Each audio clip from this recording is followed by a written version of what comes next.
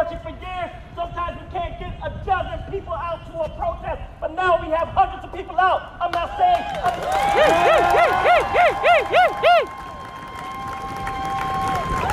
I'm not here to criticize you for not being there in 2015, 16, 17, 18, 19. I'm not here to criticize you, but I'm saying do not fizzle out in 20, 21, 22, 23, 24. Let him know. We needed you back then, and we need you now. I'm just up here to be brief. I'm Yusef Miller, Racial Justice Coalition. Remember me from back there? I was back there. Remember, I'm just here to say, when we're working on these national things, national names, remember we have local tragedies that we cannot forget. We are not doing our job if we're not fighting for local tragedies. Thank you.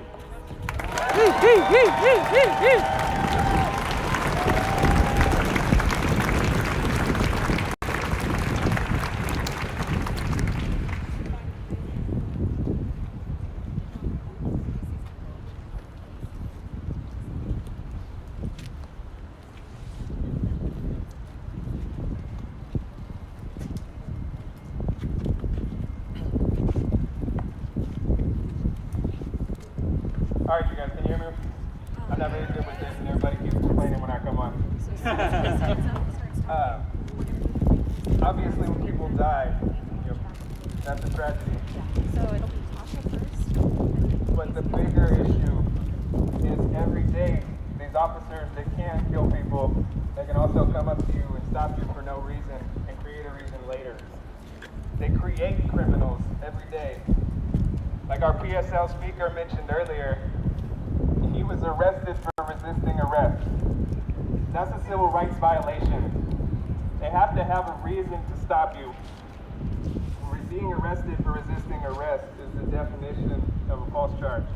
So don't get too wrapped up. Obviously, when people die, it is an absolute tragedy. But their people's lives were destroyed every day in our black and brown communities because they're abused by police. And they slap an officer's hand away one day in frustration that they're being pulled over on the street while walking on the sidewalk for the 6th time in a month. And now they're a criminal. That follows them the rest of their lives. These are the things that keep people down. These are the things we need to take out of police's hands so that people can lift themselves up without having a system on their back pulling them down.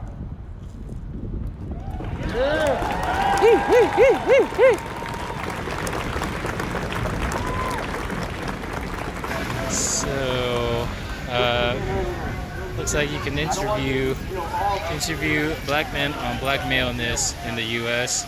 They have set up this booth right outside of the taco store where I believe the shooting has occurred.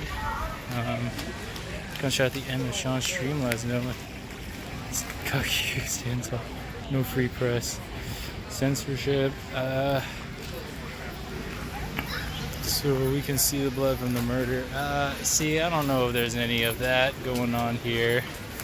I would imagine that some of that may have been.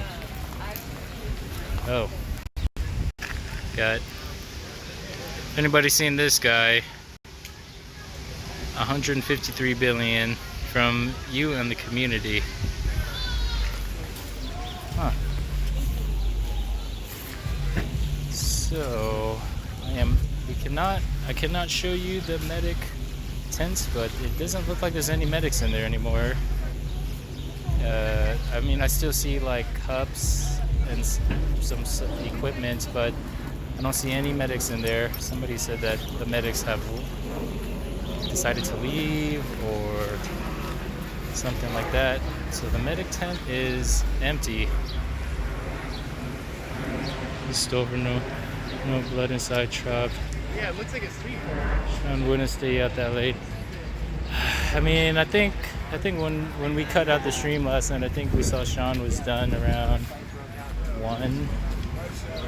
So I don't know. I'd be interested to see if he was here today. If he's here today or now, I'd be interested to see if he what he experienced. All right, and then $10. Okay, so the sun's coming back out. Kind of changes the energy a little bit. So there is, despite the shooting yesterday, there's still a lot of people here. I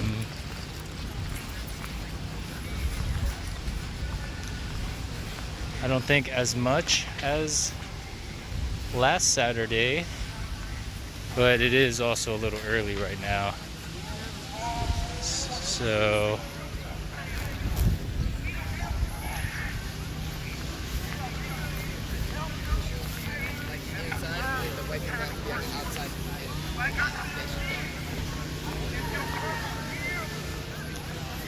oh, the gentleman on the fence talking about God he has been escorted down.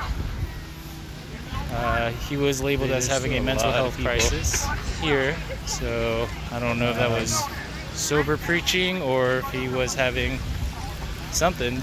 Like, I don't think as much. I don't know. Sometimes you can't tell. Saturday, if that's but it is also a little early right now.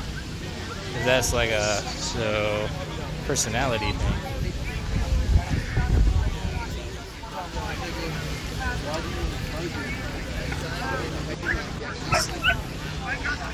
Holy Spirit. Oh, the gentleman on the fence talking about God he has been escorted down. He was labeled as having a mental health crisis. Security programming. I don't know if that was sober preaching or if he was having something. Like, I don't know. Sometimes you can't tell if that's a mental thing or if that's like a personality thing.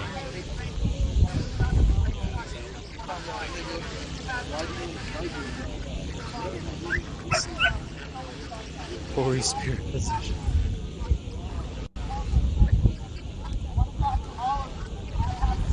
Video with permission is what they're asking. Protesters continue to meet. Group is now split into 3 groups. Security programming and health and wellness. Okay. So they didn't catch the shooter. Yeah, I'm not sure if they caught the shooter. Can we see more of the cement?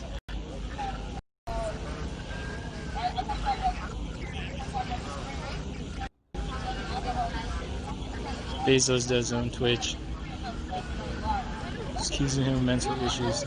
Well, the other gentleman said he's having a mental health crisis and asked to stop filming. Asked if I thought it was amusing. Which, to be fair, I was definitely drawn to that. So I am guilty to a degree.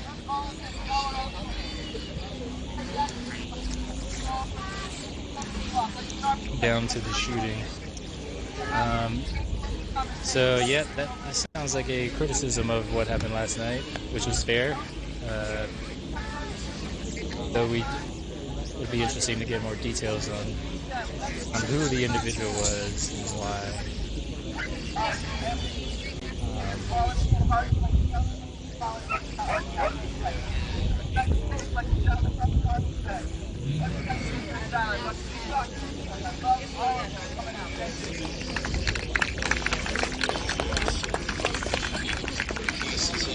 So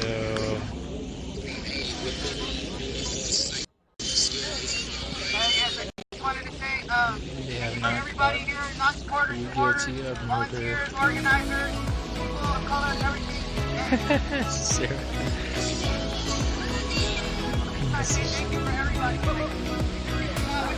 Nope, I did not do that. Right or wrong, and I think the message shouldn't be this or that or this or that.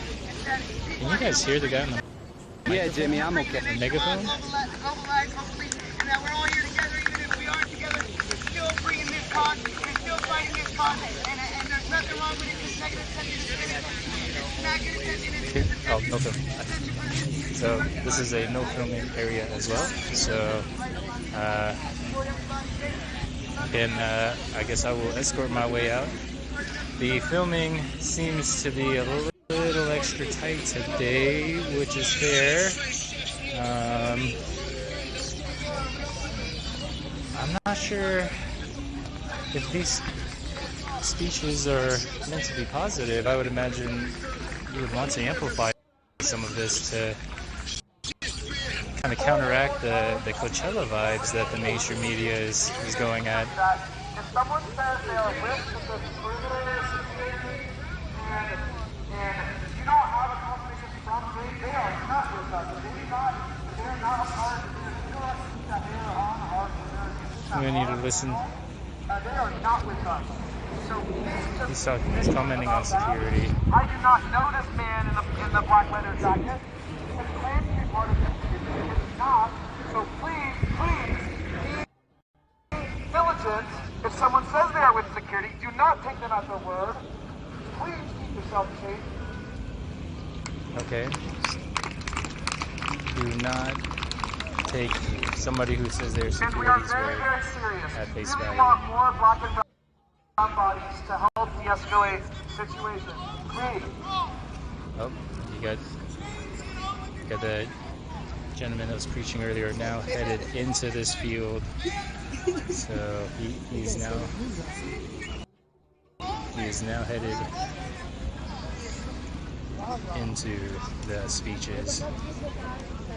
Where he's being escorted out here. Filming when he gets shot. So a lot of Reminder, do not touch the man that's the Christian fundamentalist. Just leave him alone. they're saying leave the preacher alone. Don't touch him. Do not engage in physical altercations with him. Don't engage with him. He's walking around the group now. I'm being asked to direct anyone else who's interested in having more of a community meeting that way, that they're going to have a united meeting over that way. Now they're asking to everybody who wants to join the community meeting to move away from the gentleman who was preaching to us earlier. The gentleman that's preaching is now circling the crowd, and everybody is kind of trying their best to ignore him. I don't know if you can see him walking around there. I'm not gonna push this. I'm gonna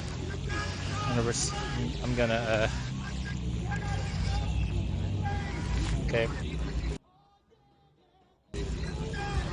Man, this guy is just like it's like an energy bomb. He's like just,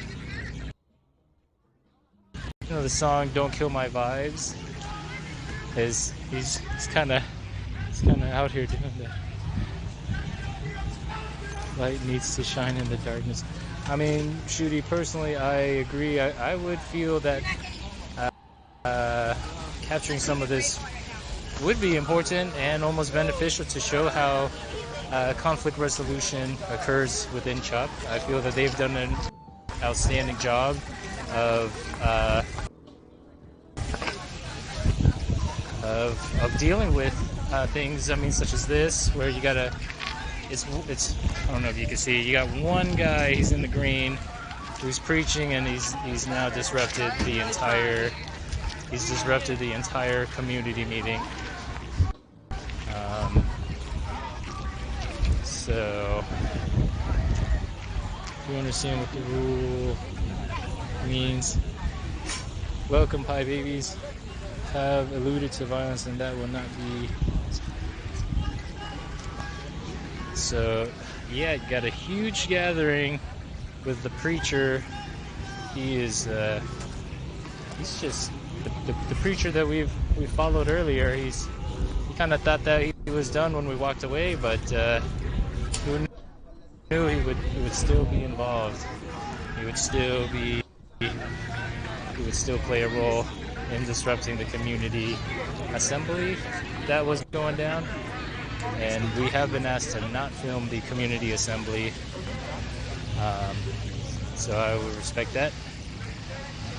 Kind of just make my laps here. The energy around CHOP is very different today.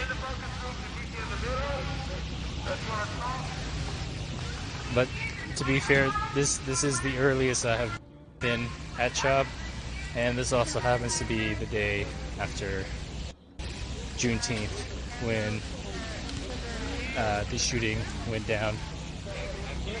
So I don't know how today's gonna go out here. At least there's people out here, you know. There's at least people.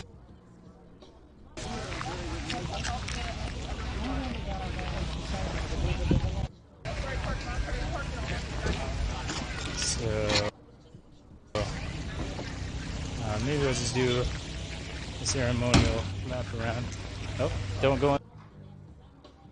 I just peed. It was like, whoa. Okay. It was bad. That was a bad one. Okay. Do not hit the brown honey bucket. We have received warning. That gentleman just peed and it was like, whoa. So, I appreciate his honesty and for letting us know. Chat is strict now. I think we should just not talk.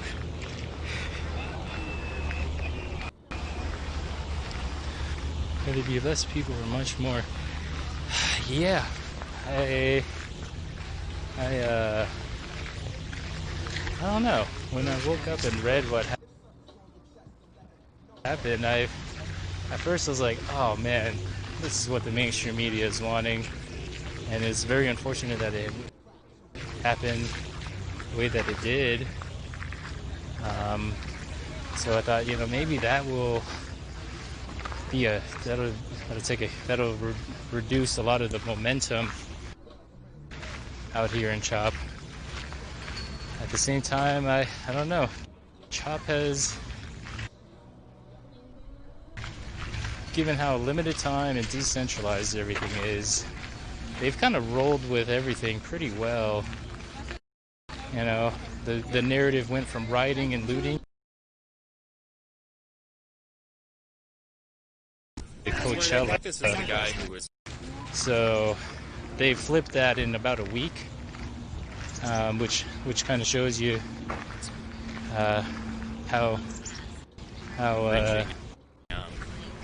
the perception or perspective the mainstream media has kind of had to play with in order to kind of discredit or delegitimize what is happening out here. But after the event last night, I don't know how they're going to handle that.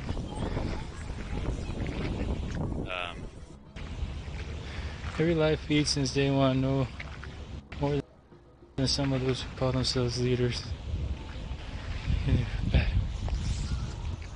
Don't hit the brown one. There's a ban, whatever I'm going. Can't film anything. They're discussing the deeply affected residents community should be streamed for people to know what is going on. Instead of discussing things in secret, they don't live some secluded car. They don't know about the shooting. We are full aware of the shooting. There's information. So later, just we can't be there.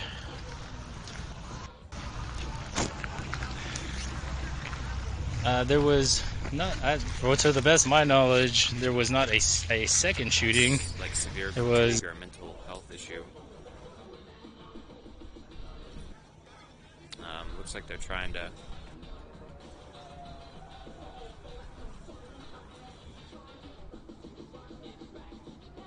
get him help. He was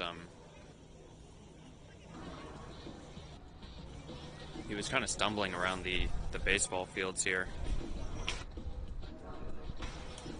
in Cal Anderson Park. I just showed up. I didn't really want to record immediately today. I kind of wanted to walk around and see what was going on, because I don't want to record a bunch of, you know, mourning or basically a funeral, because there was a shooting here last night and somebody died. But when I saw what looked like a fight breaking out, I felt like I should start.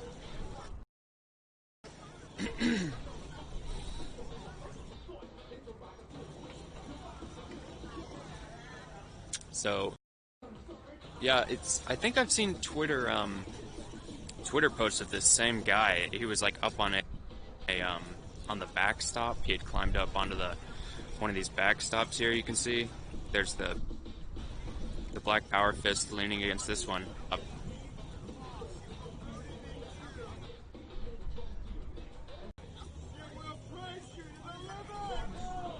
So yeah, he's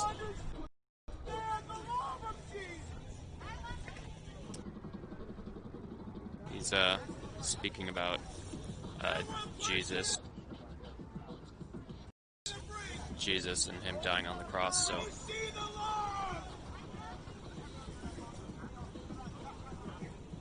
I think they're trying to keep him from hurting himself or doing anything to other people.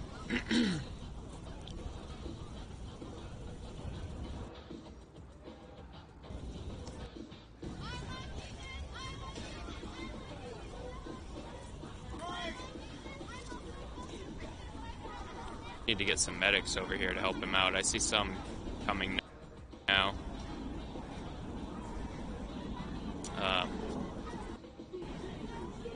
So yeah, this guy talking about Jesus.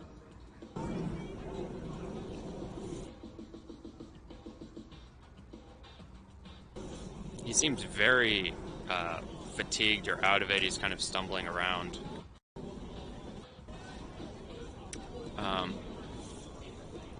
Yeah, I think there are people trying to keep him from getting any further into the crowd. They're kind of concerned about his, mental health.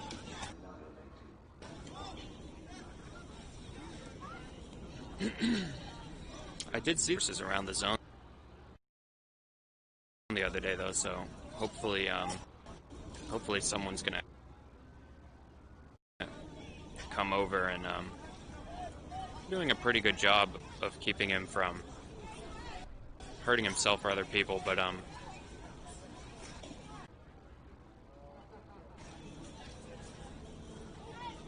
doesn't seem like they've got a clear plan.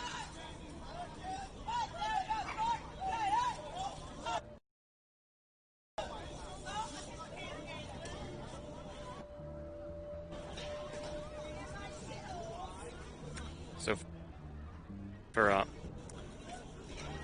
people that might have just started watching, I saw a guy kind of walking around the baseball fields being held up by people, or they were trying to, it looks like he's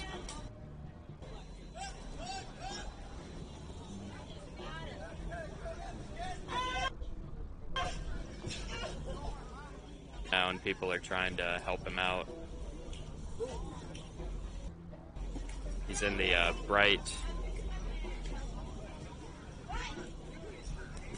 green shirt there with the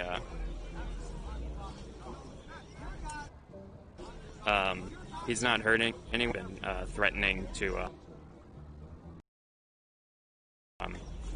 hurt himself. He kind of got up on a really big structure or ledge, one of the baseball backstops, and I think people were concerned he might jump or try to hurt someone else. He was kind of swaying around pretty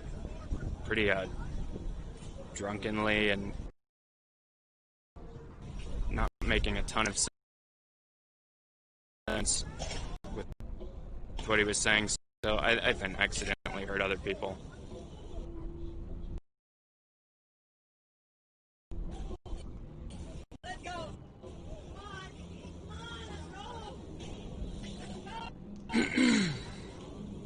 At least he didn't climb the fist. Yeah, he climbed the backstop, which is right near the fist, although the opposite backstop from the one the fist is leaning against. Who's on the ground? I just got here. So it's a guy. I just got here 5-10 minutes. I didn't want to start recording. I wanted to, because I don't want to record like a bunch of people mourning, or basically a funeral, because somebody died yesterday in the zone, and there was another person severely injured who I think's in critical care, and there are investigations. But I showed up and I saw this guy being had to push out of the zone, and he was screaming, so I felt like it would be important to start streaming in case something happened. But it looks like they've got people helping him out, medics now. I feel better about the situation. He's in the green shirt, and he was here yesterday and a few previous days. Yesterday I saw on Twitter, at least, there were videos of him up. Somebody saying some weird stuff next to me. Anyway, yeah, videos of him climbing up onto a structure here in the park, a backstop. Maybe it's like 15-20 feet off the ground, and he was kind of scaring people because he was standing up and trying to walk around on it. It's not really a stable surface, the chain link fence. So I think there is safety than him hurting anyone else. But he seems to just kind of walk around and talk about on the cross and yeah, Bible verses, it sounded like.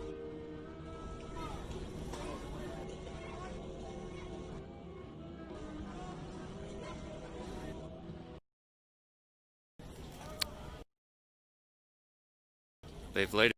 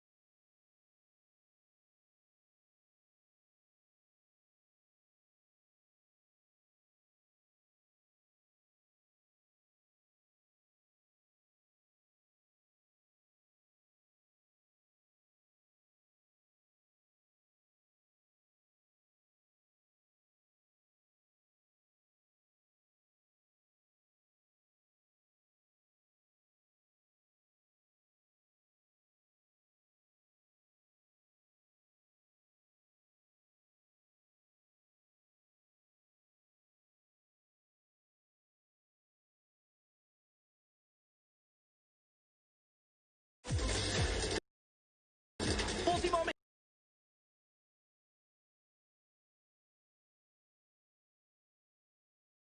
Quick, I need help. Yep, on my way. Josh, we're on the way. Come on, guys, we go.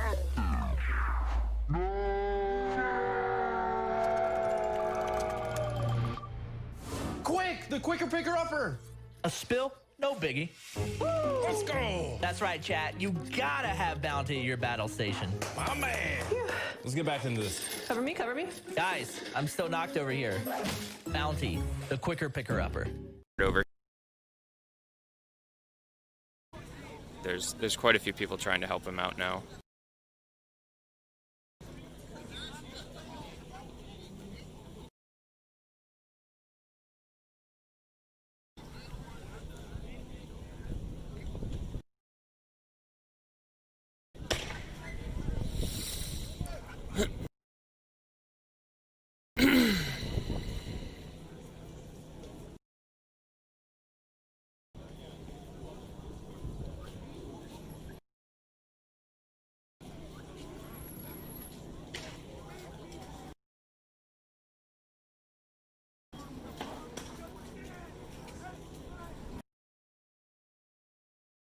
This guy's making a point. He has been for days. He's been making it clear it isn't a free speech or peaceful place. It's performance. I don't know. If it's performance, he might... I'm skeptical that it's performance. He's...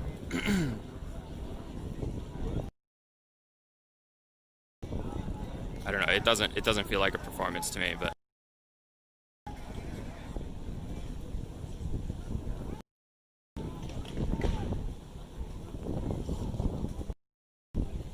So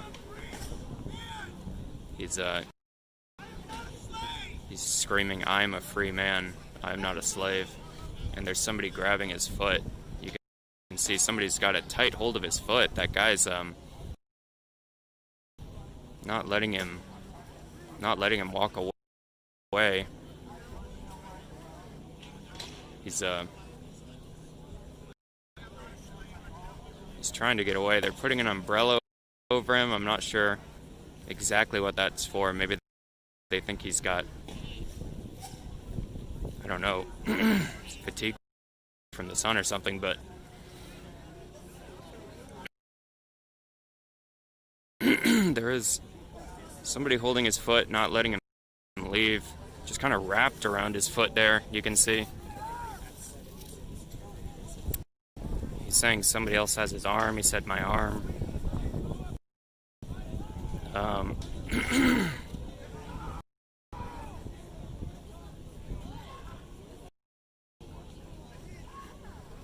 My best guess is this guy's having kind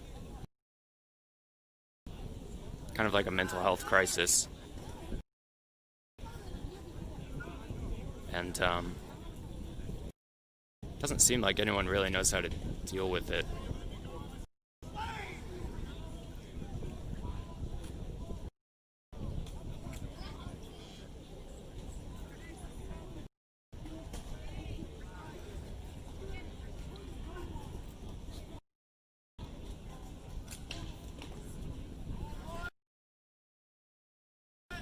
Looks like there's another guy that's trying to get involved here. They're kind of walking off to another side of the park. I'll go see if I can go over there. This is kind of a interesting situation for the medics and security. Again, this is the thing I keep talking about. It's like, what are the procedures? What are you allowed to do when somebody's, having a crisis or something like this happens? Or are you allowed to restrain someone? Are you not? It doesn't seem like there's clear procedures in place. He's walking around now. There's a guy with a German Shepherd walking next to him. I'm guessing that might be security. Yeah, he's moving into the... just kind of walking through the baseball field now. And then here's the other guy that was, the other guy that looked like he was coming up to help him. He's calling the guy that's following him a devil. So it might be two kind of mental health situations here on the baseball field. There is a group meeting here in the middle. Oh, he's just come around again. I think he's trying to speak to the group in the middle of the baseball field. It looks like that might be a group of organizers. People trying to organize a march today in memory of the people who died or were hurt. And he's kind of disrupting. Yeah, he continues to walk around the middle of the baseball field about salvation now. Continuing to kind of talk about Jesus Christ and different stuff from the Bible, and he's got a small group of people following behind him. Counselors on hand, I thought they did. Yeah, I thought they did too. They did hand out to me, I think it was yesterday or the day before, a piece of paper that talked about mental health resources in the zone. Hard to tell if any of those are being deployed.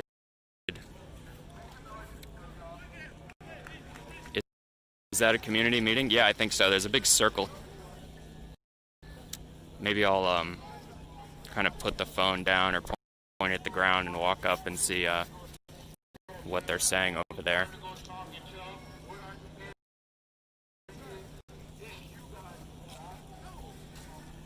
But it looks like he just continues to circle that group in the middle of the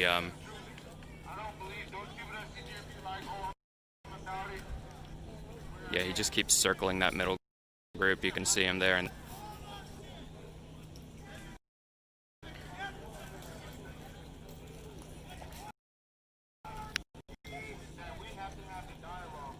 it's interesting that they were kind of holding him for a minute. They had somebody wrapped around his leg and they weren't letting him up.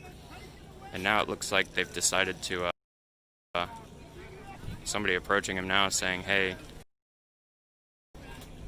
maybe tone it down. They're trying to have a community meeting from what I can tell.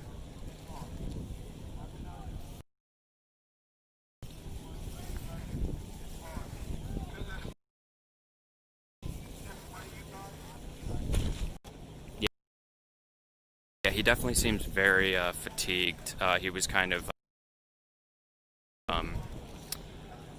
stumbling or like listing left and right, like he had had too much to drink or something. But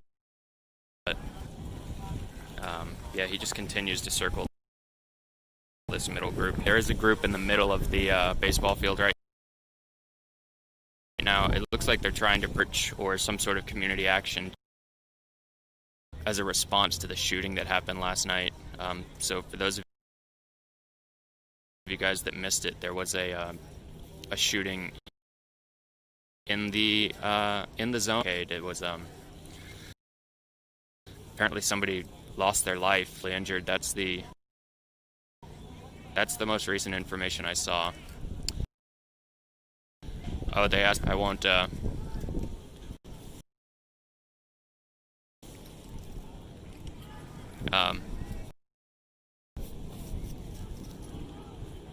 So Uma said they've asked to be the meeting in there. If they don't want to be filmed, I'm not going to go in there and kill the stream, listen, and then tell you guys what was said.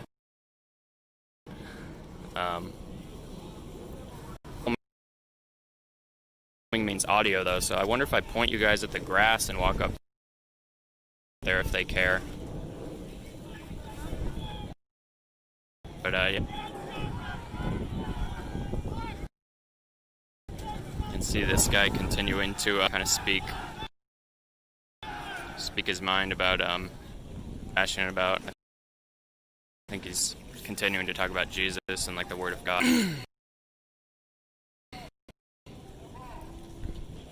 They have they not want it filmed. Okay, yeah, I want to respect the organizers' wishes, right? Like even if I disagree, so if I go in there and then spin it back up. So if you want follow button for people that are new to Twitch.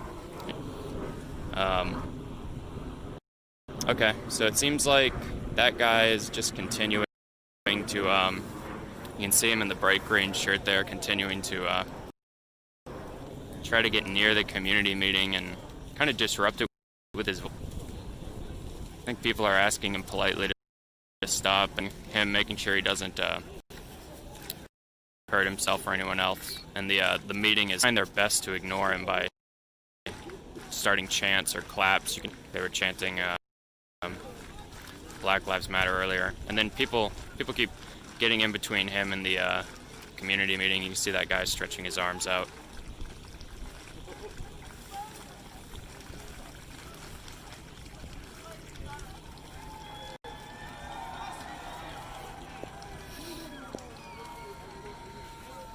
Sorry. Here.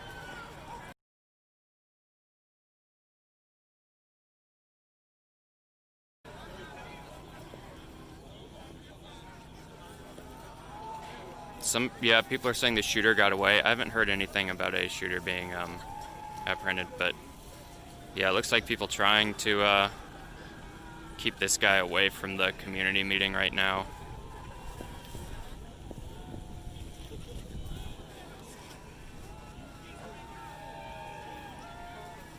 He seems to want to be... Uh-oh. Looks like it's getting a little more physical here.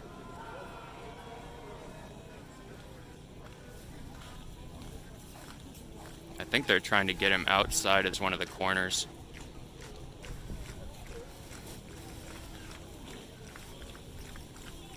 Looks like he does have a water that he's drinking.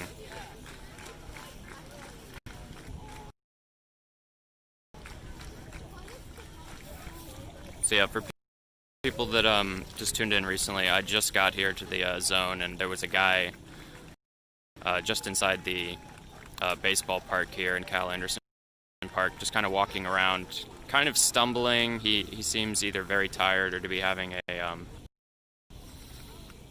mental health crisis of some sort, and people were trying to talk to him about it, kind of keep him from hurting himself and other people, and eventually somebody grabbed his leg and kind of held him down for a minute. Now they're just trying to create a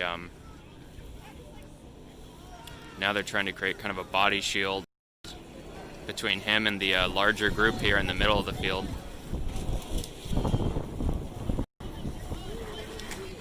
So yeah, it does seem like he's having a... I'm sorry about the focus here. I don't know how to control for it better with this fence.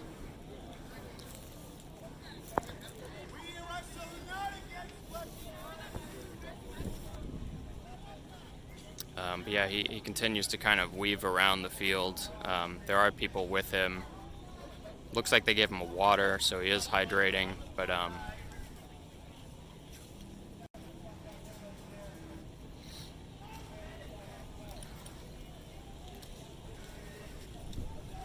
he could leave if he wanted to. Yeah, that's for sure. I mean, he couldn't have left when they were holding his leg. There was a point when somebody was wrapped around his leg, but looked like a pretty big guy, was just with both of his legs and arms was holding him. That was kind of a weird point.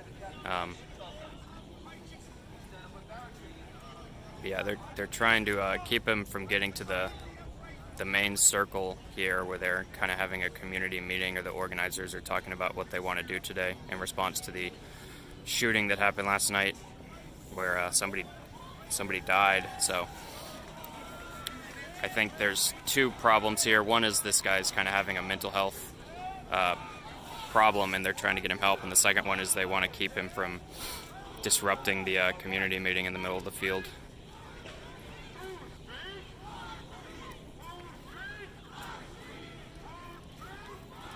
So yeah, you can see every now and then he takes a break like this. He definitely seemed really worn out. He's fallen on the ground a few times to kind of catch his breath, so.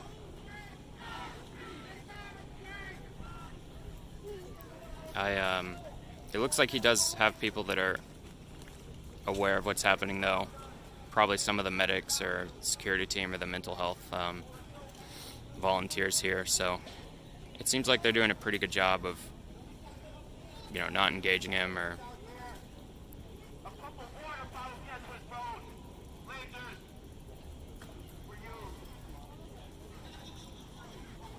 So he's getting kind of aggressively pushed away from the group now by this one guy.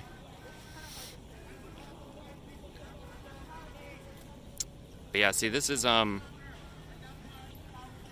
of the points I keep bringing up on like some of my posts is there doesn't seem to be a standard procedure for how to deal with stuff like this.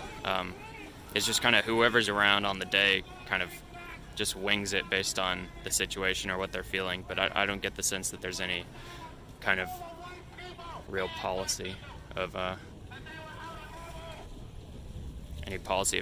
to deal with someone when they're having a mental health breakdown, or if there is, it's very unclear what it is.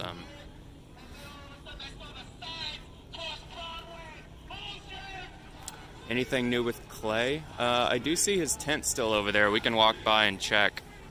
I kind of want to make sure this guy either gets some mental health attention he needs, or at least isn't held down again.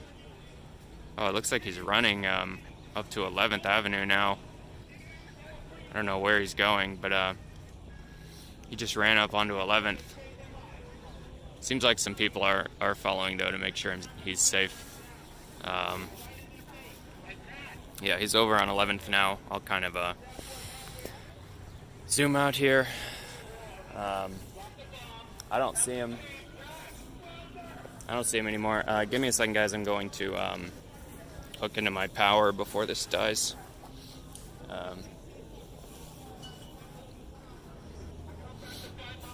Yeah, give me a second while I get some power here.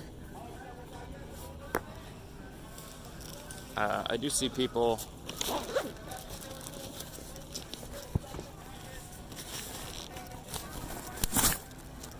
See people trying to get him to leave on 11th. Looks like they're kind of ushering him over to one of the barricades right now. Sorry, my backpack is kind of a tangle of cables here, guys. Give me a second.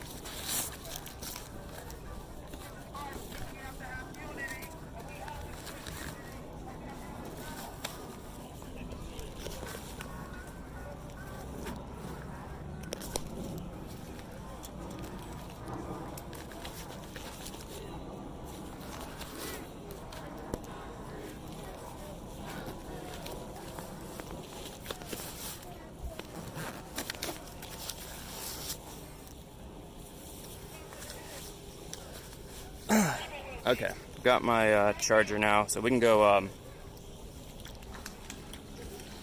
find Clay and see what's up with him today.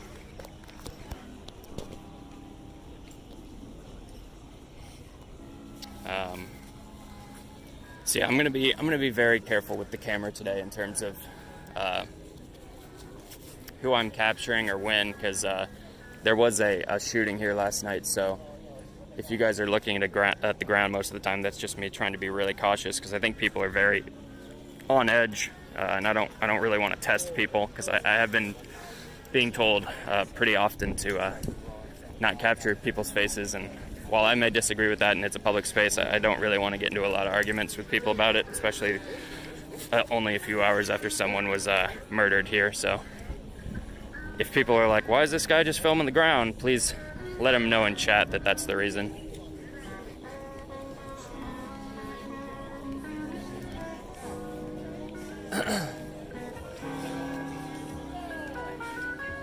I sound exhausted. Yeah, I haven't been getting much sleep. See, I can see Clay's tent still here. He's actually making some burgers for people. I love answering that question myself. What are your names? Eric and? So yeah, he's cooking some burgers for people. He's talking to some people that he's making some burgers for people. He says, my name's Clayton from Dayton.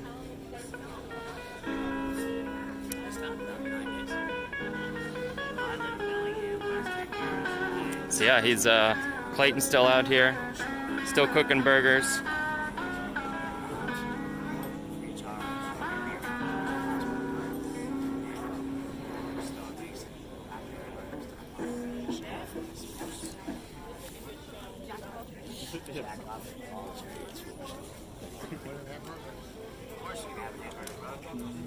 So he's helping people out with hamburgers. Looks like he is using hand sanitizer.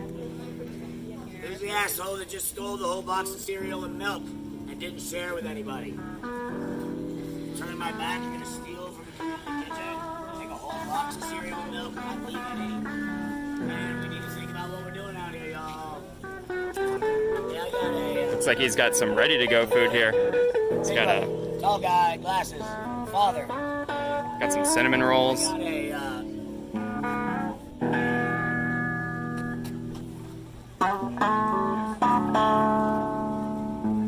He was saying somebody stole some cereal and milk from his stand, guys. Yeah, there were buttons on his bra.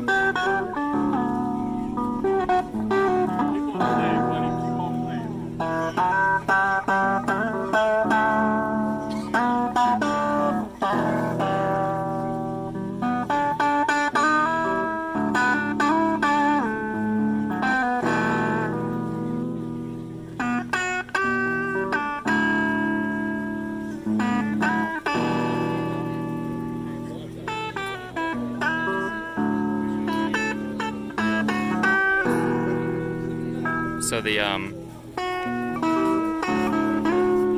buttons on Clayton's bra say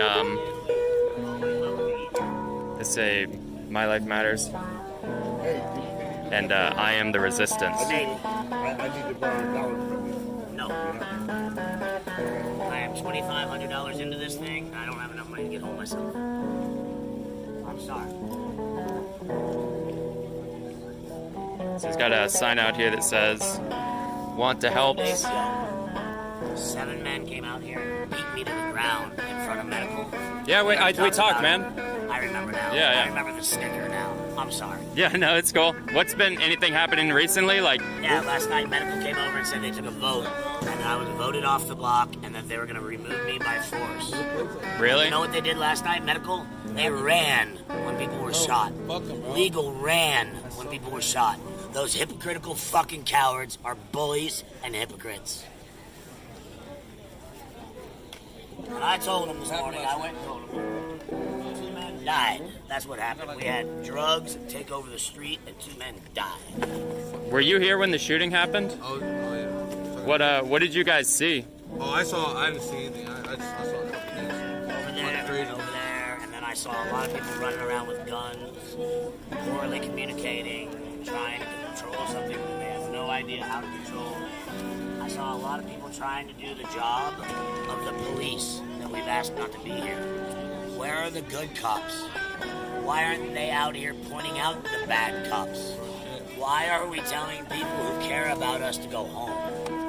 Do you know We who's... are not autonomous. We are not omniscient. We are not omnipotent. We should be asking good fellows in blue to take off their badges and come down here and help. Do you know who's doing the murder investigation? Why would they have to? I mean, there's a good chance. It's a 90% true that it is a drug slave.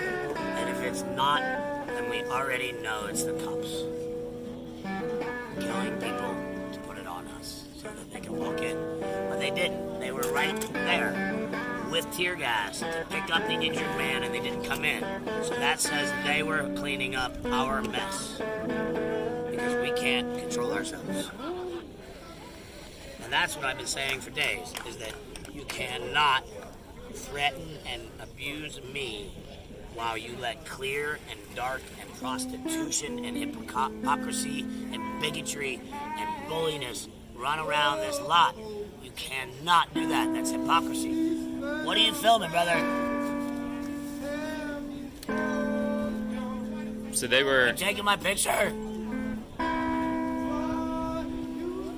Big guy, you taking my picture? So they were telling you that they were going to remove you from the area? Last night, medical came and said they took a vote of the community and they were going to remove me by force with security. Did they say when? Last night. Those guns would have been for me last night if they hadn't gotten distracted. No, I was asking if they said when they would remove you or They like... said they were going to do it last night, that I would not make it through the night. Those are the words that came out. Are you filming, sir?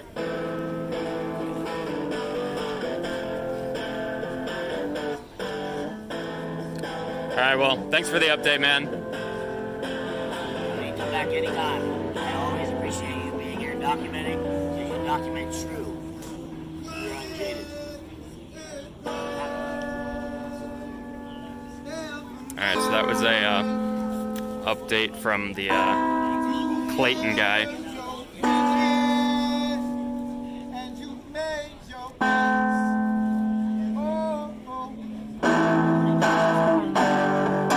Yeah, we did a interview with him yesterday on yesterday's stream. So if you guys want to see a kind of a longer, more personal interview about what he did and what's happened, you can look at the yesterday's stream. I think it's around like an hour 50 in.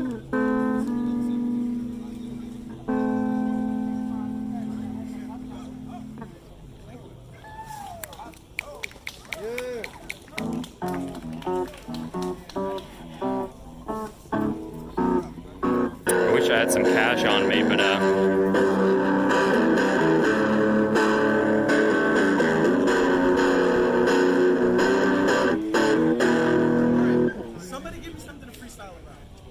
Oh shit. He wants something to freestyle about, guys. Give him something. Guys, what do you want him to freestyle about? I'm asking my live stream. They'll give you something. All right, guys, what do you want him to freestyle about?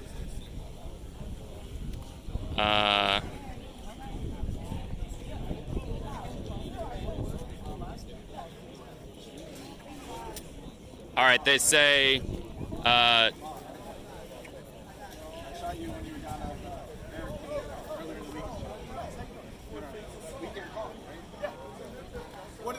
they got a bunch of options for you. So they say the chop in general, Trump, or dogs. You can take your pick from those. All right, let's go with the latter. Let's go with the latter.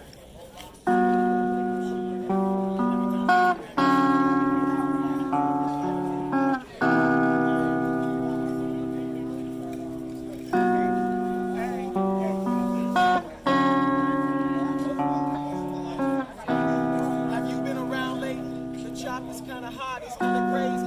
Everybody's acting like the terrorists. Really, I just don't get, but I got this bliss on my wrist.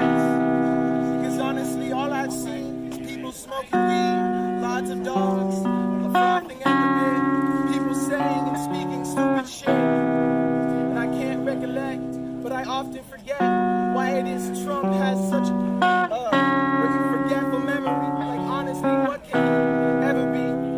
And I'm curious to see where this country is headed. Oh man, is it like 9/11? We think we're all going crazy. Gotta start a war with some random lady because we don't like her politics. What the fuck is this? I don't get it at all. Like I'm gonna take a tumble, take a fall. Thank you so much. That's all I got. They love it. They say you're awesome, and thank you for being out here. They want to know if you have a like Venmo or Cash App or anything. I do. Yeah. Cash App, Mr. Odom. You know what? MISTAODOM is my Cash App. Mr. Odom on Cash App, guys. Cool, man. Thanks. Yeah. Thank you guys so much. Any of those who donate, seriously, like paying my bills, dog. Like, what the hell? Mr. Odom on Cash App if you guys want to throw him a tip.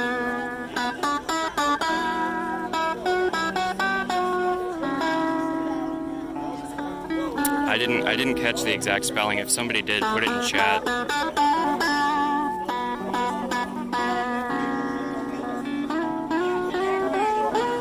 I think it was MISTA and then either ODOM or OTOM. Okay, Reptar says MISTA ODOM.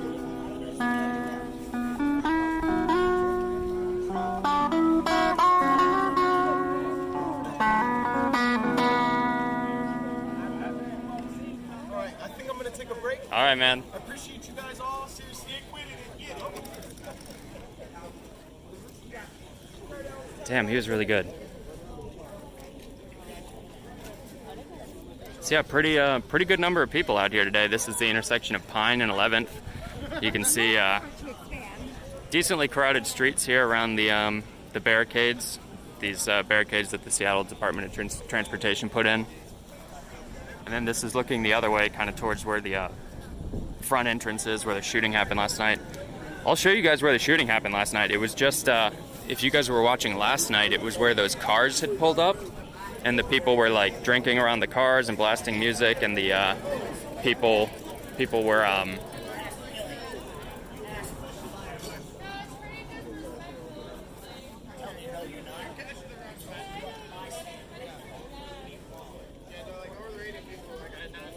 so there's a altercation happening right now with Clay again.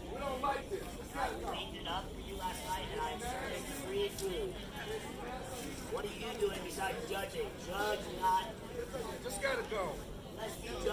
This guy is saying this stuff's gotta go. Just gotta go. This parade has nothing to do with black people. This is a farce. This time you're gonna do it under camera. We're gonna go to court. I'm gonna take your money for the rest of your life. I'm real good at court, brother. I'm trying to take my money to the rest. This is our side. You have no idea. So this guy is saying It's nasty. What's unsanitary? The only one that's left right here. Is this unsanitary? Are you unsanitary? When did you shower last? I can smell you from here. Are you filming me without asking? Are you filming me without asking? Are you breaking your rights? Are you taking my rights away? So, You gotta go. You're harassing me. Can anybody stop this man from harassing You are me? in a autonomous zone, community service, and if the people and all of us say we don't like this, so yeah, altercation here between the guy in the vest and the Clay's kitchen guy. People asking you to leave. More than 2 people asking. You like what I'm doing? What do you think? What do you think? What do you think? Let's ask the community. Turn around and ask the community. What do you mean you like it? Now there's kind of a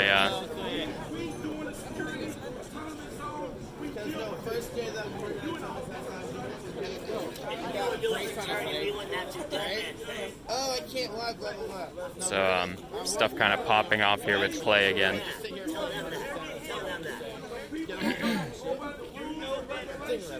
Then I'm going to blast music 24/7. Just remember, you on camera twice, big guy. And then I'm going to go upstairs. And a bully and a hypocrite. Drop water bottles. Anything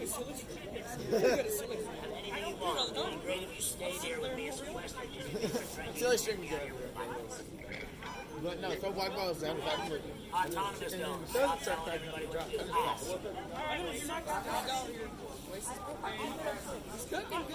So there's a dispute right now on whether the community has asked Clay to leave, the guy at the grill, or not. And the guy in the orange vest is saying this is unsanitary and you have to leave. I don't know, but somebody said, I mentioned you that you're one man, and they're like, oh yeah, he was looking good. He was saying that there was a community vote that asked him to leave. Is that true? Bullshit! If there's a community vote, I would have persuaded them so quick. Just look at those footies. Just look at those man titties flapping in the wind. that's what I'm doing. I've never seen him around before. Don't know that green shirt. Exactly. Exactly. I want to ask. I want to know what he's doing. That's what I'm doing. He's asking people. That's He's gonna meet with them. Nah. They'll probably be followed and take out the camera. More suspicious. Like, Along with this man. doing dangerous shit. They're gonna ask you, but you're just on So pretty much. yeah, conflict here between the guy in the orange vest who's been asking the guy grilling to leave the zone. Seems like they do get a little nervous when they realize there's a lot of cameras on them. But the guy in the orange vest is saying this is unsanitary. This guy got some thick ass face. Look at that shit. I remember you from somewhere. Yeah, I've been around, man. I've been around a lot. Oh, you were over there with the gunshot. That guy that got shot that one day, right? Yeah. Yeah, you. I know James really well, James Madison. You're on the security team, right? Yep. Yeah. He's more fancy than you. He got the phone out. It's not worth my camera. Damn! I told you how. They'll give Willie the fire marshal. He said I can be here. I feel like Have to tell me everything. Willie. Not even like So, Pretty much like.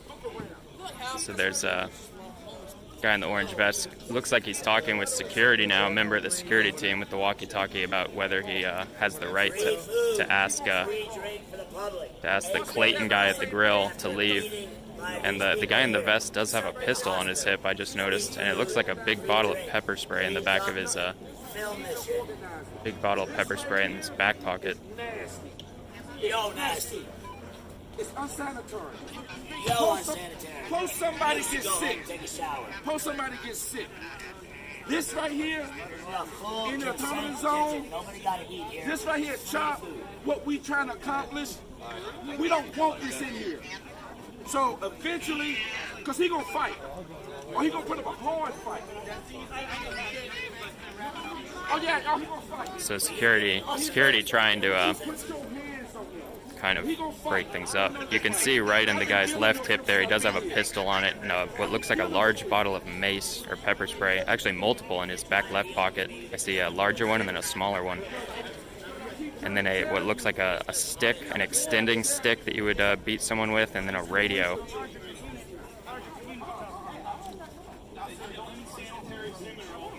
But it Anybody want an unsanitary cinnamon roll by consent? Consent. Full consent. What do you mean the issue? Yeah, but what are you saying? What's the issue? You don't see it? I don't have time to talk to you. You don't see it? I can't. Can you talk to me? No, you can't have anything off my table. You're not welcome here. Oh, well, look at him then. Can you observe him? You're not part of the community. So why are you asking me? You're bullying me around. Look at this. Okay, help me then. You're pushing buttons. You're getting bullied? I'll say, don't you put your hands on me. No, they threatened me and stood there while 7 men beat me to the ground the other night. And really help us? You're wrong. We want him For the community. If you really want to help us, if you really want to help us, if you really want to help us, if you really want to help us. This guy actually has 2 pistols on him. He's got one in his. Stop touching my stuff. This is about to. It's about to escalate, man. You guys need to get some people down here. Call security. Okay. Are you security? Looks like they're calling security in now. Seems like this is kind of escalating. An issue here where they're asking somebody to leave the zone.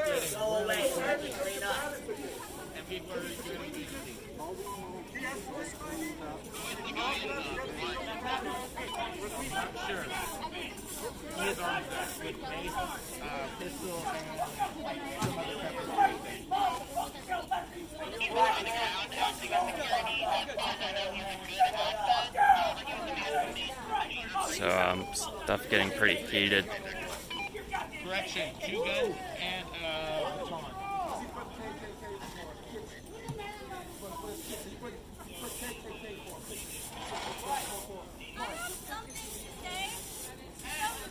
My understanding is there used to be a co-op here, but it got moved because it was unsanitary. Maybe that's why we're trying to move this too. It's only because of the unsanitary issue. That's what we're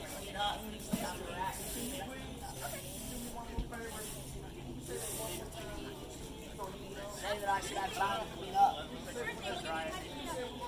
think that there used to be a co-op here. It got moved because the conditions were unsanitary. He's getting all defensive. He did this. He's gonna move his barbecue in front of his thing. He did this. Yes. Bulletproof? No.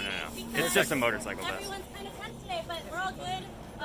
We're giving him time to move and to make it Wait. sanitary. These people told me last night by threat of violence they were going to take me out a second time because I just came back from the hospital yesterday. I don't know about that. They beat me to the ground 2 days ago, 7 men.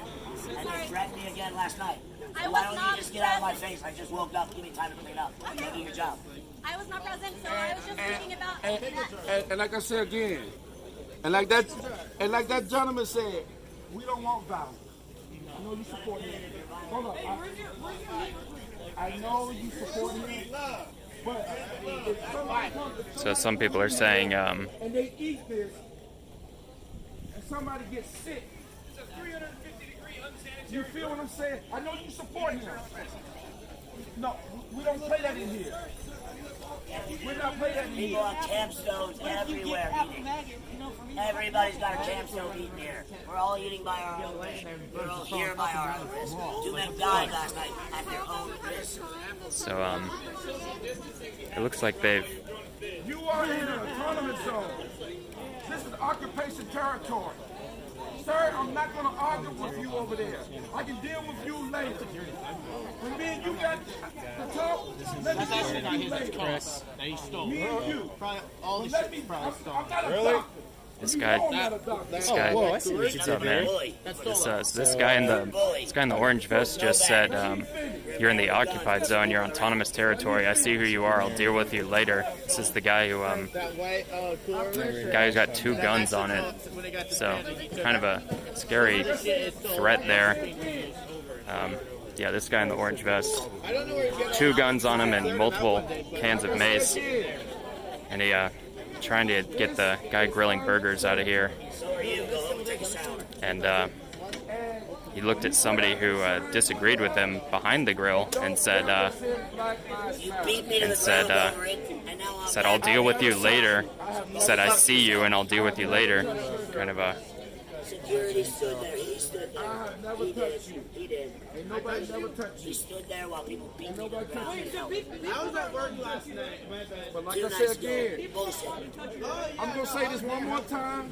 People aren't allowed to touch you, right? I'm gonna say this one more time. Hey, how do you get that? He's very, It's very.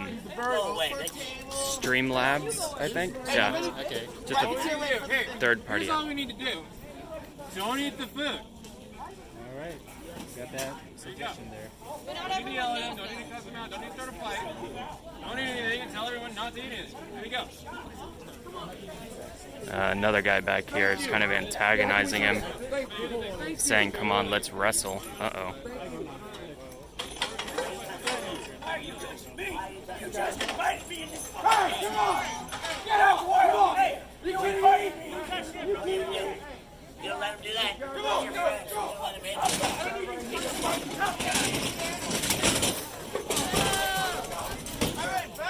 okay.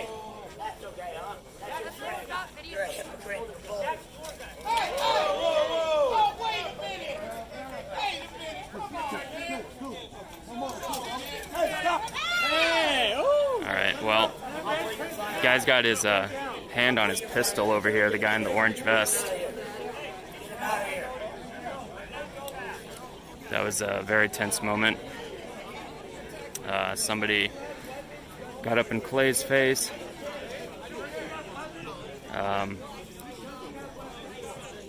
So yeah, this is basically what we predicted the other day was this Clay guy at the grill was probably going to be a continued point of conflict. So they did pull the guy in the orange vest.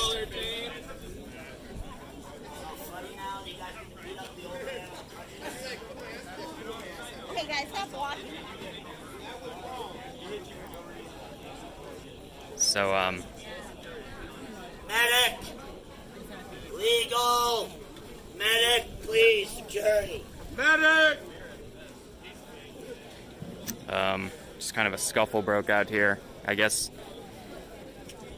people can watch it later. I was kind of trying to mind my safety because that guy did have two pistols on him, the guy in the orange vest. So looks like he's stepped back to the other side of the block right now. And then, yeah, the Clay guy here did get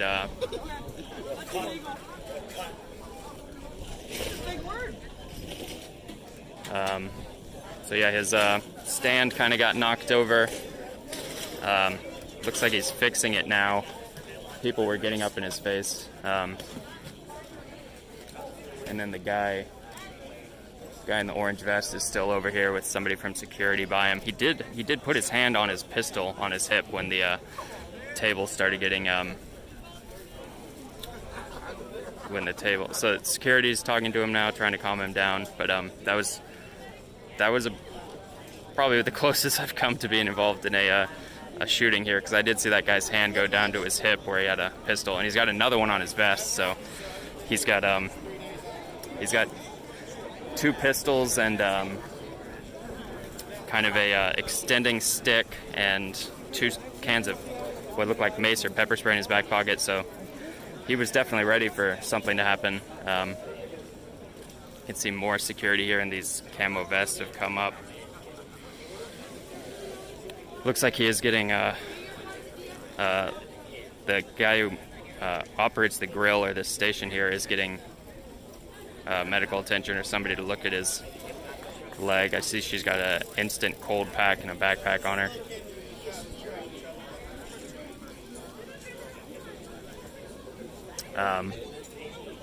It looks like the organizers are now speaking with the guy in the orange vest over here.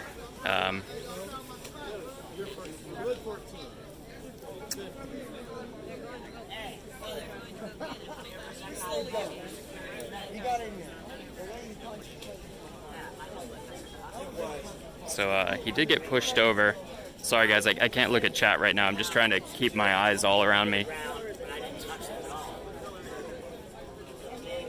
Right right there in orange vest. Just beating me down. Who is he? Why is he here with a gun? Why is he beating me down? Why are you taking him off the lot? He's doing your job. Why is he allowed to assault me and stay? I'm saying this. Do something about it. Washington is an open carry state. No, I understand that. I can't I'm stop all him for from that, carrying a gun. I'm not fighting with him. He just assaulted me. What are you doing about it? Where's the man that you said you're going to find that assaulted me 2 days ago? What are you doing besides running with a shotgun? Right. Run away again. No. Look, we're trying to help you, and all you're doing is causing problems. Dude, they came to me. You're not here. You didn't see it. The two men didn't. Then why are you yelling at me about the situation? I'm asking you like that. Because you're not here. Because I'm asking. Because I just got on shift. But there's nobody here. Security's not here. Security ran last night. So, guy in the orange vest here is the one that was kind of having the initial conflict.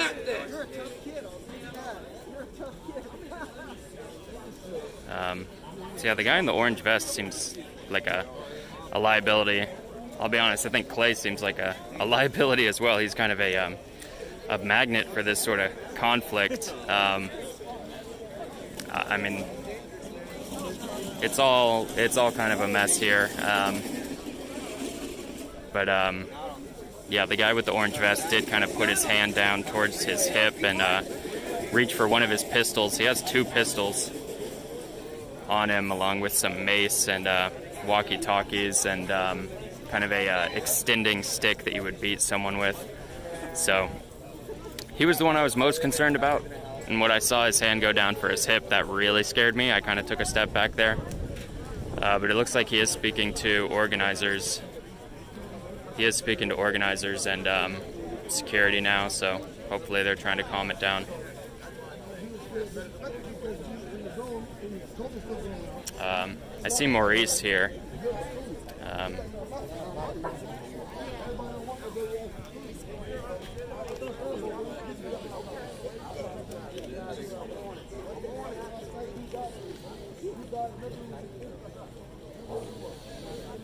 So yeah, we're at the intersection of Pine and 11th. You can kind of see the precinct. So they're asking the guy in the orange vest to kind of step away. It looks like he's going down 11th to my left, 11th north, or he's heading back towards the baseball park. But yeah, this is the free zone. This is kind of what happens. Oh, here's Tin Man. So this is our boy Tin Man.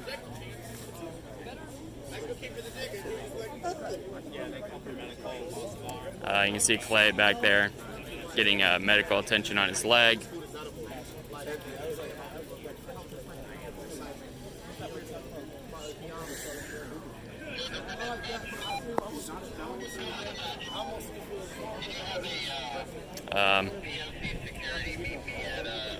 So yeah, they are securing the space now where the incident went down. A lot more security here.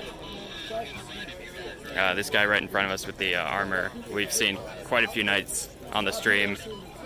Goes by the Tin Man. He always tells us to stay hydrated. So yeah, there's a booth here and a booth here that's been drawing a lot of attention because the guy in center frame is his name is Clay, and he wrote Clay's Community Kitchen a few nights ago on the on his grill and on the plywood behind him, and with giant K's on all of them, so just said KKK, and people got very upset for obvious reasons. It looks like he's doing it again now, actually.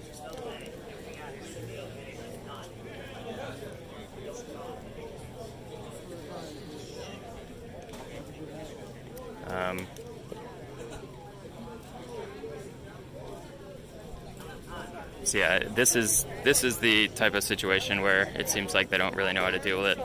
Also seems like a bad idea to have kids coming through here. Like somebody, you can see a family just walked by me with 2 small kids, but you know, somebody almost drew a gun here. Okay. He's getting a little bit exaggerated with the camera. So, Tin Man just told me to step off. Didn't want my cameras around, even though we are right in the middle of a public street.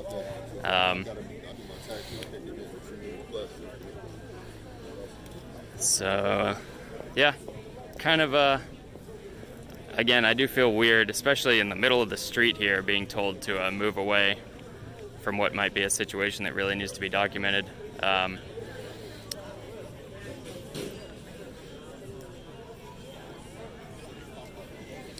He was told by somebody else, guys. He was told by somebody else to have me move, so it's probably just a chain of command thing for him. But, yeah, it is kind of messed up, in my opinion, how they don't want people with cameras around. I mean, I understand, like, right up in people's faces if there's some drama happening, but if I'm standing 10, 20, 30 feet away and I'm just trying to, you know, document what's happening in a public space, I really think it's a bad idea for them to shut that down. Just doesn't set a good precedent for a what you consider a free zone if people aren't allowed to, you know, have a freedom of press or to record incidents. Kind of a trend that's been happening to me more and more is people saying, don't film here, this is an autonomous zone, don't film my face. And I usually come back with, hey, this is public property, these are streets, a public park. So, you know, should be okay to film, but, yeah, people seem to disagree with me on that.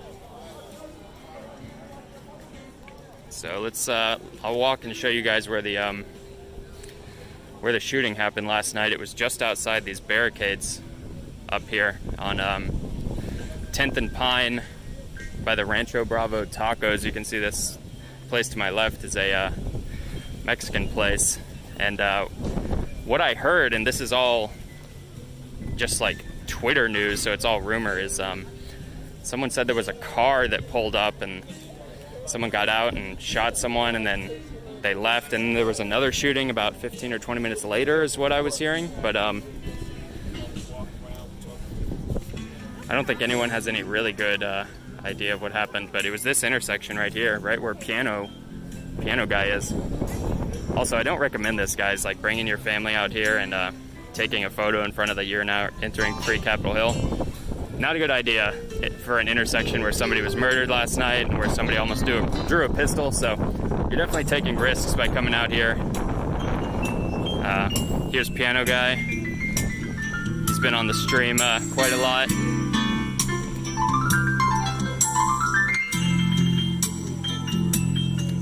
Piano Man.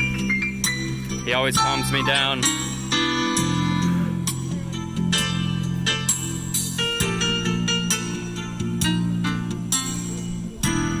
He's got his basket that he ties to a heavy kind of generator there, because he said people were stealing, like running off with his basket previously, so he kind of had to tie it down. If you guys want to tip him, you can use this Venmo.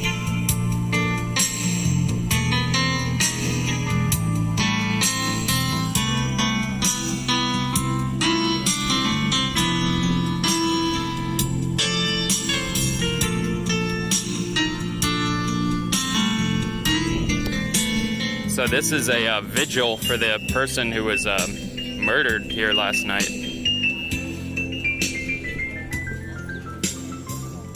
It says, "In his memory, rest in power," on this sign.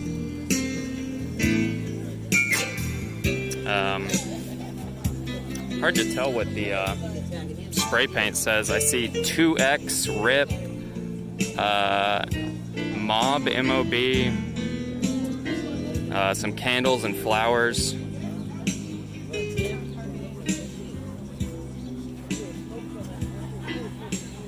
Let's see what this other sign on the other side says.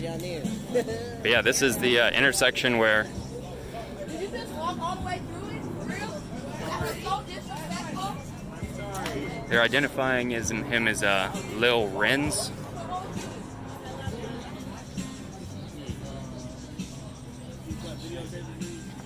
Oh, okay.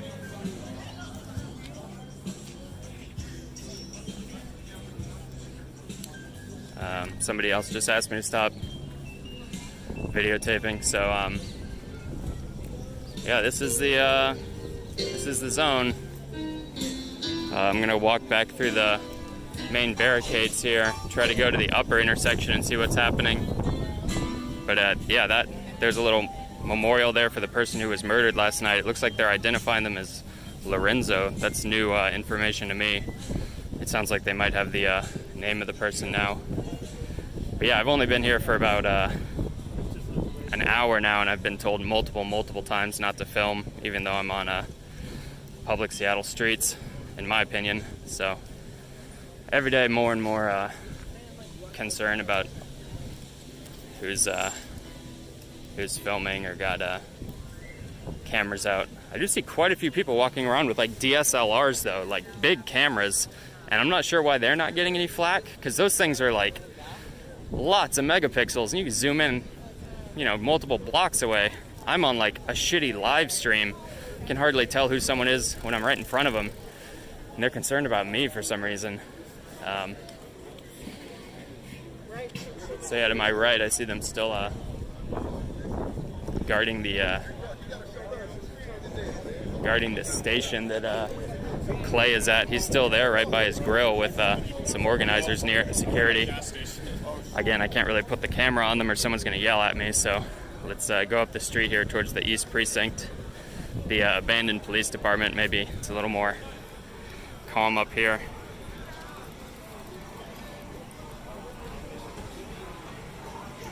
Somebody said, I watched the video, it does not show a car on the incident. Okay, that's just what I heard. Like I said, it's all rumor at this point. I think there's a lot of different narratives out there. I saw someone saying it was a 30-year-old guy who was murdered. Someone else said 19 years old. So I've seen a lot of different stuff.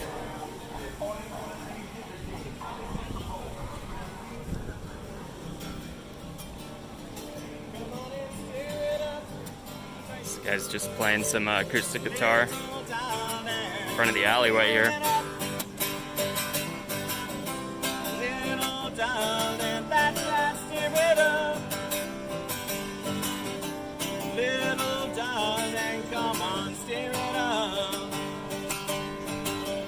So,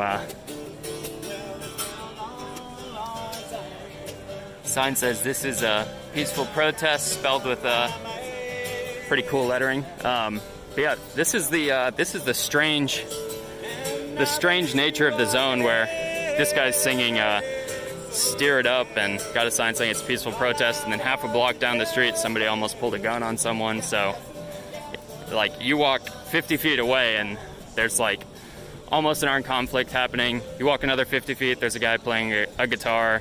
You walk another 50 feet, there's a guy playing the piano. It's just a wild mix of people and agendas, and yeah, it's just totally everything all at once. You can see they took down the this fencing here.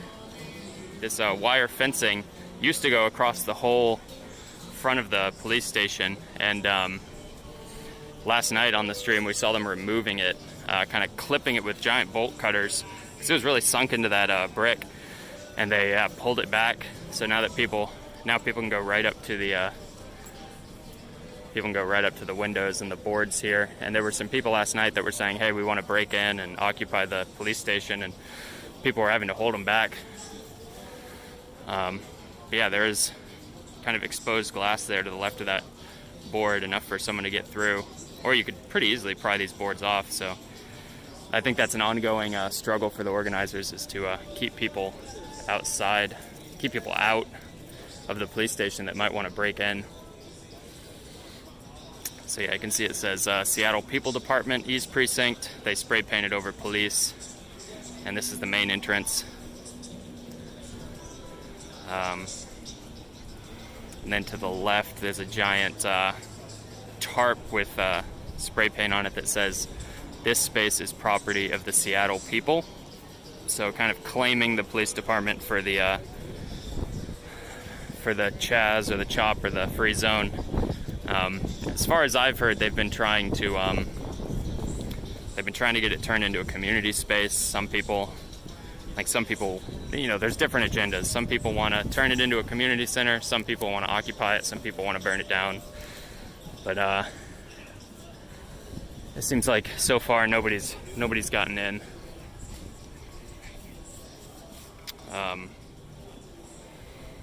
I see someone here who was trying to de-escalate the situation earlier. Let me see if they're willing to talk on stream.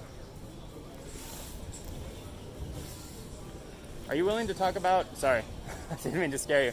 Are you willing to talk about what happened down there? On a live stream? Okay. She didn't want to talk about it. That was the person who was saying, hey, let's let him just clean up the space and he can move off if he's not willing to clean it up. But she was like, if he makes it sanitary, he can stay. So I wanted to get her take on it, but it looks like she didn't want to talk. So I'll just do a loop down here to see what I see, and then we'll go back down.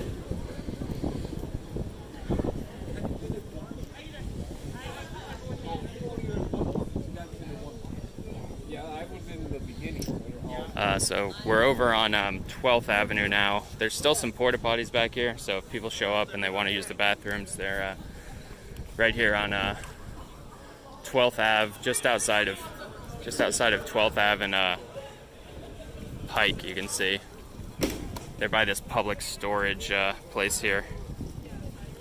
Ooh, cute dog. And then this is where the co-op is now, also just outside of 12th and Pike. And you can see these are the concrete barricades that the Seattle Department of Transportation showed up and laid down once they took their main barricades back. So there used to be a barricade down here. Oh shit, it's that guy's car that said he was going to Portland. There he is. We saw him yesterday on stream and he was like, I'm heading to Portland.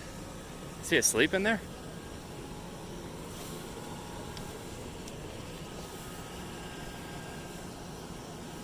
Hey man, are you willing to talk to a live stream? I saw you yesterday. Yeah, I saw you down at the West Precinct. You said you were going to Portland, right? I was going there. I was actually about to get on the freeway and literally saw the march. Yeah. Out of the precinct, and didn't go on any marches with them yet, so I figured I'd go. Well, I wanted to speak to the masses here that day, and I got to do it at the precinct. It was awesome. It was the first day they took the steps. I'm here in support of the non-violent, law-abiding people that are forming this movement. Obviously, last night, there was some Yeah. For context, last night, people. guys, there was a multiple shootings. First homicide. Yeah, somebody last died. night. You can go on my live streams. I'm with the protesters live stream, I believe it's called. Yeah. And yeah, if you want to see what actually happened there last night, it's on my page. What's your page? Jake Shields is my name. It's Okay. on my personal page. Okay. And so, did you witness it? So here's what happened. Someone put a firework out in the street. Yeah. And I had Dolly with me, my dog, my hunting dog, and she's only 9 months old, so you can't really shoot a gun around her yet. They get gun shy, then they become a useless hunting dog, basically. I mean, they'll be a great home dog, house dog, but as far as hunting, it won't be a very good dog to hunt with. Yeah. So I put her in the truck here. I went back over there. The guy that was lighting the fireworks off, they were trying to get him not to do that. Trying to push him. I guess I don't know if you're trying to push him out of the chop, or just have him go back to his tent or whatever. Yeah. Whatever he's doing. So he was getting rather close to me, and I didn't want to be around the heated moment. The fireworks guy was getting close to you? Yeah, I mean, I was just sitting there live streaming, and he was like right next to me type of thing, and they were arguing or whatever, and I was like, you know what, I don't want to be right next to this guy right now. It didn't seem very safe at the moment. Yeah. So I went back over by my truck, which was posted over by the first aid tent area there, and got on top of my truck, and it was only maybe up there maybe 2 minutes, and then like 8 to 10 shots went off. Right in that intersection? Right in that intersection. So that was like 50 feet from you, if that. Along that, I mean, I was probably from here to the stoplights away, I'd say. You know, maybe a little closer. But I literally saw the powder coming out, you know, the smoke or whatever coming out of the gun when they fired it. Now, there's mixed messages going on down here. I don't know if it's purposely or not. This could be, what happened last night could be a false flag, in my mind. It could be. Now, I'm not saying I confirm that, but I know there was 2 different incidences. From my knowledge, the first incident where the guy died was 3 black men that had machine guns or some kind of, not machine guns, I think they were... Did it sound like very fast shots? Like, did it sound like a pistol or It sounded like a pistol to me from where I was standing. It was like pop, pop, pop, pop, pop, pop, you know. And from my understanding, you know, they fired 1 shot in the air, and then the Reds, excuse me, went at that guy that died. And these are all individuals. These aren't like security mixed with No, individuals. it was not security. Yeah, it was people that were in the movement there. And last night, it was basically a little block party type thing going on, right? Yeah, I was there until an hour before, and there were a bunch of cars in that intersection, and they were drinking and playing music. And They were all having a good time, you know, letting loose or whatever. Obviously, cooler heads were a little too maybe liquored up, or maybe that was the plan, that they were waiting until everyone was, you know, pretty liquored up and then to execute this false flag. Yeah, I mean, I believe it was 3 black people in the beginning. And then the incident that happened, I want to say it was maybe 10 minutes tops after that. You know, it was only like a couple shots. I think it was like 1 or 2. Was that on this street? Where was that? That was in the same area. It wasn't, I don't think the same exact spot, but it was around there. Okay, so on that lower street, like 10th or something? Yeah. And so, I mean, at that point, you know, when those shots, you know, the first 10 shots went off, I knew it wasn't a safe environment to be in. You know, I pulled up 2 blocks I was on 10th there, and parked behind that, there's a dumpster there. Pulled my truck in right behind it for a barrier, and just set my live stream up and kind of streamed from there. You know, I watched you know, the fire department and ambulances show up. They didn't go into the shop, obviously, because there's a lot of people down there fired up at that point. There's probably a good, I don't know, I'd say a good at least 150, 200 people that were down there by the courts, right? Yeah. And tempers were high, right? Someone just got shot. There's people that wanted to fight each other there. Did you see a car roll up? There were reports that it was somebody who had come up in a car, like, in the moment, and then shot somebody and then left. I have video of a guy sitting at that dumpster. He was wearing, it was a black man. He had a Nike sweatshirt on with like different colored Nike logos all over it. His car pulled up to the curb right where I was at. The guy got out, had a pistol, put it in his waistband, and continued to walk into the shop. This is before or after the shooting? This is after. I would say this would be, if it was the second guy was a black guy, not a white guy, that would have been that guy, I feel. Why would you leave the shop just to fucking pull to the outside, get out with your gun, and then go back in? That doesn't make any sense. So what's the timeline on this? Was this after the first? Say,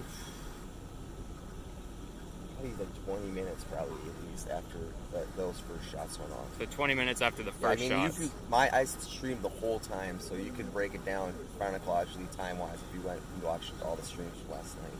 Okay. So yeah, he got out. I videoed him. He walked up on the first aid booth side there, going in to the chop. I wasn't about to go in there once I saw that. I was trying to keep my distance, and I basically sat there for a while. And cops, the ambulance and that showed up. They weren't gonna go in because all the people there, so they parked over by the Shell station, and it was maybe 5 minutes after they pulled through. By the way, I put on a push-up bra. I'm wondering where my titties just came from. Full size. Yeah, that's called science, developing technology to make titty go up. In the chop. Titty go up. The medical thing, services here. We're in the back. Yeah, what happened to the music? I watched them doing chest compressions as they drove that guy to the ambulance. Right? Yeah. There's like a whole crew in the back, and you can see the guy in the live stream doing chest compressions on the guy. How long was it from when the shots went out to when like medics were on the scene and people were being taken out of the zone? Because some people were saying like it took them an hour to do it. Was it that long? It was definitely longer. Well, I mean, you gotta look at it from their standpoint, right? If you're an ambulance driver, are you gonna go into the heat of the moment where there's 100, 200 people that are all hot, really hot right at the moment, right? And have been drinking that night. And this was the guy that got taken out in a van that somebody in, like one of the medics owned, right? Or somebody in the chop owned, though? I believe, yeah, the guy that died, he was here in the zone, I believe. I don't know if he was staying here. I didn't get... I thought they said one of the guys' name was Deshaun, but I don't want to say that because I don't like to put false information out there. I'm here to spread, build bridges of peace and love and understanding between what's going on here and the people outside here. And this is a beautiful thing that's being fucking done here as far as the non-violent, law-abiding people that are trying to, keep it going. I think every city in America should do something like this in their city parks or any government-owned building that doesn't endanger the public, right? Having taken, I understand the movement's move to take the precinct. You're more than welcome to protest peacefully in front of that precinct. Do I think you need to push the police out of that precinct? No. I believe that the brush is being painted too broad with the police. There are good cops out there. There really are. Like this ACB, ACAB. I can't get on board with that. I just can't. I personally know cops in California that have my back and have had my back since I started my movement there at Governor Newsom's house. And I 100% put my faith in them. If they told me something, I would definitely follow their advice and execute my plan and mission. However, be the safest route. Is there anything that you saw last night? Like you said, the guy in the sweatshirt. The guy getting out of the fucking car, that weirded me out. Yeah, the fact that he's probably the same lanky build as me. But yeah, they pulled up hella-fast. One guy got out, just him, got out of that back seat. He had a fucking 9mm, saw the 9mm, looked like a 911, some side chop. Similar. I think I've shared today. I've been met with more like went across the street, then he cut across, and then went up the same street on the right side up towards the chop. Is there anything else like that you saw that you're not seeing other people talk about? The fact that they're, I don't know if he's a leader, but it could have been a thing where he didn't understand my question. He said it was a white guy in the beginning when I asked about it.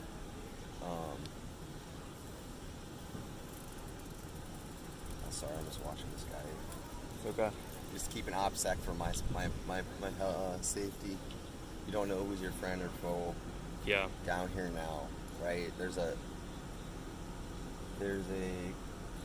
foggy atmosphere, if you will, that's considering, you know, people are saying, oh, it was white people, or, you know, it could be a false flag. Now, if it is a false flag, do I feel like I've talked to the leads here, and I told them exactly how to secure this area. I said, you need to get anything that's not first aid in that soccer field.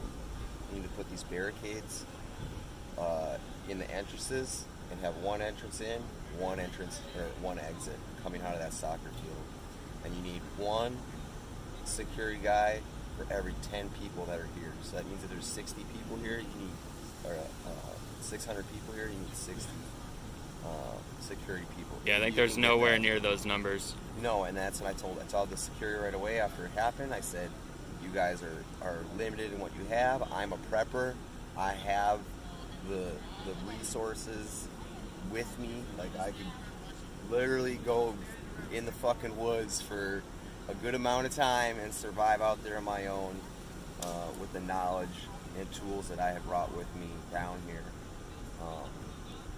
And that's why I always do that. I want to be prepared. That's why when I was at Gavin's, I met with that CHP agent every day, shook his hand, told him what we were going to do for the day. If it was legal, I proceeded with the plan and executed it successfully. That's why our steps are open there. You know, June 24th through the 26th. If you're in California, get to those steps, and you know, you only have 100 on the ground, but or 100 on the Capitol grounds at a time, but we're going to try to give everyone their fair amount of time with the amount of people that are there, so that they can be on those grounds protesting the way everyone else should be able to do. Those rights, that right should have never been taken away. To assemble on the grounds, that's unconstitutional. You know, I think Gavin's a tyrant. I think he should be recalled. Obviously, some people in this movement won't agree with me on some of that, because there's, you know, a lot of Democratic people. I don't think they understand that there's also black people that are Republican out there. There are. I mean, I have posts of it on my page. Give your page out one more time, and then I got to take Shields. Okay. It's spelled SCHEELS. And I just want to say real quick, I am not racist. I'm not a white supremacist. The media out in NorCal, alt media, I guess, has dragged my name through the mud. I am for everyone's rights. I fight for everyone's freedoms. Your mom, your dad, your kids, your grandparents. I just wanted that to be really known and spread throughout the internet, that I am on everyone's side here, not just, you know, the far right or wherever they want to label it, you know. Cool, man. I'm gonna get out of here. This car's making me kind of nervous, but you stay safe. So yeah, he's got a bunch of stuff on his car. Just kind of pulled up right next to me with very tinted windows. Made me feel weird.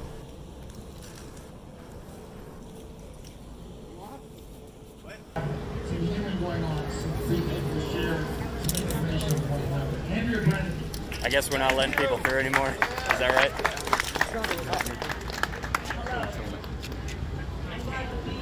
I'm looking for Rick Williams, who is the brother of the late John T. Williams, joining me today at 5:35 over here. We're going to sit in a circle. This is a time for us to come together to process what's going on. All of us are holding a lot of the pain, the anger, and it's just time to talk and really center ourselves so we don't get the trauma inside of us, and so we can be renewed and sustained for long-term journey here. We've got some stories to tell. We've got some experiences here. We invite you all to join tonight or later in the week. 5:30 behind one day. Second base. We're going to be sitting in circles. So come tonight if you can.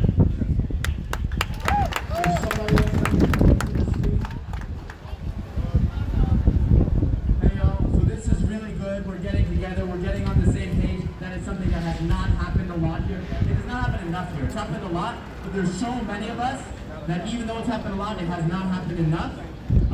At 2 o'clock today, we all met in the middle.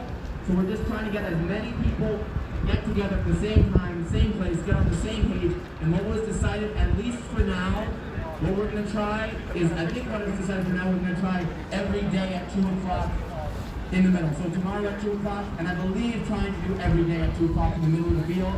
From there, once we start getting on the same page, we might be able to pick a time that works better for everyone. But for now, 2 o'clock every day in the center of the field, People's Assembly, let's get on the same page. Let's stick together. If anybody else wants to come up here and speak, please step forward, because you don't need to keep hearing the message from me, because you know what my message is. Like I said again, Yeah, that should be on. Of the world. I turned it on earlier. I'm gonna turn it back on. No one touched the follower mode. Chinese virus, what happened about 3 months ago, it looked like we were in big trouble, and we were, and I got it back together. I called Russia. Russia? Right? I called Russia. I called Saudi Arabia. And believe it or not, I called Mexico. Mexico was a little bit... By the way, I don't care what he has to say. It's not important. It's just more we're just fucking cringing at this idiot. Trump does a lot of things that he is like trained himself to do. One of those things is to show his bottom teeth. And I'm almost positive he does this because I think it's like a sign in like primates or something that if you show your bottom teeth, it's like a show of dominance. And I think he like literally, he's never said this, but it doesn't seem very unlikely that he like was literally doing research on how to become the dominant male. And the dominant male in the primate world, which by the way, we're all primates, right? We're all primates. Primates sent here from God. Evolution's a scam. But primates show their bottom teeth to show dominance, and I'm a dominant male. Tremendously dominant. He does a lot of stupid shit like that. He also does this thing where he never turns his head. He goes like this. He'll turn slightly, but he'll move his whole body. Just going like this, so you can see the profile of his face. And he purses his lips. He's a clown. You saw these thugs that came along. These people call them protesters. Isn't it beautiful? You think my Trump impression's good? It's so beautiful. Oh, thank you. I've been working on it. No, they're so wonderful. I've been working on it. They call them the Boston Tea Party. They're so wonderful. Yeah, they call them. You ever watch fake news CNN? You ever watch where they go? K-pop fans bought them. Oh, that's amazing. K-pop fans are. Thank God for K-pop fans. How about the CNN anchor? You know, did a little shave job in the head, which is fine. And he's standing in front of a building saying things are very peaceful here. And the building it looks like the biggest fire I've ever seen. The whole town is burning. It's like the biggest fire, and he said, things are very good here, Anderson. Never seen such a big fire. I think he's a wonderful Not the people, biggest fire you've ever seen. What is wrong with you? Millions and billions. Millions and millions and billions. We should watch the billions and billions and billions video after this. And you know, we did something in Thank you, Indianapolis. Darky, for the $20. I appreciate you. Thank you. I said, you got to get out. You can't protect yourselves. I got them to take 8,000 National Guardsmen, and in 1 hour, it all ended, and they rode through the next 3 weeks with no problem.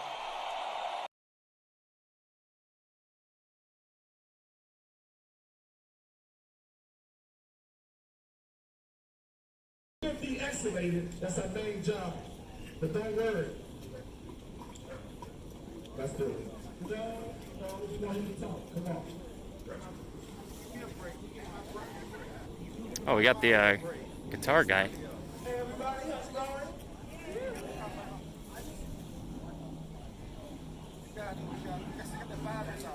You're a young man. I'm 60 years old. We need y'all. They're giving him some hand sanitizer for the microphone right now.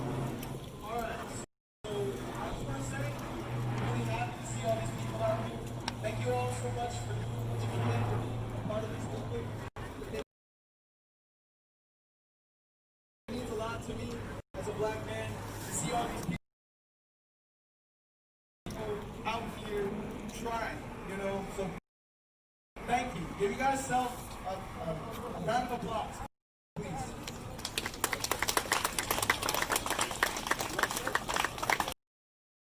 Anybody else got anything like to contribute?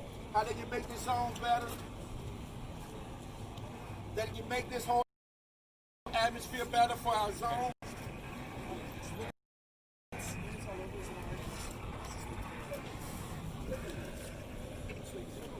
I want to thank everybody for coming out here, and thank you guys for giving me the opportunity to speak today. My name's Joshua. I've been a Washington resident my entire life, born here in 1982. I've been dealing with these police since I was 12 years old. That 3 of my friends murdered by them, 4 shot and lived. CFL Otago, Jedediah Waters, Chase Houston. We're all right here by the names and dates of the police department they were killed by. And I'm sick and tired of it. I'm sick and tired of the police come out here killing our people in the streets. We have an opportunity here to do something big, and we need to seize this opportunity. I'm proud of y'all and everybody out here who helped seize that East Precinct. And that's a great thing. But now we can keep the movement going. If we're not growing, we're dying. I say we take the West Precinct. I think we can do it nonviolent. I feel like we can get enough people to hold hands and sing Kumbaya or any other spiritual hymn you want. Block their entrances. Hold a picket line. Tell them, you guys can allowed to gas us now.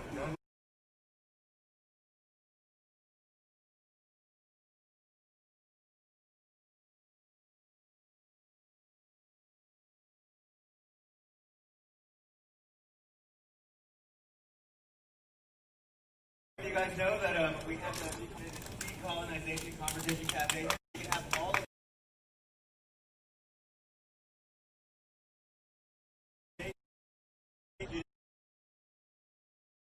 Is the stream okay for you guys? How's the video and audio quality? I can't tell if people are saying it's bad or not, or if they're talking about something different.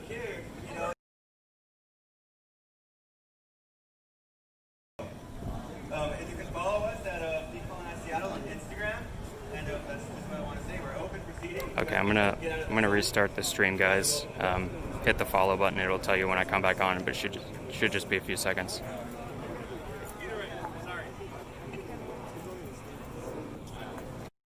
Is the stream okay for you guys?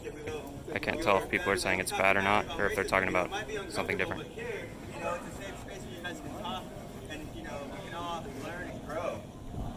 If you can follow us at Decolonize Seattle on Instagram, and that's what I want to say. We're open proceedings. Okay, I'm gonna restart the stream, guys. Hit the follow button; it'll tell you when I come back on, but it should just be a few seconds.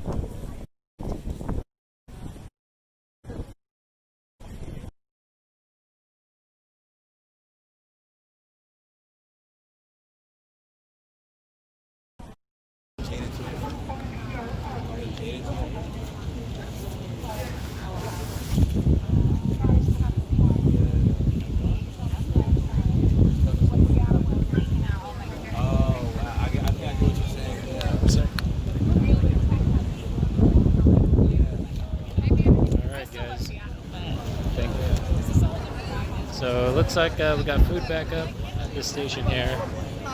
Anti-Trump bandwagon. This is where food sanitization quality was put into question, and the whole debacle earlier. So yeah, seems like the consensus is eat at your own risk. was honestly ready to grab some of that before that whole debacle, and now I'm not sure. Watch out for the security in Orange. He's an instigator. Scarred man is known to expose himself to kids. Yeah, so the security guy in Orange, we observed him, that sanitation questioning of that gentleman's stand back there. Yeah, it's hard because the gentleman in the orange security vest, he's played an active role out here. For those who haven't seen the raising of the giant black fist, he's playing a big role in that project. So, from my understanding, he's a pretty active member in the community out here, Chop. So he's not like a random person wearing a vest. But yeah, thank you for the heads up, though. Zachary knows. Yep, he's the one that hit. So that is that individual's name is Mr. Clay, who runs the restaurant out there. Looks like we got a corner. Oh, I'm not sure if it's my place to come in there, but we got some yelling. So there's some anger, some stuff being yelled here. I'm gonna head into let's see. We got social distancing showing us what 6 feet looks like. Trade persona. Oh, thank you, Zach. Oh, whoa, what are the chances? What's up, man? Just, not again, just streams.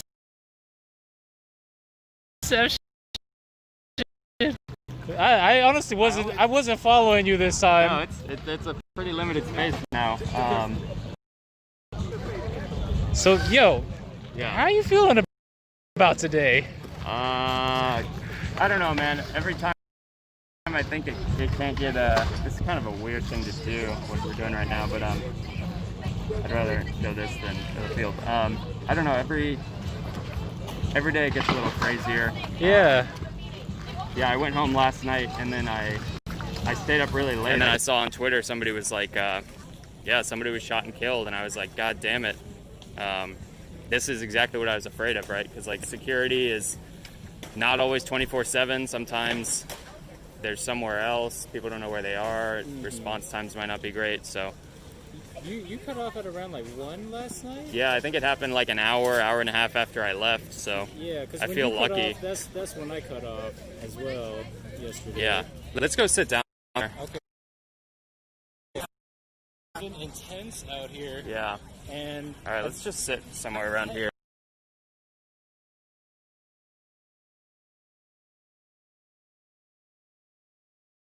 Have you been? I mean, I today alone, I've had more requests to like stop streaming, stop recording than I've had all week. Yeah, I've had quite a few today. They seem hesitant to do it while something's happening, but once it kind of settles down a little bit, that's when they're like, "Hey, get out of here now." Yeah. So yeah, the more crowded it is, I think the less comfortable they're saying don't film this, because then there'll be people that speak up and be like, "That's fucked up. You can't say that." Yeah. But if you're kind of alone, they know that they can approach you and be like, "Hey, don't do that," and you don't really have any recourse besides to argue with them. Yeah. So that's kind of been my experience. Yeah, what was yours? What were people saying to you? I can't even recount everything that just happened today alone, but I definitely got closer to the gentleman with the orange security jacket. Yeah, the guy with the 2 guns. Yeah.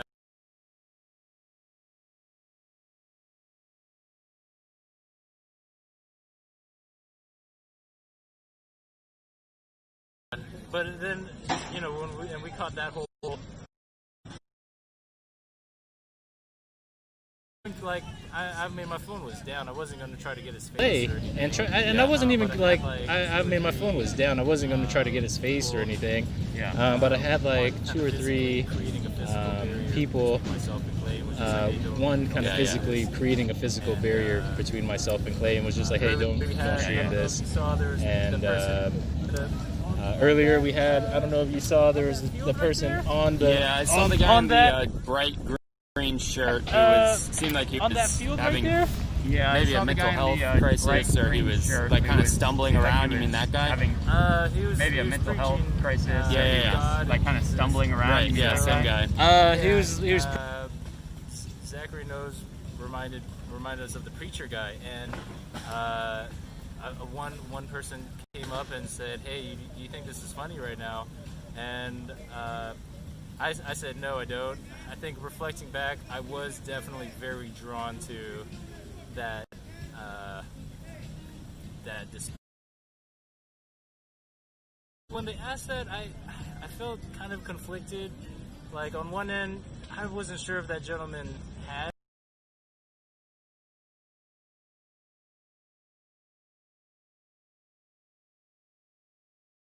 I wasn't labeling like, hey, this is a crazy person having a mental health crisis. They seem like, because sometimes you meet people that preach or talk about what they talk about. But then on the other end, it felt like that should have been okay to, I don't know. Yeah. I see both sides of the argument. One is like, hey, if somebody's having a mental health crisis, you probably don't want sides of the argument. One is like, hey, if somebody's having a mental health crisis, you probably don't want to put a camera in their face. The other angle is, if somebody's having a mental health crisis in a zone where there's no mental health resources, and there's like volunteer security who might hurt the person on accident, or this might become a legal case, like, you do want someone documenting what's happening. Like, it's important for people to have a visual record of these incidents. So I see both sides. It's like, hey man, if someone's having a panic attack, or they've been shot, or they're having a mental health crisis, like, don't put a camera on them. It's like, yeah, that's true, but it's also true that we're in this like somewhat questionable zone where, the normal resources of society aren't here because people have opted out of them. So it's like, it's important to document how well the resources that are here are working. Yeah, that's like a fair criticism. That is, and that seems to be what they don't want. Yeah.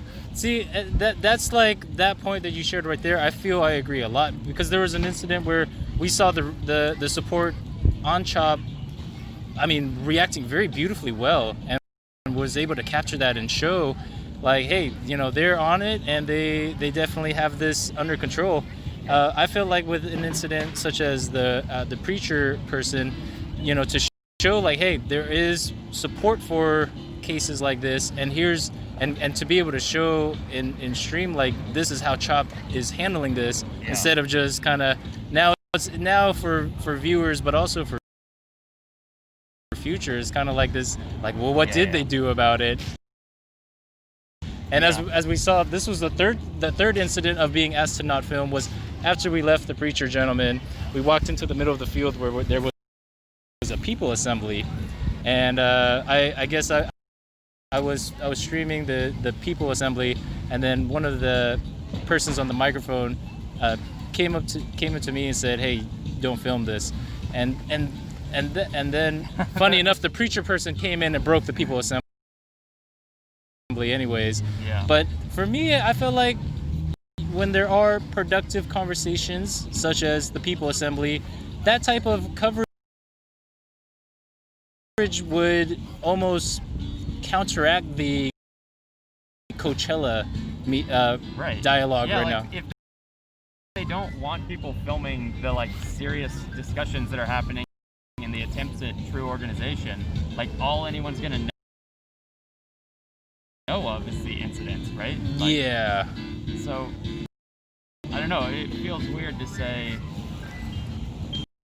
yeah, like, hey, we're gonna have this organized meeting where we're gonna try to work things out for people and establish like security and common rules that we all agree on here, but we don't want it broadcast so that everyone knows about it. And now you've got like a word of mouth problem where it's like, what did they say in the I didn't understand that at first. I said, there's no way. He's still embarrassed by it. He's so embarrassed by it. Yeah, he really fucking is. He's unironically fucking embarrassed. For other speeches, I'm being baked. I'm being baked like a cake. I said, General, there's no way I can make it down that ramp without falling on my ass, General. Like a cake. I have no ramp. Like a cake. Like a cake. It's true. Like a cake. So I said, is there like something else around? Sir, the ramp is ready to go. Yeah, Bad Ruby, exactly. Grab me, That's sir. 100% joy. Is crying, laughing. You know why? Because I said that'll be a story too.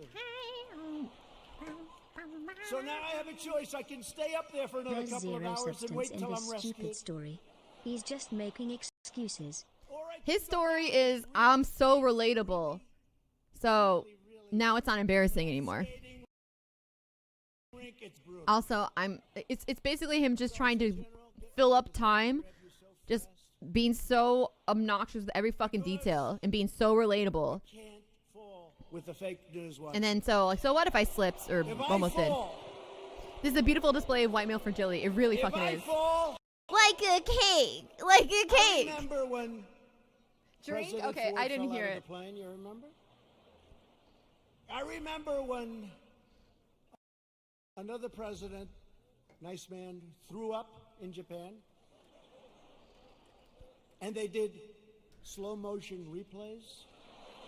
True, right? It's true. I Is it don't fake news? want that, General. Now he's standing there, big strong guy, and he's got these shoes, but they're loaded with rubber on the bottom. Because the first thing I did, I looked at his shoes. Then I looked at mine. Very, very slippery. So I end up saying, okay, General, let's go. I will only grab you if I need you. No, I don't know. I'll point him out to you next time I see him. But $5,000 bounty. Now that dude, I'd be insulted by a $5,000 bounty. It's like you could at least get into the 10K plus or something here. $5,000. I wonder if anybody has a comment on what Sean Guy's bounty should let's be. not have that discussion. Jesus Christ. But yeah. Okay. Somebody, Pie Babies, the motto on my channel said, "Do not promote violence." Yeah. Well, I mean, I'm just trying to speculate on what their concerns are, and I think it is a safety concern on their part. But Yeah. it's a shame because, it does. It does hamper their message to be like, hey, we're leading this free zone. We're having these meetings to determine the structure of the whole zone for everyone who enters it, even if only for a few minutes and then something happens to you. But that policy and how it was decided upon will not be shared with people openly. It's like, it's a tough thing, right? Like you're trying to walk that line of safety versus transparency, and it seems like they're going heavy on the safety side. Yeah. Which yeah, I don't necessarily blame them. I just think it's not a good look. Yeah. These are really good points. I honestly I feel like I don't know. Today I've had to like step out of Choppa like twice now today just to Like catch your breath. Yeah, it feels like the intense energy. I don't know. I guess higher cortisol levels.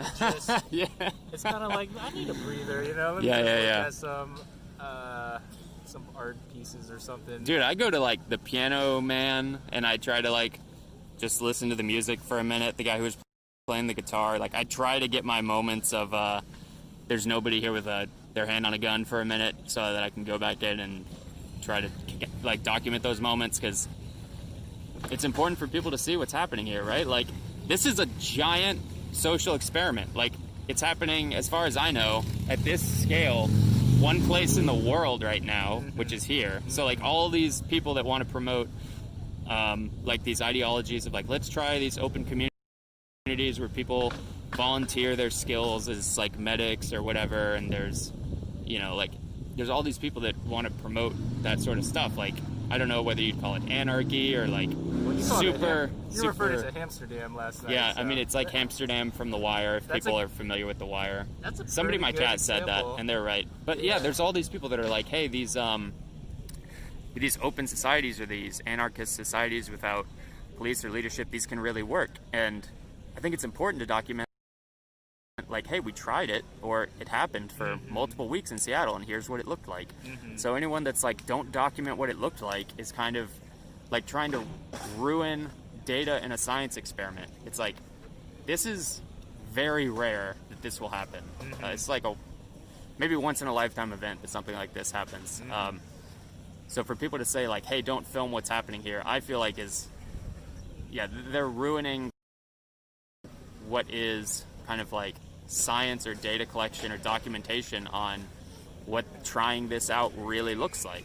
Like, and then once we've documented it, like, we can have an honest conversation about what the pros and cons were. And like, maybe there are some really good pros, right? Like, I've seen a lot of great stuff here, and I've seen some really awful shit, and I've been the recipient of some really awful shit. So it's like, it's important to have an honest conversation about, we tried this, here's what worked and what didn't. Like, I love some parts of this and I hate some parts of it.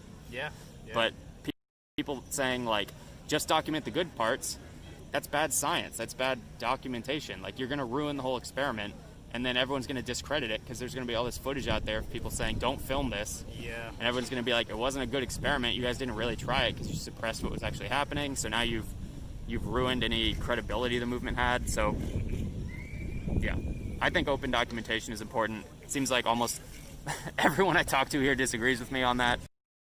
So yeah, there's a lot of negative reception in terms of like censorship, as they're calling it, with everybody on the viewers. Everybody's like, the topic of censorship is becoming very, very big. Which I would have never thought.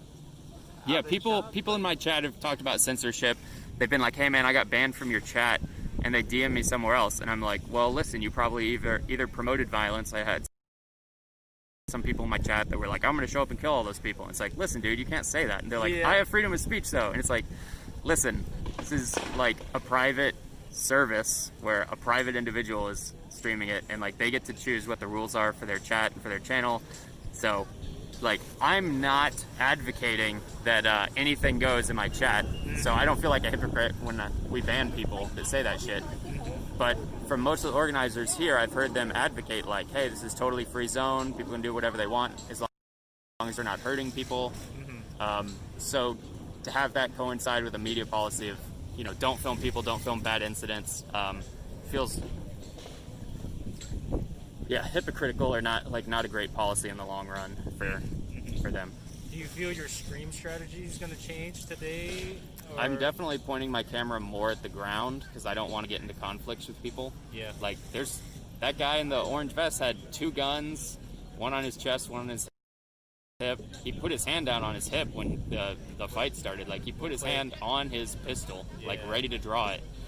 I was able to get him throwing a swing too. Yeah, he definitely seemed like he swung on the grill guy or the clay guy first, from what I saw. I'll have to go back and watch the stream, but yeah, I don't want to get into these arguments with people. Like, it makes me feel really uncomfortable when someone's like, hey, stop doing what you're doing. And I'm like, fuck, do I really have to talk to this person about this right now? I really don't want to have this conversation. So yeah, I try to do my best to document what I see, but also avoid potential conflicts that could result in the loss of my life or someone being killed. So it's like, I'm also walking that balance of documenting versus the risk to my safety, just like the leadership here is. So like I say, I understand that problem they're having. I think I'm just leaning more on the side of documenting, and they're leaning more on the side of safety. And that's a personal choice. Yeah. Jeez. I'll tell you this. So, what? Somebody was asking, are you going to march tonight? Yeah, dude, totally. The marches are great. Those are like, if we just did marches every day and there wasn't this location, like, I feel like it would actually be more positive. Like, the marches are just positive energy. They spread the message throughout the whole town. As you're marching, people come out and join. They hear testimonials from people speaking, like pretty articulate, well-spoken stuff. Occupying the freeway, I kind of go back and forth on. Like, if it's for a short duration, it seems relatively safe because the Department of Transportation is already on top of it. Like, it doesn't seem like a huge issue. Last night you guys were like heading towards the... Yeah, that was weird last night. That was the first time I've seen them advance down the I-5 freeway. So for those of you watching right now in chat, and I'm sorry, I'll try to catch up on chat and all the follows and subs after this. No, you don't need them anymore. Last It's night. just us now. This is just a talk show now. I think It's just a talk show. I think I am under talk shows and podcasts because I don't know. I felt like that category made more sense because I just talked the whole time. But yeah, last night was the first time I've seen when we marched on the Interstate 5, I-5 that goes through downtown Seattle, where they took the freeway and then cars met them and then some of them turned around and then they started advancing on the stopped cars and the police. And I was like, damn, this is new. Like they're kind of intentionally moving up on the police officers. And what do you feel is the cause of that new shift? Or I think it was because it was Juneteenth and they were like, today's a special day. We've got to do something extra. We can't just march on a largely empty freeway and then leave and say we did something. Mm-hmm. I feel like there was a motivation in the group to say, we showed up today and we like really pressed the boundaries. We made people uncomfortable. We made the police uncomfortable. We disrupted traffic. We made people in their cars uncomfortable. We made them acknowledge our presence. We made them hear our message because we were shouting in the bullhorns at them. So Yeah. I think they were like, today's a very special day. We've got to kick it up a notch. And that's what led to that decision, in my opinion. And in terms of effectiveness of that, because I was sitting at home wondering, okay, I see the message very clearly came across, but It's really... like, Sorry, go ahead. I'm just showing people the wind here. I feel like that. I guess I'm not understanding how that results into change. The disrupting of the freeway? Yeah. So the logic I've heard from people on the freeway disruption is, George Floyd suffered the ultimate disruption for 8 minutes and 46 seconds, which was a knee on his neck, which resulted in the loss of his life. And it's like, yeah, that's totally true. And all the other people that have been murdered by the police. So their logic is people are just kind of going about their daily lives and there hasn't been enough kind of like police reform, justice reform on this. People are just kind of like, hey, on to the next Netflix show, which I think a lot of people probably are, right? Yeah. And they're like, fuck that. We're not going to let you guys do that. We're going to take the freeways. We're going to make the news. We're going to disrupt, the flow of traffic. And I mean that in the sense of the flow of traffic literally and the flow of traffic of like people's thoughts and like the discussions happening around town. Because if every night you have to say, they took the goddamn freeway again, these people, what do they want? What are their demands even? And then you have to look it up on the internet and then you find their page and you're reading about it and you watch videos. Like that's exactly what they want, right? And it's it's not an unreasonable thing in a situation where lots of people are dying and you need to draw attention to it. So again, I see both sides here. Like that's their viewpoint and they're doing it and they've done it safely up to this point. Like nobody's been hurt on the freeway, thank God. And they have inconvenienced or disrupted people for 8 minutes to half an hour or 45 minutes or whatever it was. But that's the logic I've heard for why that's a part of the protest. Okay. Yep. I see. That makes a lot more sense to me now. Because last night afterwards, I was like, okay, so they stopped the freeway, and then now they're back. Now they're coming back. Yeah. And then it was like, I couldn't connect the dots on like, why? Oh, they stopped the freeway and now they're coming back to the zone, you mean? Or what do you mean? Well, I mean, I couldn't connect the dots on like why even stop the freeway. Yeah. Because it just seems like that would create more agitated. It didn't seem like that would garner support. Is what kind of what I felt from the back end. Yeah. I think you're probably right that a majority of people there left frustrated. There is a surprising number of cars where once they let the traffic out, like honk in support, or like some people will get out of their cars and come up in support. So it's hard to say really. Like you can't interview every car as they go by and be like, hey, did you enjoy that or did you hate it? Like who knows? Yeah, I would love to get that. We're just speculating here. So like, hey, how did you receive losing I don't know how many? You can do it, man. You can just sit in I-5 all on your own and try to interview people. Well, maybe that would be it. Is like today, if that happens again, is like you could go straight out there, talk to a couple car drivers, like, hey, how do you feel about this? I mean, I could. They try to keep everyone on the line, and I don't want to really put myself out there like that, but that's not a bad idea, actually, is to ask the people in the cars what they think. But yeah, I don't know. It's hard to say if it's a net positive or a net negative for what their goals are. Yeah. That's just something that you would almost impossible to calculate, right? Like what's in the minds of those people you stopped? what's the value of the news coverage? Is it largely positive or negative? Like, these are all variables outside of their control. So yeah, I don't know. I can't. Yeah. Can't answer that question really. Yeah, I'm just curious on your perspective. Yeah. Granted, you're. I mean, you've been going to pretty much almost all of the marches down there, right? I might have missed a few. I think I've been going since Sunday night or Monday night since they've been doing it. But for those of you guys that want to make it, it just starts in this intersection on 10th and Pine. Kind of a ominous place to start the march tonight, though, because it's where someone was murdered late last night. So to have the march start every day in a place where the first murder in the free zone or the CHOP happened is that's kind of an interesting. Like, every time I walk in now, there's businesses that have opened again. Just to be clear. Yeah, businesses were closed prior to COVID. Thank you. Then they boarded up the fronts because of violence from the cops being violence. And if you've seen any footage from Seattle, I think you know what I mean. And now that the CHOP has been established, I've actually had drinks at like businesses that are open in there. So I'm not really sure what every business is doing, but it's not because of the CHOP. It's because they had to board up because of police brutality. And prior to that, it was because of coronavirus. About Air Force One, we got plenty of televisions. We have televisions in closets. You open up the closet. Thank you, Popo, for 10 subs. Oh my God. We got a Chloe, lot thanks of for gifting a televisions. sub. And thank you, Popo, for the Great 10 planes, subs. great everything. By the way, we ordered new ones. No president wanted to do it. They thought it was luxury. I said, wait a minute. Air Force One is 31 years old. People don't realize that. So I said, they gave me a chart very early in my administration. Like, how about the first week? Hi, oh my God, Sir, girls, would you what's up? sign Googles. for this plane? Now, it's actually 2 planes. Would you sign for this plane? Air Force One. I said, how old is the original or the one we have now? Sir, it's 31, 32 years.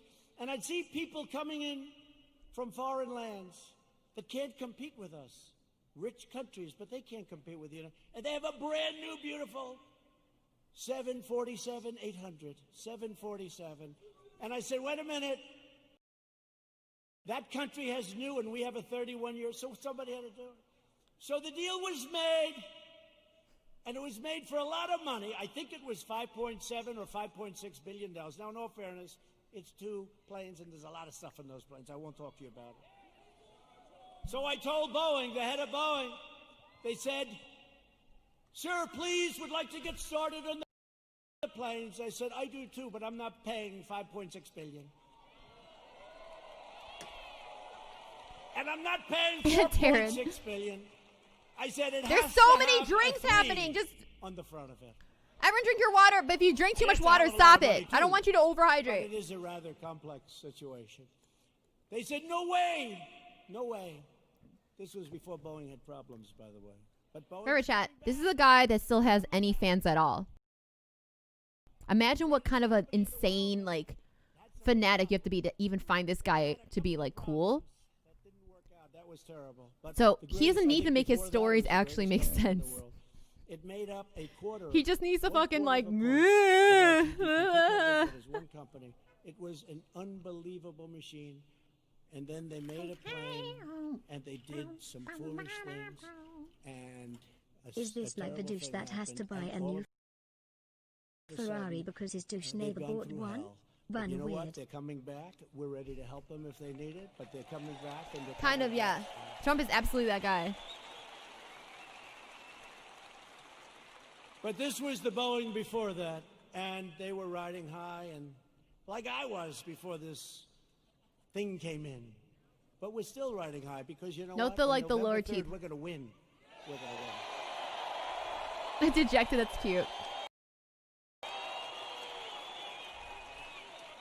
So they came in and they came in and they said, no, we want, we 5.6 billion. This is whatever the it live was, crowd. whatever it was. If I'm a little bit off, they'll go crazy, you know.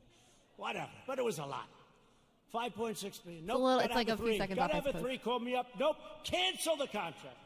I said, cancel the contract. I want to cancel. I said, General, can you cancel the contract? He said, yes, sir. I'm very proud of it. Oh, good. Cancel it. Okay, sir. By the way, to cancel it, do you have to pay anything? Yes, sir. We have a cancellation fee, sir. How much is it, General? $250 million, sir. I said, what? Sir, we made a good deal. $250 million to Ken. You mean if we don't buy the plane, we have to hand him $250 million? That's not good, right? His speech makes me Look at this very thing. I happy said, for America. Apparently, you guys have no political problems that need to be addressed. No, everything's hunky dory here. Their career carriers. So they said $250 million, or I always say this, or around that number, because I'm off by a little bit. They say, oh, he exaggerates. I look at numbers all day long. That's what I look at for years now, for my whole life when you think of it. $250 million cancellation fee, sir. He was very proud of himself. What a great deal. I say, General, don't cancel. Don't cancel. Just tell him I don't want the planes. Don't put anything in writing. Don't put it in Let writing, the tremendous General. hype Why, train sir? die, but Because it I don't wanna did. pay $250. True. Do you hear that, Jim? Jim Inhofe, he's great. You hear that, Jim? You know that story. Jim He does a Jim, great what's his job. fucking Jim? So here's what happened. Jim the bottom Jones, is line. it? Boeing says, no way, no way, no way. Jim Jordan. Oh, I'm like The Jim next week Jones. They What say, is no wrong way with we're me? doing it. The next week they said, how about $5 billion? I said, no way, no way. The next week they said 4.8. These are so many numbers. We're fucking dead. On the front of it. Don't you understand? They're so he you loves dumb numbers. Son of a bitch? Don't you understand?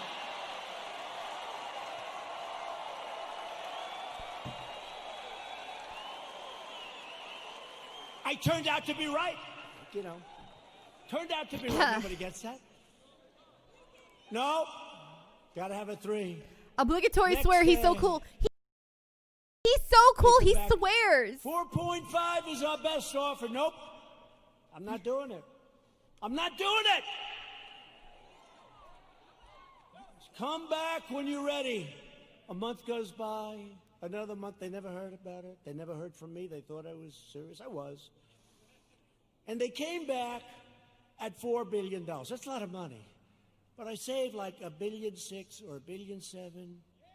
Nobody wants to talk about it. Nobody wants to talk about it. When I get foreign nations to pay us billions and billions of dollars, nobody wants to talk about that. When I take soldiers out of countries because they're not treating us properly, Germany is an example. I mean, I have a German heritage, like some of you. I said, let's get it down from 50,000 to 25,000 because they're delinquent.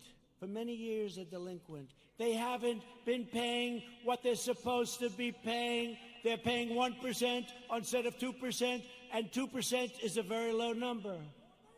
And they say, yes, we think by 2030, maybe 2032, we could get current. I said, no, Angela. Angela, please. Don't say that, Angela. It's true. You know who I'm talking about. Nice. By the way, very nice woman, very good negotiator.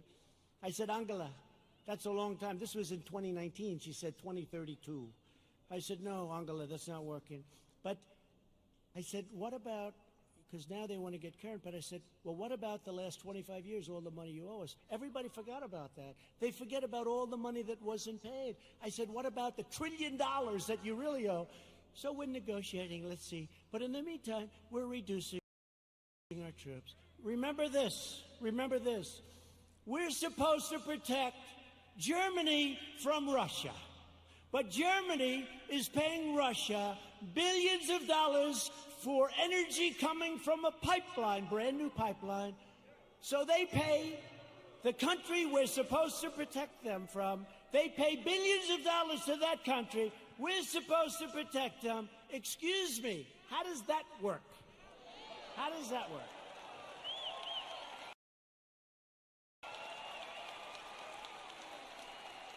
And the great thing is with Jim Inhofe and with James Lankford, likewise, when they just said they love you, James.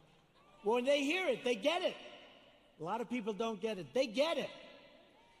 We cannot continue to be ripped off. Let me show you my countries. like Facebook. You use Facebook Messenger? Yeah. but I Oh, you would- can't do it, right? Yeah. It's just Sean Whiting on Facebook. Sean Whiting, And you okay. send me a friend request and I'll accept it. Okay, yeah, because I'll write it down right now. All right, hold on, guys. I'm getting somebody my phone number here. Yeah, I'll just give you my phone and then you can Okay, just hit me just that way in too. case. For some reason, I feel more worried about you than myself. Yeah. I think because you have already been through it. Whereas for me, I mean, today I've definitely okay. Okay, got it. Chat saying we should form a union. Yeah, they don't like unions here, guys. That would be probably not good for us. All right. But yeah, there you go, man. Be Yeah, safe. If anything happens, tell your streamers to tell me. Okay. And All right. All right, man. today, I don't know. The vibes, the energy is just a little different. Yeah, I mean, somebody died, right? So people are on edge, obviously. Yeah, but you can feel it in the air. It's like, Yeah. yeah. All right, man. Stay safe. So yeah, I got close to the gardens, guys, maybe about halfway there, and about 5 or 6 people started shouting at me. And to get to the gardens, there's like very few ways back this direction, so I didn't kind of want my escape route cut off by people that had shouted at me for going that direction.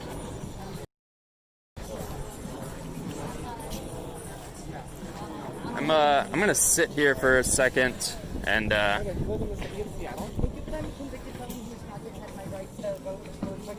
Okay.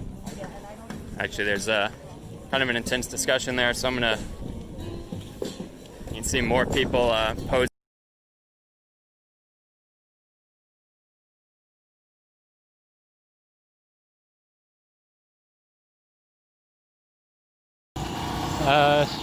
Washington is one of the 11 states that have laws two-party consent. Yep. So, yeah, I'd hide behind not doing Doritos. So, yeah, a lot of flack today for streamers. I mean, I'll show you. We're just walking by the Cal Anderson Park here, where the Giant Fist was, and we were headed to the garden area. We weren't even in the garden area, and they were calling Sean and I out for capturing them. So you know, it's almost like they know who we are, and the reception is no bueno, not good. So I'm gonna be extra careful to the tent/garden area, and oh man.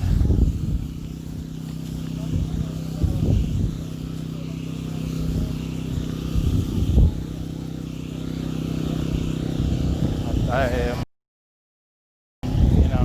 definitely going to be extra careful keeping my phone down now. Do you get yelled at as much as him? Nerd to Ninja, that's a good question. I mean, today I've shared that I've been asked to not film or step away more than I have all week. It feels like today was just pretty much non-stop. So, yeah. It's been a rough day out here. I've had to step out of chop for a little bit just to kind of wind down. And I can usually go for hours in here without feeling like I need to step out. But with today, that's why I was also curious on Sean's perspective is, yo, how are you? How is the day going? Because it's feeling a little rough here. Yes, this is the Gardens Lil Con 94. I'm being as mindful as I can to not capture any faces. Just want to show some plants. The Fist in the Park is still up. I can head back there, but Sean and I were both receiving flack for filming faces as we were walking past the park. So The park area feels a little, even though that's like the most public of all areas, the park is feeling a little choppy right now. I didn't mean to use the word choppy, but so I think that's probably the extent that, hello, I'm being as mindful as I can to not capture any tense faces and even bodies as of now. Okay, I appreciate that. I just wanted to make sure, especially in this area. Yeah. Yeah, I'm very well aware of the sensitivity of that, so I want to be as mindful as possible. Yeah, you're welcome. What is your name, by the way? Elle. Elle, okay. Nice to meet you, Elle. I'm Jamie. Jamie, tight. That's a beautiful name. Thank you, Elle. Yeah, I've been like kind of coming back and forth here for pretty much all week now, and it's been amazing to see the development of the garden. And even before, like, this wasn't there, and now it's like already ready. Yeah, it's awesome. It's been growing really steadily. It's beautiful to see. Sure. So are the plants in there just because they're like more? Am I allowed to film the plants inside there? I'm not sure. I'm not in charge of the farm. The person who is out for a meeting right now. So. Okay. Yeah, who is that? Well, that's their Instagram. If you're looking for them. Okay. Do you know where the meeting is by any chance? No, I don't actually. Okay. Yeah. That's okay. So this is their contact information here. We got website is blackstarfarmers.org. Here's contact information if anybody would like to support the Guerrilla Garden inside CHOP. And here's some supplies needed list here. Yeah. Oh, thank you, Elle. Bye-bye. So, yeah, looks like there are people kind of looking out inside the garden to make sure that other people are not capturing things without consent. So, just gonna head out now because the garden area is a little quiet there.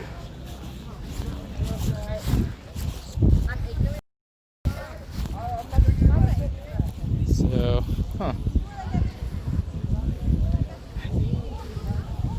what happened to the fist?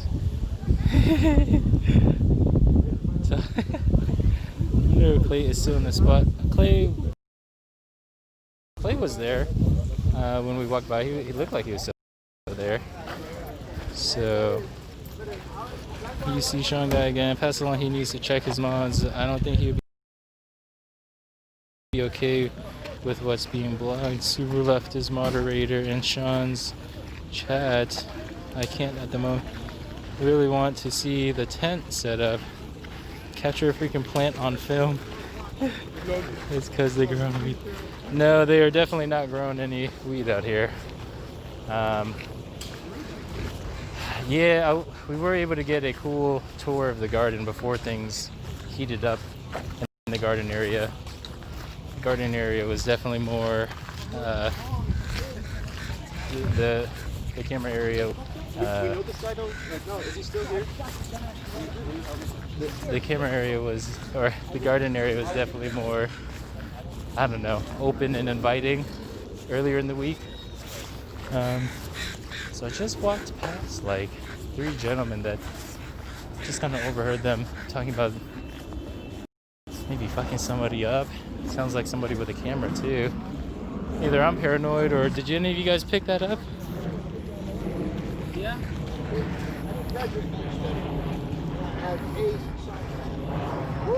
Capturing a freak. Is that right? They turn to a public space where you can freely film into an area that is so controlled they won't even let you film the garden. So we can film the garden, but just trying to keep it chill here. Yep. Thanks, Pie Babies. Seems like the end is near. CHOP has a much darker feel. Yeah, end of everything. I've shared earlier, I mean, I've had to step out like twice outside of CHOP just because the energy is just, whew, it is heavy. I might do my third kind of break stepping outside of CHOP right now. Kind of a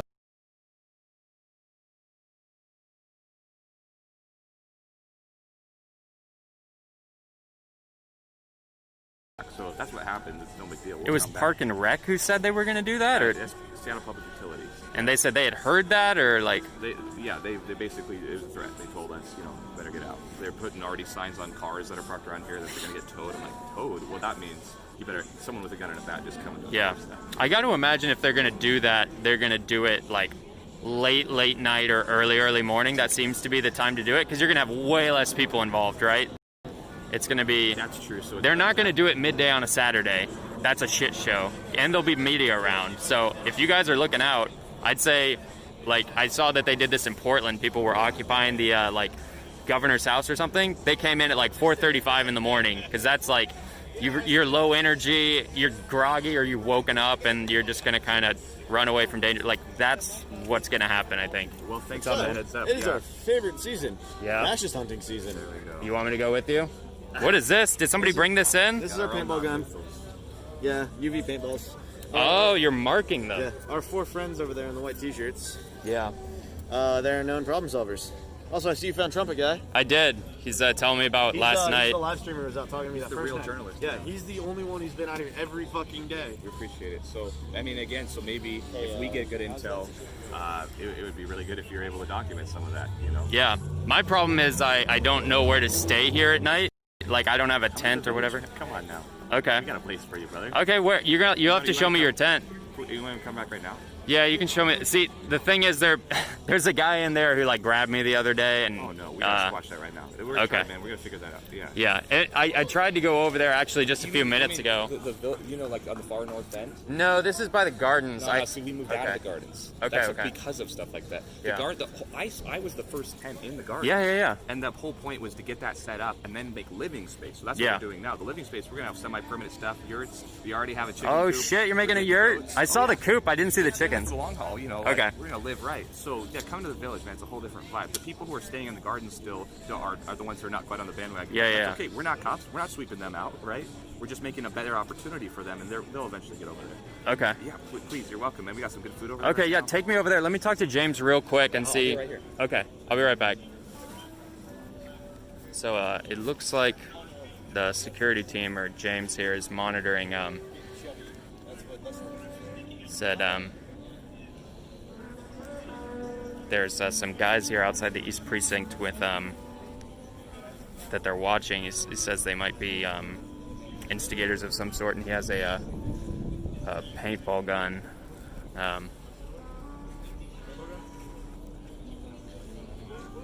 Looks like they're trying to look around. It looked like he had a paintball gun that he was gonna, some sort of UV paint or something. All right, I'm gonna leave them to that situation. So let's go show me. So we're gonna go with Trumpet Guy. He's gonna show me his space, so I know kind of where a safe space is in the gardens. We got our own security for the village. Okay. What's up, brother? I really appreciate you being there last night, man. Yeah, thanks for that coverage. That was great. I'm Sean, by the way. I'm also out here. Yeah, you see, it's crazy. You guys SPD took my fucking footage and put it on their website. They did? Are you okay being on stream? No. Okay. Okay.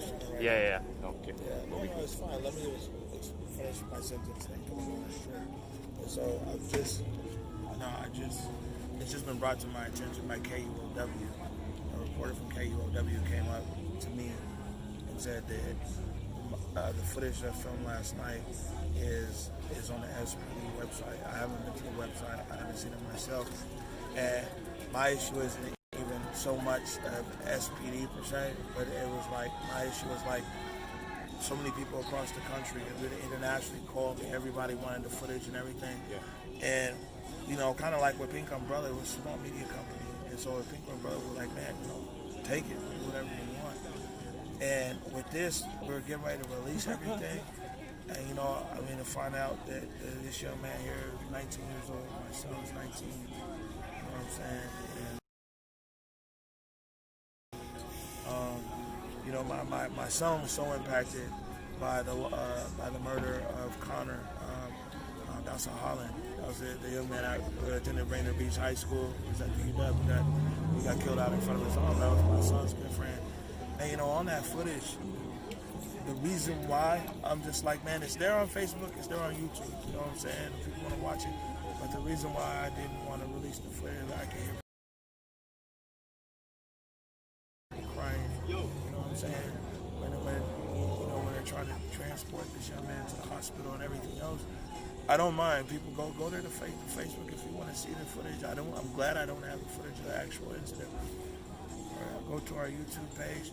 But you know what I mean, man, for me,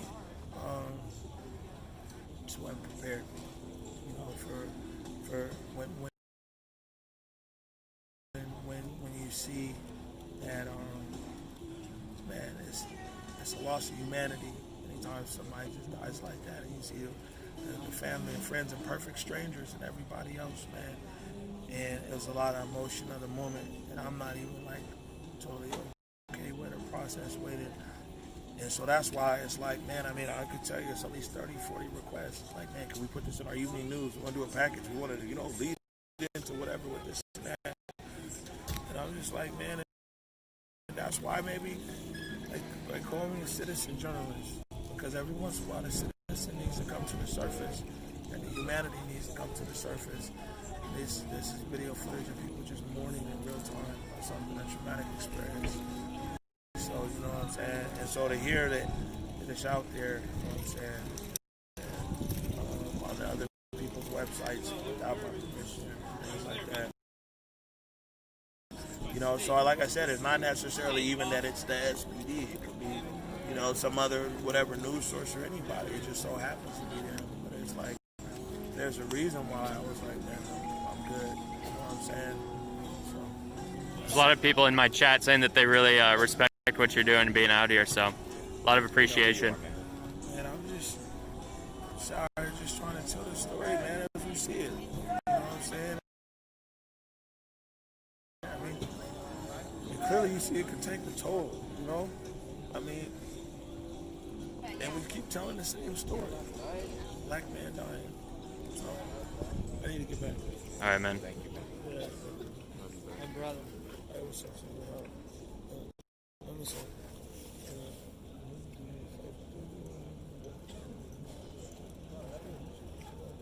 I'm not trying to blow that situation.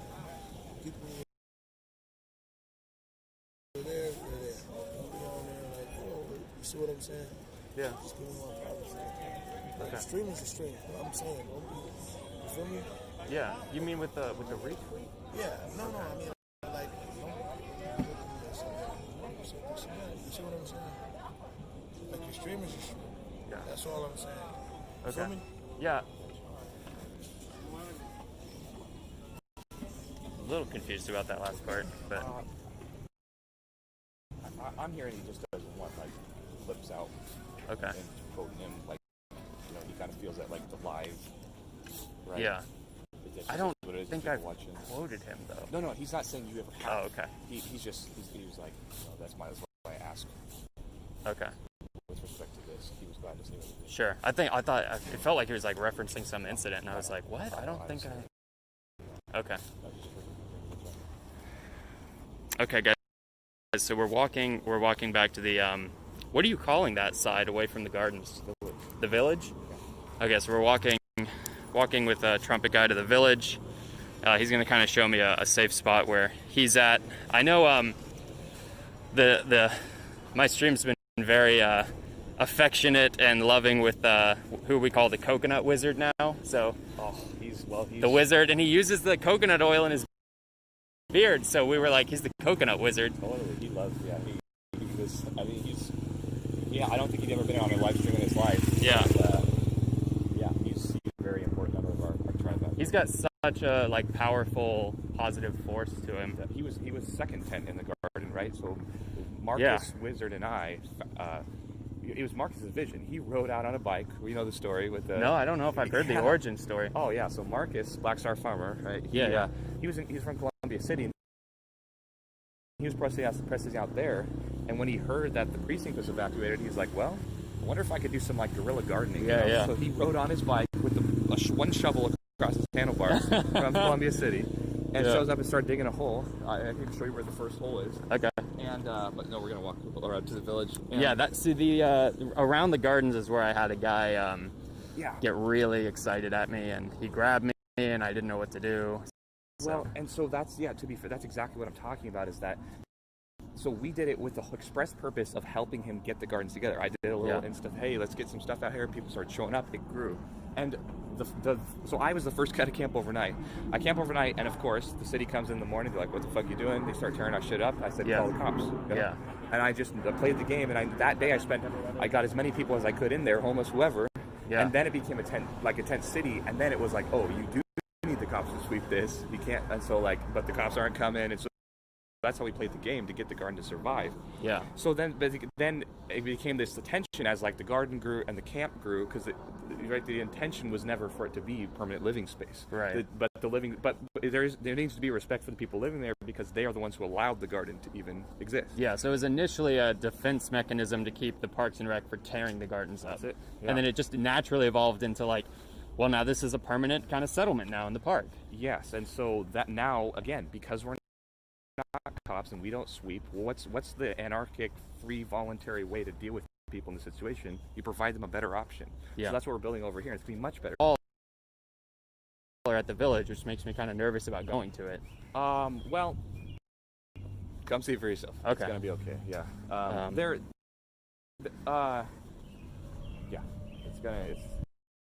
Okay. My plan is just to point the thing straight down at the ground. Thank you. So that I don't get anyone's faces. But I tried to approach the gardens that way today, and I had people yelling at me. They were like, yeah, because they're already been through it so much, Yeah, we actually had a whole conversation about this today. We had a couple interviews already.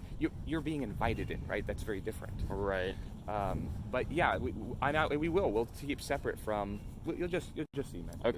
What's going on here, and mostly I'm literally live stream aside, I'm inviting you over here. We have an extra tent for you. I want you to have a safe place to be, because you might want to be able to be here overnight. That's when shit really goes down. Yeah, the Coconut Wizard invited me to his tent too. I assume it's in the same place. Perfect. Yeah, he keeps his tent. I feel kind of bad calling him the Coconut Wizard.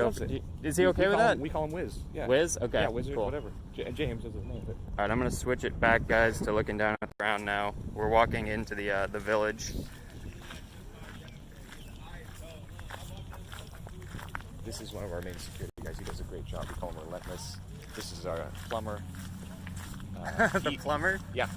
Nice. He's the one who got running water in. So, the plumber, hey plumber, if you want to be on a live stream, man, I'd love for you to explain what you've officially named our territory. This is one of the most important journalists around here. Oh, nice. What's up, man? If you would like to explain what you've named our community. And all my reasons? Yeah. Okay. All right. He's You okay being on the stream? Yeah. Okay. So, what we've done here, no one had to stay in Chaz. The shop just got changed right off, in the middle of the night. No one really has, maybe a couple people knew about it, but yeah. I've been speaking with people out here, and people want an acronym for us. Yeah. Let them just And a name for us. And the acronym's right there. Here's what it stands for: the Citizens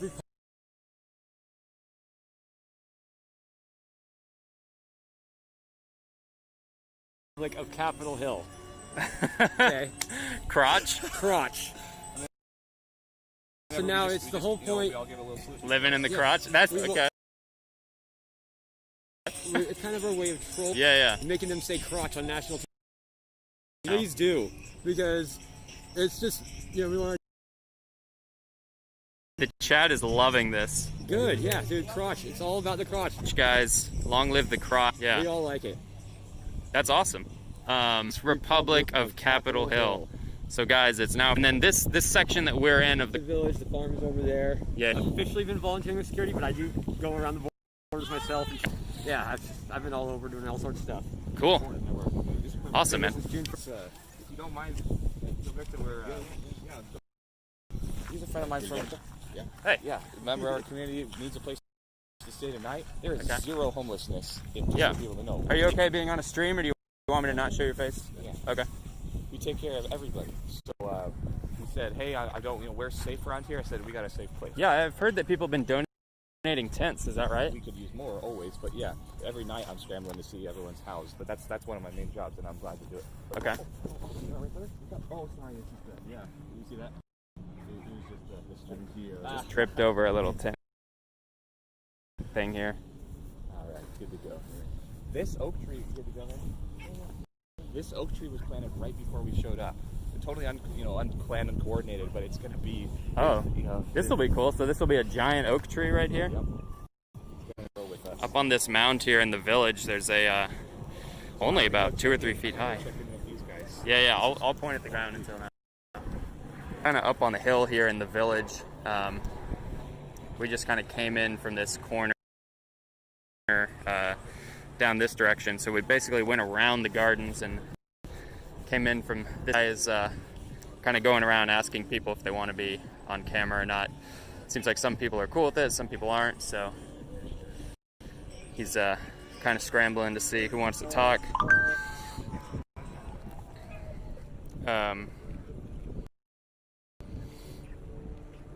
Yeah, so Trumpet Guy is kind of being my liaison, or the zone where people are in tents at the moment. So I'm just gonna chill here on this. Maybe I'll give you a wide shot. So the tents are actually pretty spaced out here, and then you can see there's still people using the park as a dog park right here in the middle, in between the gardens and the hill I'm on. I see people out there with their dogs every day. Who's representing the Republic of Crotch? Right now it's Trumpet Guy, so he's the guy we've just been walking with for the last little bit.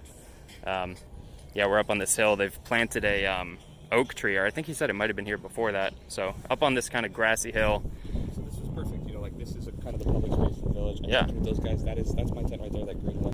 So everyone needs to never talk to me. Yeah. But yeah, these guys would rather. This is their living room. Right. That's fine. But that's you, in case I need you Yeah. for some reason. Yeah, Okay. please. And let's see. And then where's the beard? You see it? Oh, I see him. Okay, Let's go. cool. Oh, Wiz cool. will be on. Let's go talk okay. to Wiz. Yeah. So guys, we're gonna go talk to the Wiz, or the Coconut Wizard, as we've been calling him. So incoming Coconut Wizard interview, potentially, if he's up to talk. He normally is. So walking through the Crotch now. Crotch is the new name they've given it over here. It's not something I refer to often. It's a tongue-in-cheek thing. Like Yeah. You just send people to the village, Yeah, they call it the village, though. I just thought Plumber's the man, He's like, Yeah, that guy would. Look how the tent looks out there. You can see it all. Yeah. Yeah, it's pretty good. I do like the troll on the media, the aspect to that. So yeah, this guy. They took it down. We got a banner up on the fountain there too. It's Oh, really? Yeah.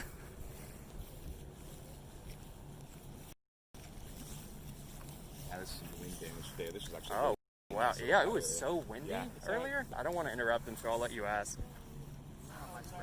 Yeah, not trying to encroach. So this is probably remember that. What's up, man? People are dying. But no, I know it's just out of nowhere, but we're also.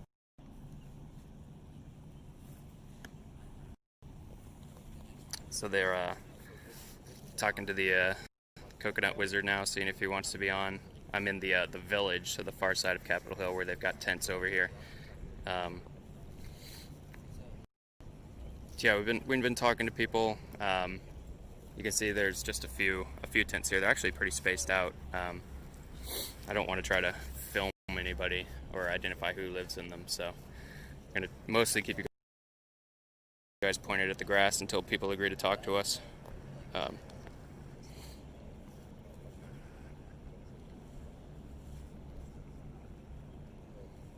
It is really nice out today. It was windy earlier, so the Trumpet Guy was saying they've gotten some wind damage.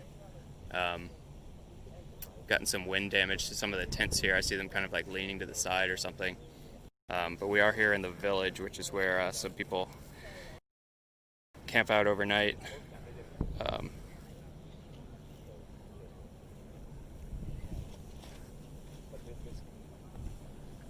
hoping to make it back out there Monday or Tuesday. Yeah, I've kind of lost track of the day. What is it, Saturday? Will I stay in the park tonight? I don't know. Oh, okay. He's the same guy I've always known, right? Yeah, James. Yeah. Okay, James cool. was a Coconut Wizard.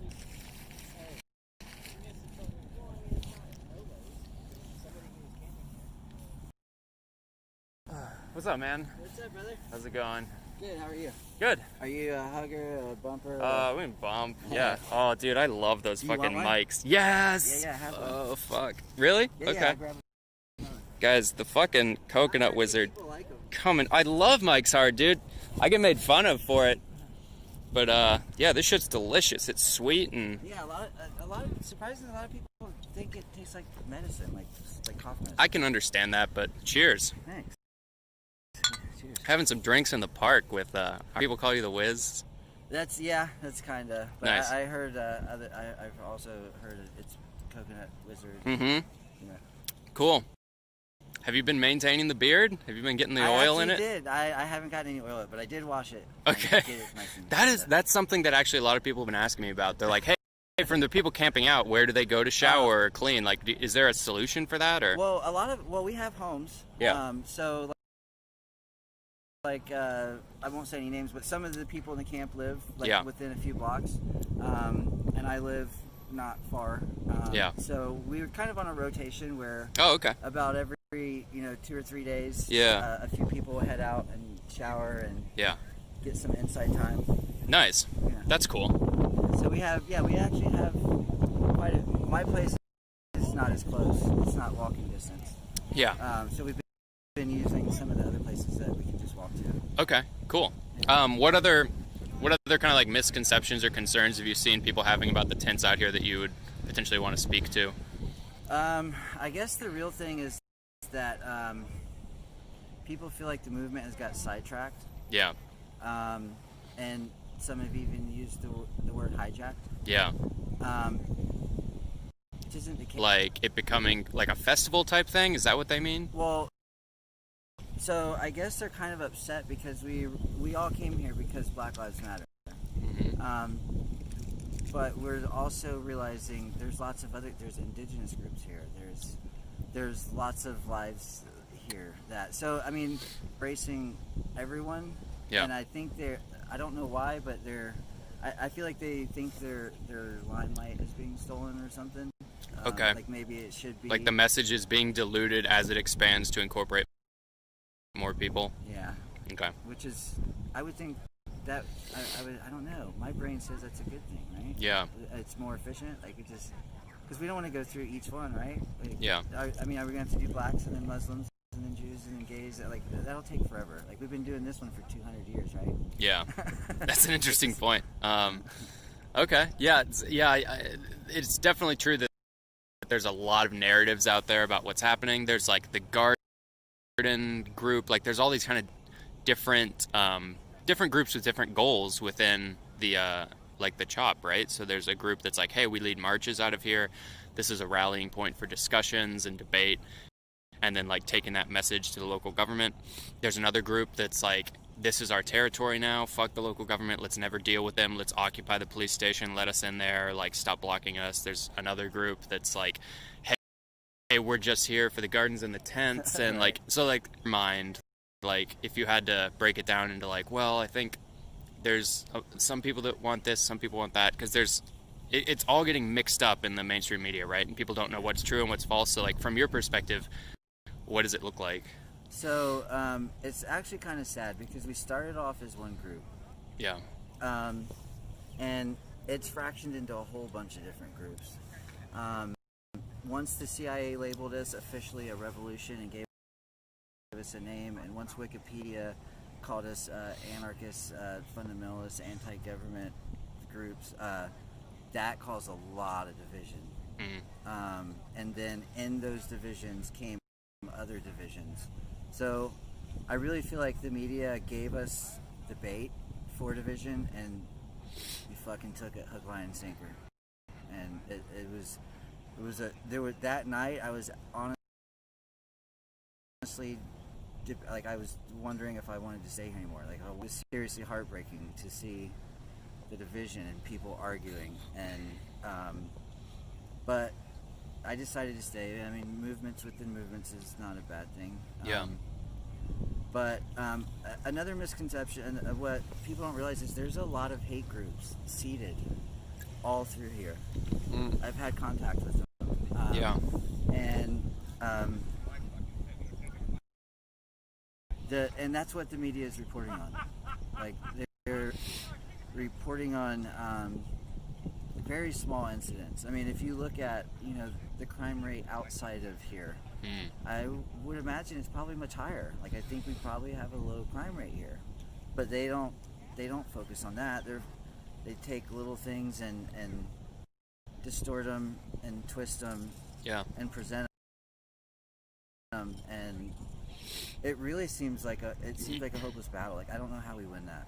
Yeah, right. It's concerns maybe like on a daily basis. Is it, safety given the number of people with open carry weapons? Is it like people maybe overdosing who then, it takes some time to get them medical attention? Like, what are your like top concerns for? Honestly, the biggest threat here is radical religious people. And if I should be allowed to go as far as to say radical Christian threat here. And do you think that threat is them coming in and trying to like preach to the point that it starts a conflict, or? Well, they're coming in to instigate and antagonize, and they're coming in with hate speech, and so basically what it boils down to is we're using all the de-escalation tactics. So what happens like today, it's probably still going on right now. There's a guy out here who I've dealt with him personally. We've had to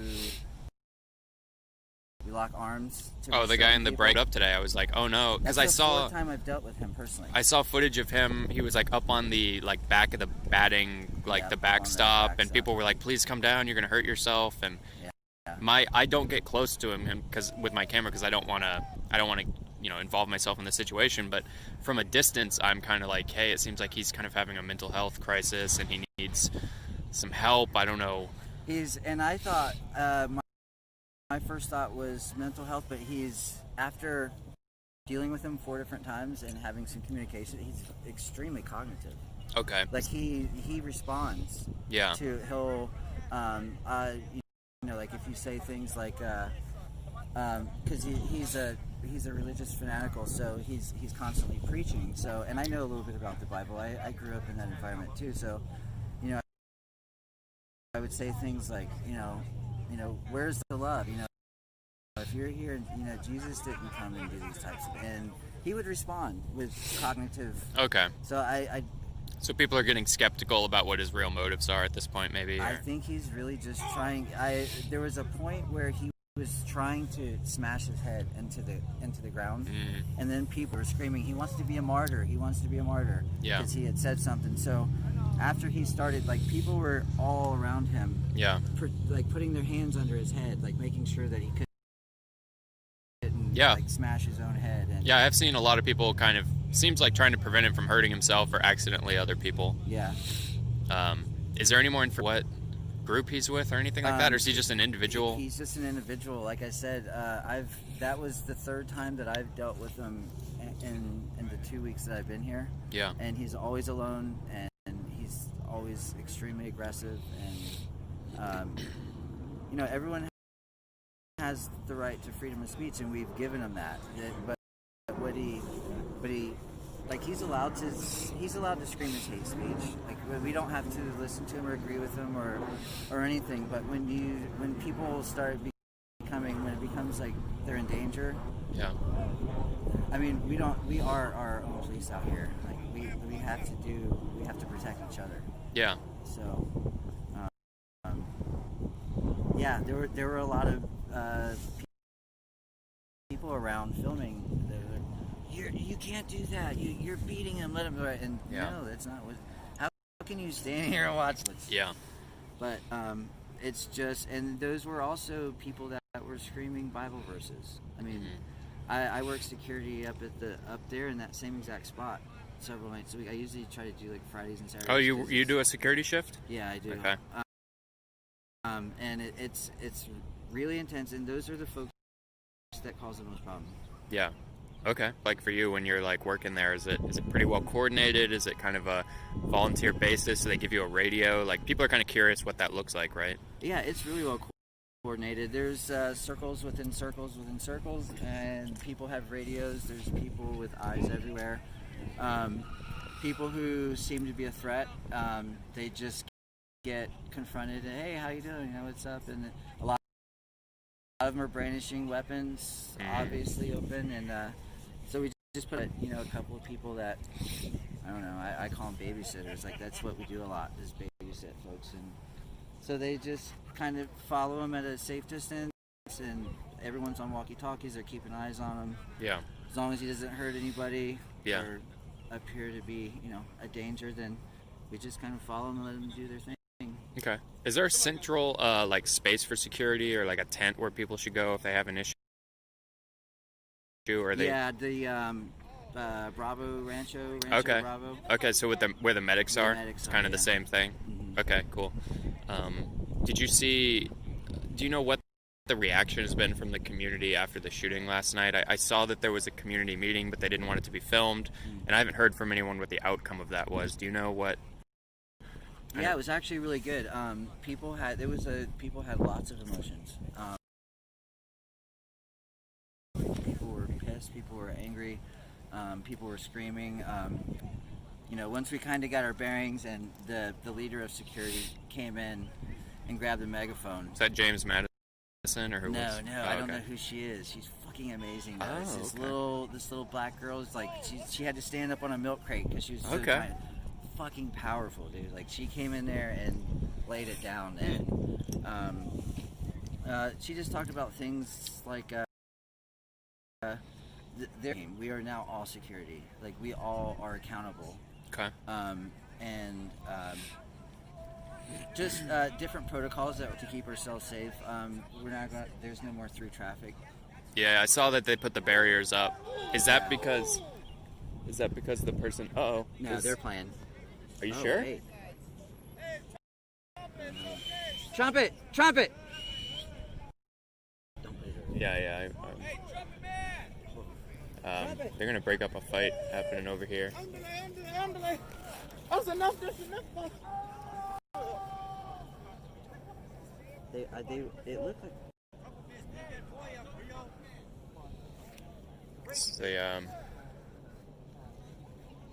Oh, all right. Yes. Yeah.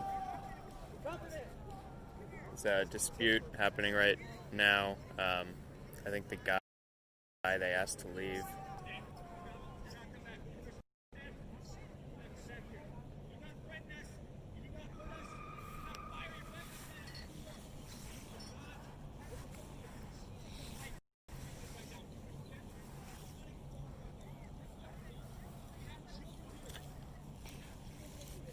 So yeah, the coconut wizard had to go deal with a. Get up! Hey! Hey, not worth your fucking freedom, bro. Come on. Coconut wizard had to go tend to something. Yeah, I'm not gonna put the phone on it. It's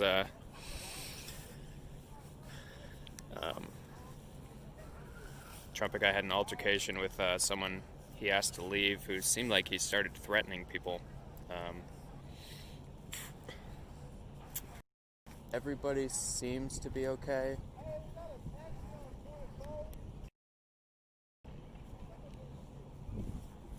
So yeah, they were wrestling on the ground, and Trumpet guy was telling him to get out of here. Hey, you see that tag?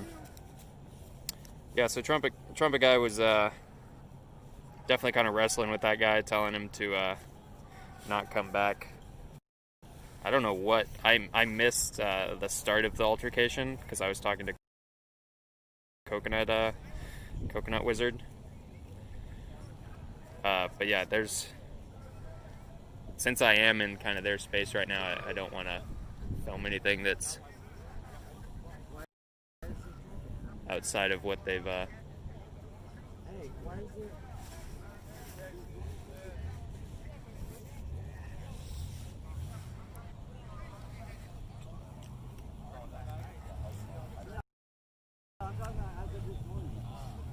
See it? Yes, it is. They both okay? Jesus Christ. There's cars burning out around us now. I'm not sure why. So this is he's a homeless, mentally person that we've been taking care of for weeks, and he's become a danger. Yeah, it sounded like he was threatening the camp maybe and trumpet guy got. He's been warned and warned and warned and warned, and he was actually out here shooting a compression bow into traffic. Oh Jesus! He's done all kinds of really weird stuff. Anyhow. Okay. Well, yeah, it looks like they've got a member. That's a member of the kind of like the village security, right? Talking to him. Yeah. Okay. How do you guys deal with people just kind of walking through the park that maybe are just kind of like interested in what's happening here? I get it. I see a lot of people just like, hey, we're going to the dog park. We've always gone to the dog park over here. People that are just like, I'm walking my kids around. Like, how do you deal with that when it's like, you know, we live here now and there's just people maybe like looking in your tent or who are like, hey, we live a block away and we've always come to the park and like the park's a little different now because there's people living in it. Like, how do you guys adjust to that? I think we've had really good interaction with the community. We have people come out and ask questions. Mm-hmm. So this community has been asking for a dog park. Yeah. They've been promised a dog park for 20 years. They've actually paid for it several times, and they haven't been able to get it. So they were really excited because we were all about this. Like, we actually are going to, it's a little bit kind of scattered now, but the plan is to not take up any dog park space for the tents to line up around the perimeter. Yeah. And we even told them, we're like, you got all the free labor you want right here. Like, we'll help you. Like, we'll put it in for you. Like, okay. And we'll, like, they're actually pretty, the ones that I've talked to seem pretty excited about it. Somebody in chat is saying, is Coconut Wizard prepared for Shroom Fest July 4th through 6th? Please ask him if he is ready. I will be now that I know about it. I don't know where that is, but he does have the the mushroom shirt there. Yeah. People are asking what flavor cider we're drinking. It's Mike's Black Cherry. Lemonade. Yeah. All right, let me catch up here. Okay, so you guys haven't had any real issues with people coming in. I think Trumpet Guy said the mayor showed up at his tent one day. Have you heard that story? Yeah. He said he was smoking a joint and the mayor showed up. Yeah. Stuck her head in the tent and was like, "Yo, what's up?" And he was like, "What the fuck?" I don't know if the whole stick in there. I know that they had a conversation outside. Went something along the lines of, "Hey, Jenny, I think we're gonna have to get you out of that seat of yours." And her response was, "Yeah, well, maybe we'll get you out of your seat." And he's like, "Oh, come on, Jenny, we already tried that." Yeah, that's what he said. Make me a national hero. Come on. Yeah. Interesting. Are there other people, like, who are the primary kind of like characters in your head that you see every day? Like, I know there's Trumpet Guy, there's you, I know there's Maurice, who's one of like the lead organizers. I know they obviously had the green bandana. Like, who are the primary people you see day to day and you're like, oh, they're just always around, I kind of recognize them at this point? There's a lot of them. The security are amazing. I don't know, I think they might be subhuman, because I do like a 5-hour shift out there and my nervous system is completely shot. Like, I'll twitch and shake for like 30 minutes when I get back and I need to decompress, and they do it around the clock. Like, sometimes they don't sleep. They'll go 18, 26 hours just doing, and God bless them. I don't know. Like, I'm extremely, but mostly the security people. Bunny, I don't know if you know him. I don't know. I might have a different name for him, you know? Like, I call the one guy who wears the armor, like, kind of like the sword fighting armor, the Tin Man. He does, like, legit two-handed sword fighting. Really? Yeah, he's always walking around with the person, the woman who has the, like, ballistics black gel vest, and then he's got, like, this kind of plated armor on that kind of looks like the Tin Man from Wizard of Oz. Okay. I was thinking, I don't know. Yeah, he always tells people to hydrate. He says, stay safe, stay hydrated. Every time I see him, he tells me to stay hydrated. That's unusual. There's people out here I haven't seen. Yeah, who else have you seen outlet that's just like a... James, the head of security. Yeah. Marcus, the gardener. Yeah, Marcus, that's right. He's out every day. There's a lot. Do you know Scarf Man? Oh, was he the guy with the huge multicolored scarves? Yeah, the old hippie guy. He's an older dude, right? Yeah. Supposedly I found out today he's a Seattleite. He's a staple. Okay. Like, a friend of mine has been seeing him around for 40 years. Nice. So, he's... and it's funny because I didn't know who he was. Yeah. But I remember when we were getting shot and gassed, He was out there. Oh, he was? Yeah, yeah. Okay. And I remember I went over to him and gave him a hug real quick. Nice. But yeah, apparently he's pretty well known. Nice. Have you guys made any progress on someone was telling me you guys are trying to get like chickens or something out here? There's a chicken coop or... Yeah, I think some people may or may not have gotten a little ahead of themselves. Somebody keeps telling me to go see if they've got a cow. They're like, I swear, dude, somebody donated a cow to them. Like, you have to go find the cow. And I'm like, listen, guys, I would know if there was a cow. Like, Yeah, I someone really don't donated think... a chicken coop. Okay. There's a chicken home up there waiting for chickens, but right. So I mean, I don't know what. To me, the end outcome of this is we're occupying so that we can get what we want, and then when we get what we want, hopefully we go home. And then what are the demands or what are the wants that? Well, I don't know. The list grows, but I think they're up to like 30. Oh my gosh. Or Okay. something. But the main ones are defund the police, end police brutality, equality. Yeah. All the things that we learned in kindergarten, mostly. Okay. Like treat people how you want to be treated. Okay. And things like that. All right. We're trying to Yeah. re-educate them. They must have not attended that class or something. Are there projects happening around that you're aware of that are kind of more set up for the long haul? Whether it's like... There are some ideas, like people, like we have people that want to donate solar panels, and we have people that want to, like, there's been an idea that why don't we, instead of tents, why don't we put more permanent structures like tiny homes? Oh yeah, some people were talking about yurts or something like that. And tiny homes for the homeless, so that when we go back home, we don't just abandon the people that we've been loving on, because they're not going to get loved on for sure. Yeah.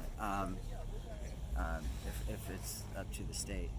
So I mean, I think that would be cool. I think that there's enough people that want to donate tiny houses and solar panels to where when this is over, this could be a community for the homeless that they could feel part of and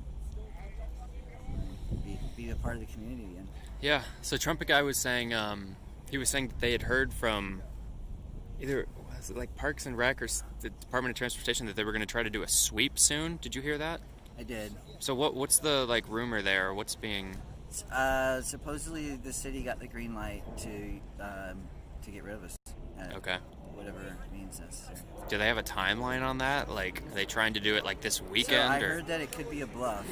But at the same time, if we need to be prepared for it, and if so, it'll be in the next 1 to 2 days. Okay. I think, I got to imagine if that's going to happen, it's going to happen very early morning or late at night, because they don't want to do it when there's a lot of people, right? Like, there's no way... do it when you're sleeping. Yeah, there's no way it's going to happen, right now, midday on a Saturday. They're going to do it late at night. People are groggy. They're going to come up to the tent. They're going to be like, you have to leave right now. And you're going to be like, and you're probably going to do what they say, because there's going to be no coordination. So, I'm guessing that's... So, just be careful late night. I mean, it seems like late night you have to be careful anyway. That's when people get a little bit of, booze in them or something going on, and that's when the gunshots happen or the fireworks and people get skittish. Like, what's your thought on day versus nighttime here? Because I know that's something a lot of people talk about. Well, for the first week and a half, we pretty much all stayed up until the sun came up. We all stayed up and made sure we were safe through the night, and then about sunrise we would go get a few hours of rest until the tent turned into an oven. And the last few days, it's felt more peaceful, and we've actually been sleeping at night. Okay. But as far as me, I won't be sleeping at night. I'll at least for the next couple of nights. I'll stay up around. But I mean, the people here, for the most part, they're ready to lay down. Okay. I mean, even if they come in with steamrollers, they're just gonna have to kind of roll over us, I suppose. Is that what you're gonna do? I'm willing to do it. Okay. God damn, man. I really hope if it happens, nobody gets hurt, or I don't know what they're gonna do, right? Like, I guess they would just detain you guys and haul you off if you won't move. I don't really know what that's gonna look like. I would imagine the gas is going to either make people run or lay down and pass out. Right. Yeah. But I mean, I don't, and then I wonder, this has happened a lot of times before. the Occupy movement, they had to sweep all those encampments. So like, how much difference is it really gonna make? Is Yeah. I mean, I don't know. I mean, I'm willing. I just hope that. I just hope this cycle ends eventually. We've been talking about this shit for too long. Yeah. Cool, man. Well, I want to let you get back to whatever you're doing. Any final thoughts on what's been going on recently, or anything you want people to know about? Well, obviously, don't watch mainstream media. Check your sources. If you know anyone down here, check in with somebody. And definitely don't propagate anything. Don't share or post anything that, I don't know, I guess you're not 100% sure of. Yeah. And yeah, I guess that's about it. Okay, cool. You know where I can get rid of this bottle, or do you have a recycling? Up there. See the spray painted garbage can? Do you mind if you take it up there? Because I think they didn't want. I don't want to bring the camera near them. Yeah. Thanks a lot, man. Awesome. You guys, good talking to you. Yeah, you too. All right. Okay, so that was. I was talking to the coconut wizard there. He gave me a Mike's Hard. I'm feeling pretty nice. I wanted to finish it quickly so that I had the option to leave if I needed to. So, I'm just at, what are we at? Denny and 10th now. So I'm gonna walk alongside the park so that I don't upset anyone in the tents. They're very very concerned about people filming the tents or people around the tents because they think they could be amazing interview. Oh yeah, thanks. Good interview, thank you. Did they kick Clay out? We can go check. I'll go run do a run through the upper lower intersections and the primary barricade. We'll check in on when the march is tonight too. I think yesterday they said 8 p.m. so they're coming up on it. It's about 7:07 now, it says. When is it being swept? They didn't know. It was just a rumor. They'd heard a rumor that the city had gotten the green light to do a sweep on the park to remove people, or the whole zone, but they said it might have just been a bluff, so seems like it's just a rumor at this point. I'm gonna walk right alongside the zone here and try not to get any of these tents on my right, but I am walking right alongside the chop, or as one of the guys over here referred to it, the crotch. I forget what it was, Capitol Hill Republic of something, but kind of tongue-in-cheek, making fun of all the different acronyms that people have given to it. Where'd Trumpet Guy go? He was trying to see somebody out, trying to escort somebody out of the village, or this side of Cal Anderson Park where they've set up the tents. He was trying to escort a guy out, trying to kind of de-escalate him. I think the guy had been threatening people, and they got into a wrestling match a little bit of ways from me, and Trumpet Guy said, "Don't come back here, you've been threatening people." So I think he might have gone to decompress from that because he seemed very upset. So that's the last I saw Trumpet Guy. So I'm going to try to... I've missed the last fucking 3 hours of follows and subs and gifts and bits and all that, so let me try to get to some of that for you guys, because I do appreciate all the support here. It's just today's been pretty tense and wild, so... Oh, Jesus. Dead Rabbit, thank you for the hosting. Valand, thank you for the follow. Ben and Zigia, thank you for the follow. So we're heading back to the chop now, guys. I'm going to go through the side barricade, and then we'll hit the primary and secondary intersections. Shitloads of follows. Somebody raided me. That's cool. I'm not sure what that means, but I think it's good. North Antara, thank you for the raiding me with 25 people. I'm new to Twitch, so I don't know what much of this means.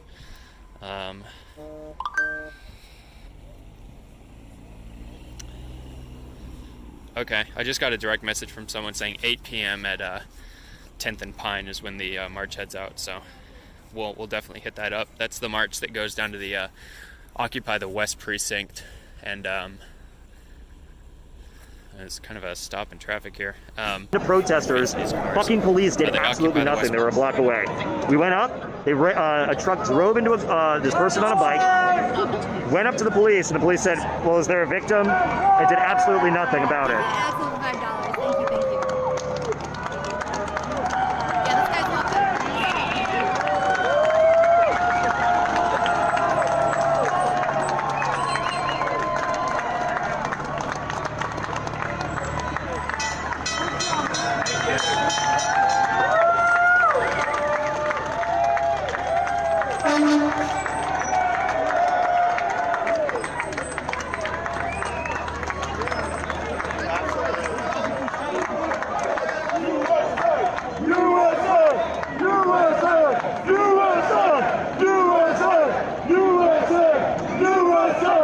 All right, I think this guy is next to Trump supporters.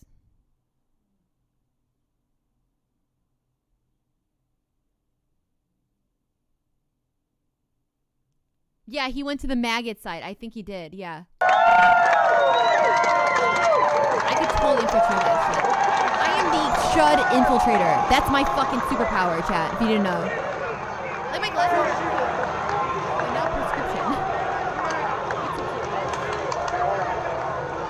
Whiteness and American flagness.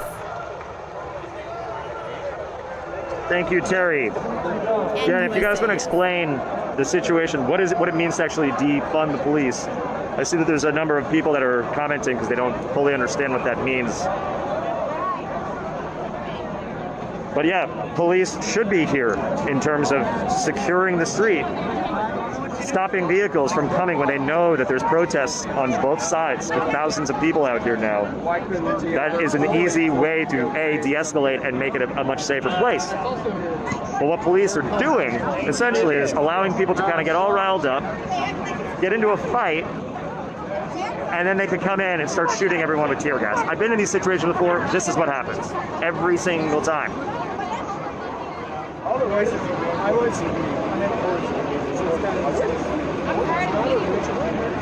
Yo, I'll tell you what. I think one word.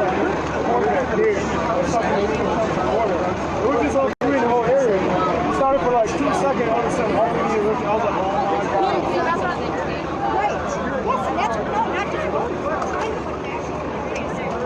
So yeah, this bus is National Guard inside of it.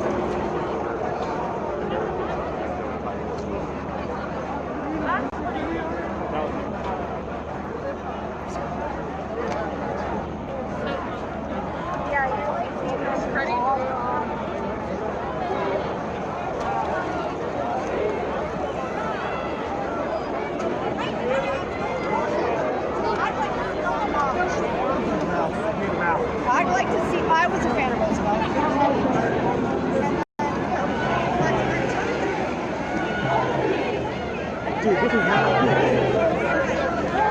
So protesters are now in the streets around National Guard vehicle and police vehicles.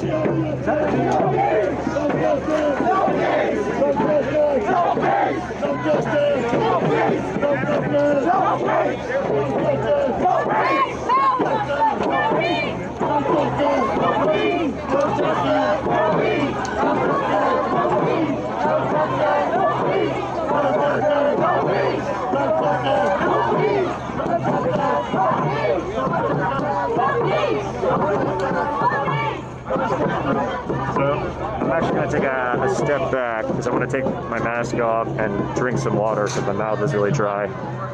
Thank you for telling us. And yeah, it's disgusting out there. Sweaty, spitty, gross.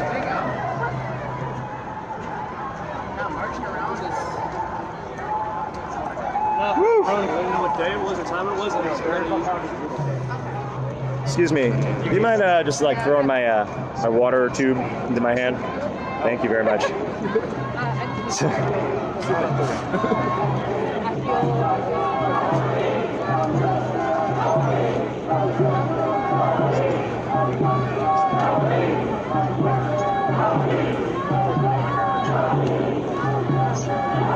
Yeah, David, there were no police in sight, and then they all just drove up, and now they're just sitting in the road.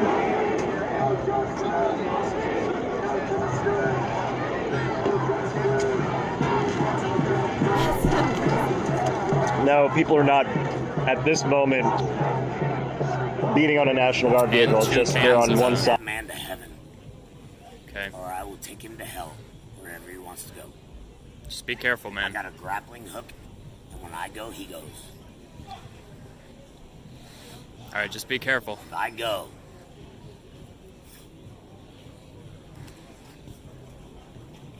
if you lay me down out here, I think Fred Shea will finally be motivated enough to stand up off of this stump and protect his son. Who is that? Hey, Fred Shea.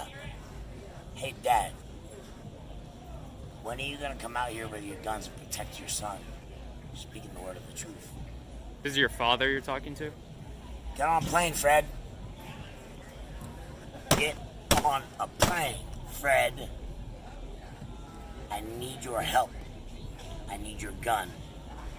I need your concealed carry by my side. I need my sister. I need my mother. I need my family out here. This is a movement now. The last time you watched me walk in Washington, you said, I hope their fingers and toes freeze off. I walked into Washington for Iraq to stop the war for oil. You said, I hope their fingers and toes freeze off. So please, Fred, change your mind and come protect your boy. Thanks, man. Stay safe. Send that to Fred Shea. All right, S-H-A-Y-A. if anyone knows Fred Shea or how to get in touch with him, it seems like it's his dad, so. Tell him that the Boudreaux is about to get slayed. Okay. And that the voice and that our name is about to die in the streets. The name of Shea is about to die in the streets. No back. Everyone knows they're. Family's not here. What are you doing? We're exercising our constitutional rights. Oh, man, cool. Stay safe as you right can. on, man. I got 3 or 4 guns, but I just don't pull them out in crowds. I keep my guns in my home to protect my family. That's fine. Well, I don't drive around going like, oh, hey, there's some people out around. I better have my guns on me. Yeah, what's up? It makes you look like a real punk. It makes you look like a bitch. Doesn't matter what it makes you. Oh yeah, I'm a Twitch streamer. You know what we're here so for. What are you here for? Just show up and Security for what? For what? What are I you initially backing? came out on What is Saturday, security? like when all the- Law enforcement. Absolutely. There's like 300 guys out there like ready to do your job. And they have like, you know, training and shit. That's great, man. If you were veterans, you probably wouldn't be like pro-Nazis. We're not pro-Nazis. Why do you love Trump so much? Nobody said we were goddamn Nazi. Nobody said we were Trump or anything. We're Constitution. Okay? We're Constitution. So you're not here to support Trump? No, absolutely not. That's awesome. We're not here. We're Democrat. We're not here to support sake. Okay. That's what we're here. So you're gonna protect like that guy and that guy? That guy right there? You're gonna protect him? You like right there and that guy right there, that young lady right there. Okay. Get in here, brother. Yeah. Free speech. Yeah. First Amendment. Save us all, man. If you gotta protect us, that's great.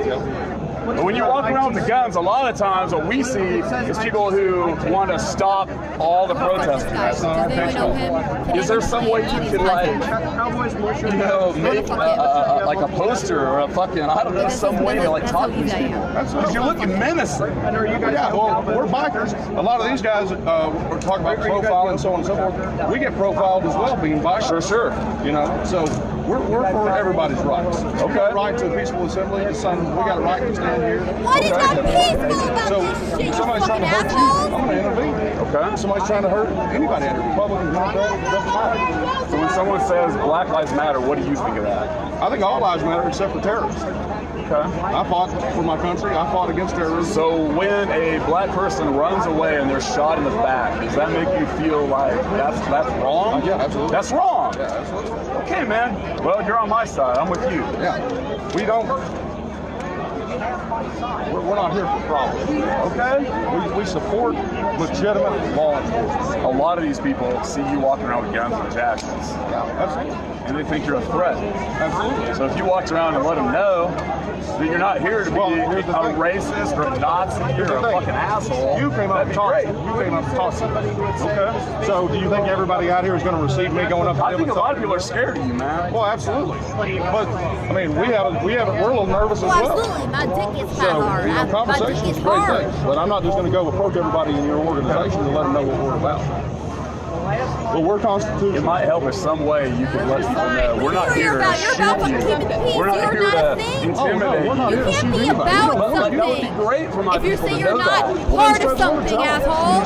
You got to do it somehow. Hello? I don't walk You around can't be downtown with a out loud. gun. You don't even know if me. I did, I What is wouldn't there to expect know? much. I wouldn't expect to be treated very well. I understand. And we don't get treated very well either.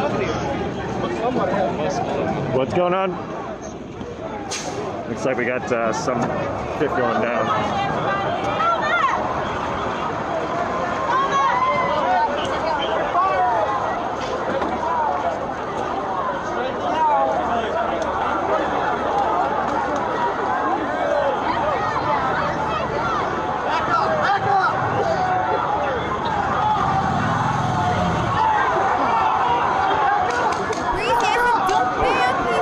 They're firing pepper spray balls now.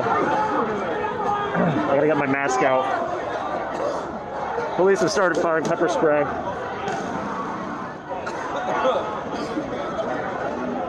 Look at the glare. They certainly did that. Yep, burning my eyes. Give me a sec, guys.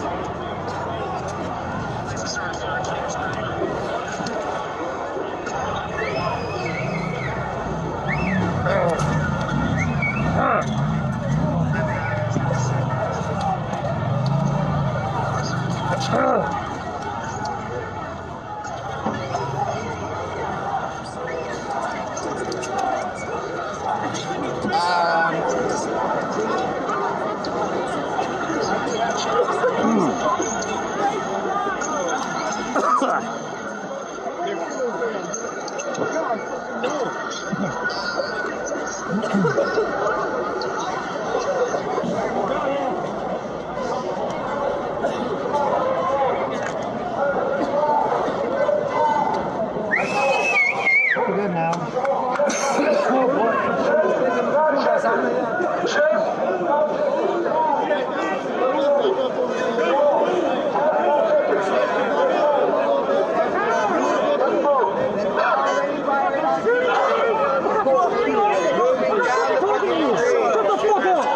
Okay, good for you.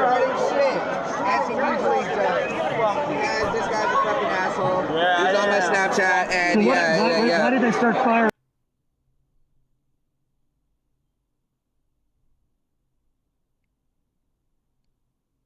Mods. I don't know what. Am I stuttering? We're pausing the entire content now for you, by the way. By the way, mods. I'm pausing everything for you. Yeah, this is shit happening. I'm pausing it. I need you to understand. Do you fucking understand the very specific, very clear rules I provide to you?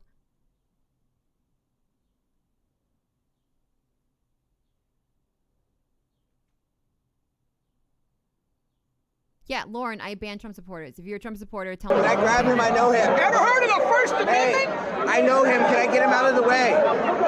Come on, officer. And now all the mods don't even fucking talk. You see that shit? They just fucking hide. Shoot journalists. No. Alzo.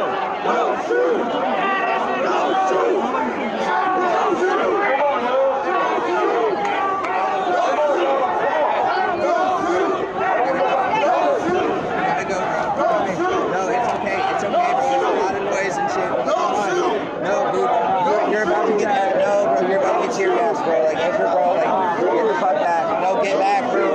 Get back. Like, look, bro, that's why I'm doing this. That's why I'm doing this. I just talked to David or whatever you gotta do to stay back from those fucking police, bro. Don't go over there. Don't go over there, bro. Don't go over there, bro. Look at me. Look me in the eye, Daniel. I love you. Don't, no, look at me. Don't go over there, please, dude. I don't want to have to like fucking like live snap what's going on and like you be a part of it. Like, please, please, like, stand back. No, move. Everybody, come on, y'all. Chestnut churches. Come on, y'all. Peaceful protest.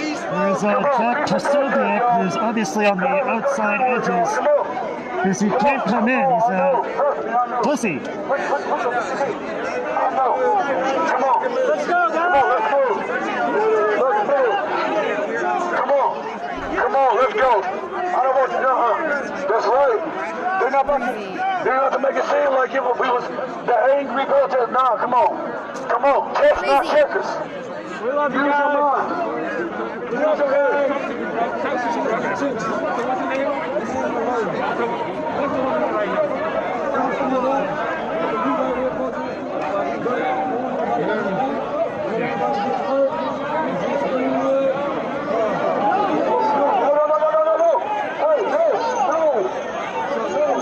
Right now, there's a group of protesters, and the leaders of the protesters are trying to get them to move back and head to Greenwood so they won't get hurt because they don't want the police to be.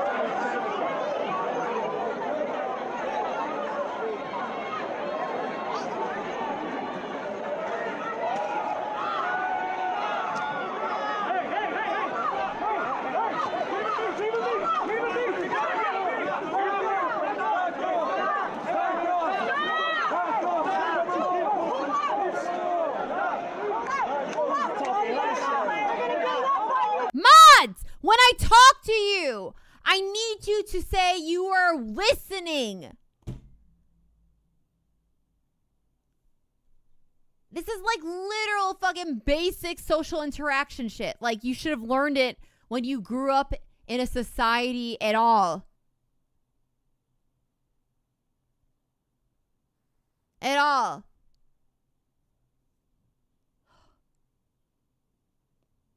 I hear you. Thank you, Breezy.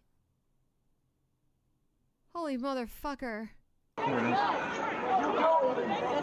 all that matters. Come on, man. That's right. No. We don't want nobody getting hurt. No. We don't want nobody getting hurt. We love y'all. We ain't about to see nobody. We ain't about to see none of y'all get hurt. We ain't about to see none of y'all get hurt, dude. No. No, we playing chess. Hey, we playing chess. We ain't playing checkers. We playing chess. We not about to see none of y'all get hurt. No. Yeah, I should put it right now.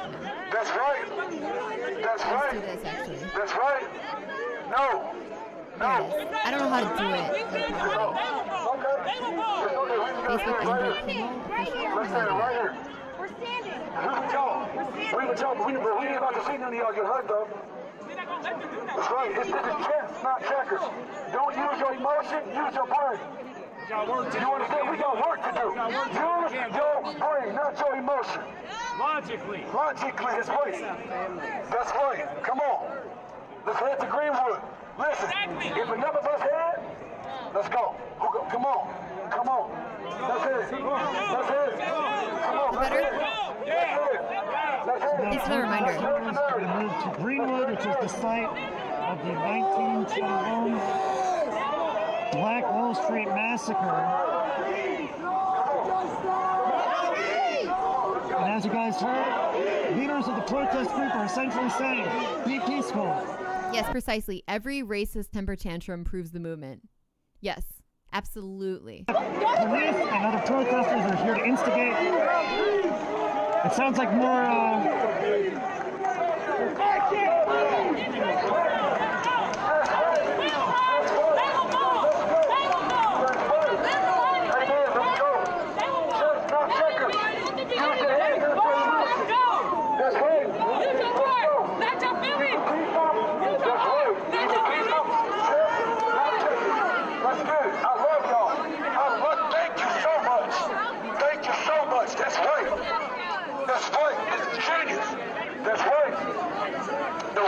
That's right. Chess, not checkers. That's right. They will not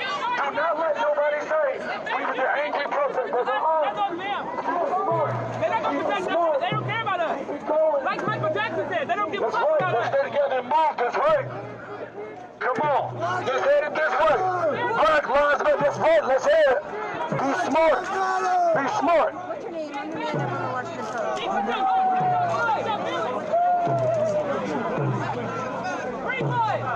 I love y'all. Thank you. Are we going over here? We use our heads. We use our heads. That's right.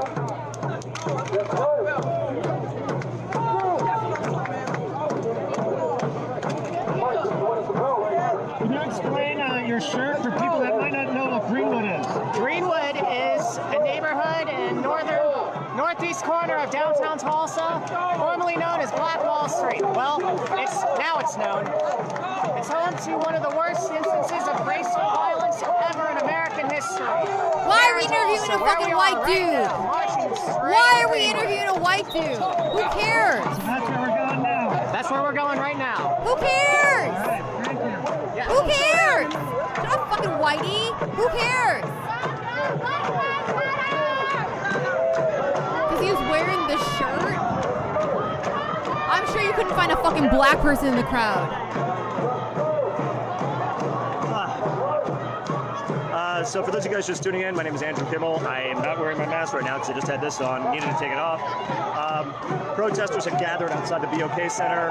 The Trump rally had gotten out, so obviously there's a lot of Trump supporters as well. Tensions have been high, much higher than they were earlier today. I have seen a number of people drinking as well, so I'm sure there's some instances of consumption adding to the fuel, to the flame rather. So now everybody that's here is marching to Greenwood. And Greenwood, as you guys have just heard, was the site of the 1921 Tulsa Black Wall Street massacre. So it's the 99th anniversary this month of that, which is why Trump's selecting Tulsa as the spot for his rally, as well as falling originally on Juneteenth, which was yesterday, officially the Black Liberation Day, when the last of the slaves in Texas were finally told 2 years later that they were freed after the Emancipation Proclamation. But now, as you can see, there's probably a couple thousand people out here now marching to Greenwood, away from the BOK Center, away from where the police presence was, where police had started firing pepper spray balls into the crowd, which is why I took this mask out. I haven't seen any arrests just yet. I did see National Guard come up and snag one of the protesters. One of those National Guardsmen also dropped a smoke grenade, so that caused a little bit of a chaotic scene, and then everybody calmed down. Please. That'd be great.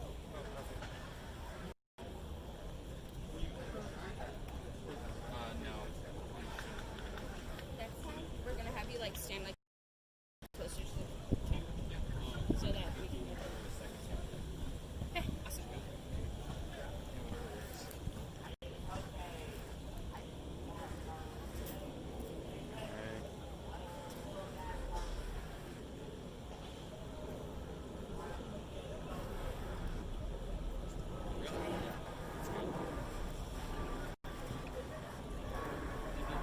Once again, I really appreciate your time, my man.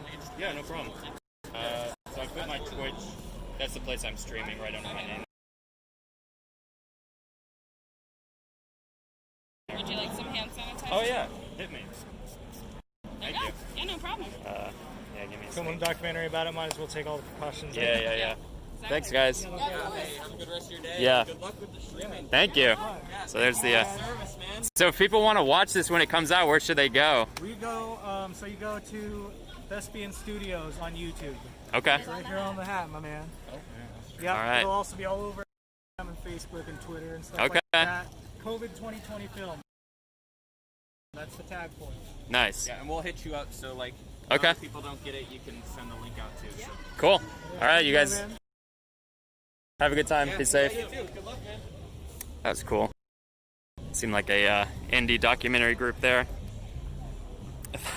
I thought they said lesbian studios. No, they said thespian studios.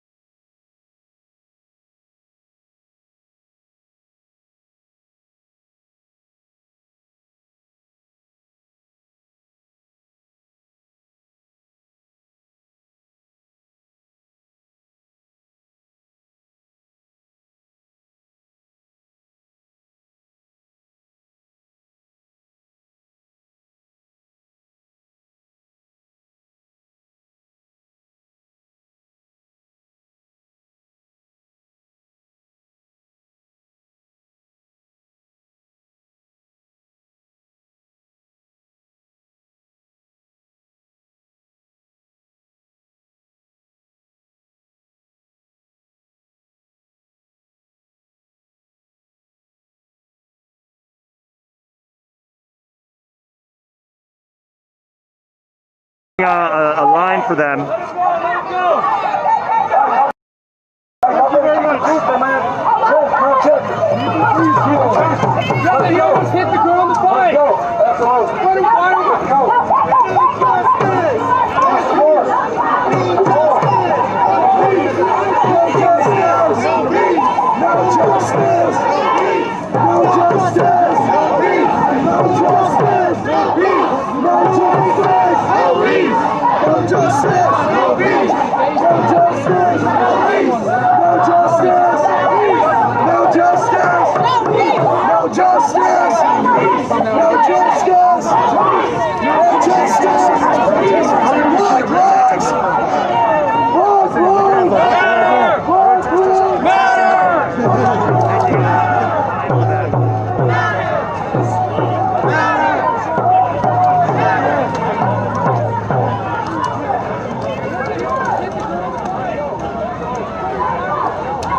So for those of you just tuning in, my name is Andrew Kimmel. Hi, thank you, live from Tulsa, Oklahoma.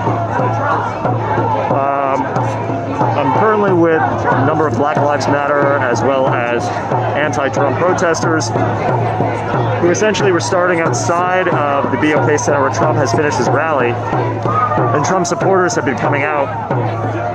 They were walking around the perimeter of the area. Things were certainly getting a little tense. Police did end up firing pepper spray balls into the crowd. And then protesters decided it was time to go to Greenwood, which, if you don't know what Greenwood was the site of the 1921 Black Wall Street Massacre here in Tulsa, 99 years ago.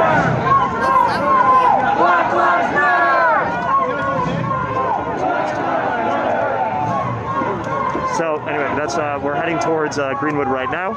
The way that you know that rather than stay by the BOK Center where a number of the protesters in the front of the line were saying, this is we should be playing chess, not checkers. Don't fall into the trap.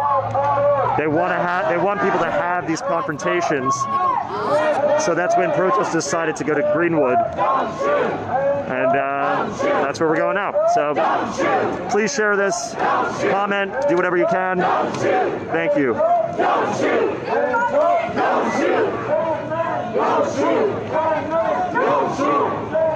George Floyd! George Floyd! George Floyd! George Floyd! George Floyd! George Floyd!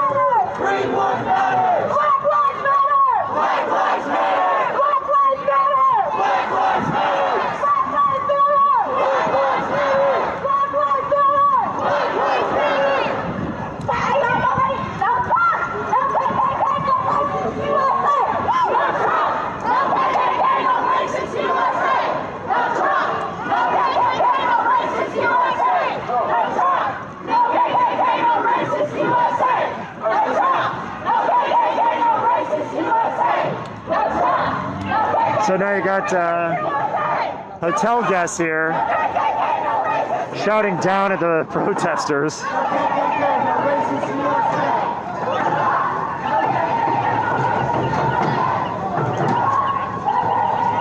So yeah, I'm actually curious from those of you out there, because there's some people that are talking about in the comments, you know, these people shouldn't be in the streets. What do you think a protest is? You know, those people that are saying, you guys should get out of the way, get out of the streets. Do you understand what a protest is? And do you understand what a peaceful protest is? Because as of right now, everything does seem peaceful. I'm curious to know if you think that this is not, and if so, why? Why is that? So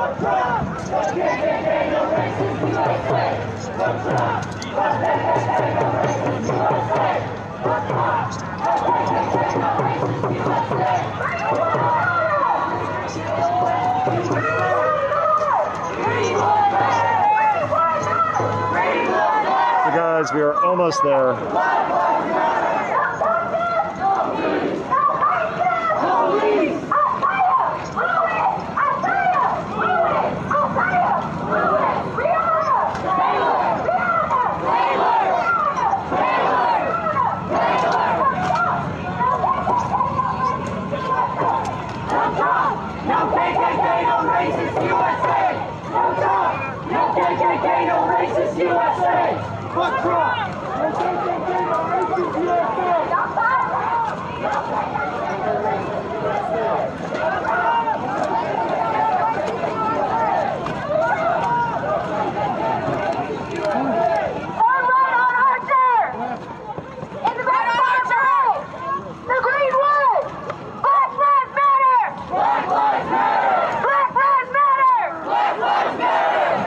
I'm just reading some of the comments.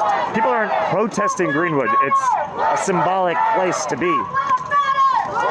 It's the 99th anniversary of this month when the massacre occurred. So I think it makes sense for protesters to go there. I don't know why you think that that's a strange place.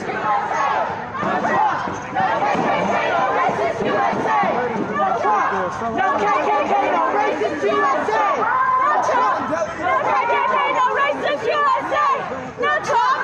No KKK, no racist USA! No Trump! No KKK, no racist USA! No Trump! No KKK, no racist USA! No Trump! No KKK, no racist USA! And for those of you that are saying, you know, well, the protesters shouldn't be in the streets. Okay, well, what change has ever happened in this country? What changes have ever occurred when people were following traffic laws and protesting? Name anything that happened where people didn't take to the streets to make it actually happen and change. I'd love to see that in the comments. Thank you.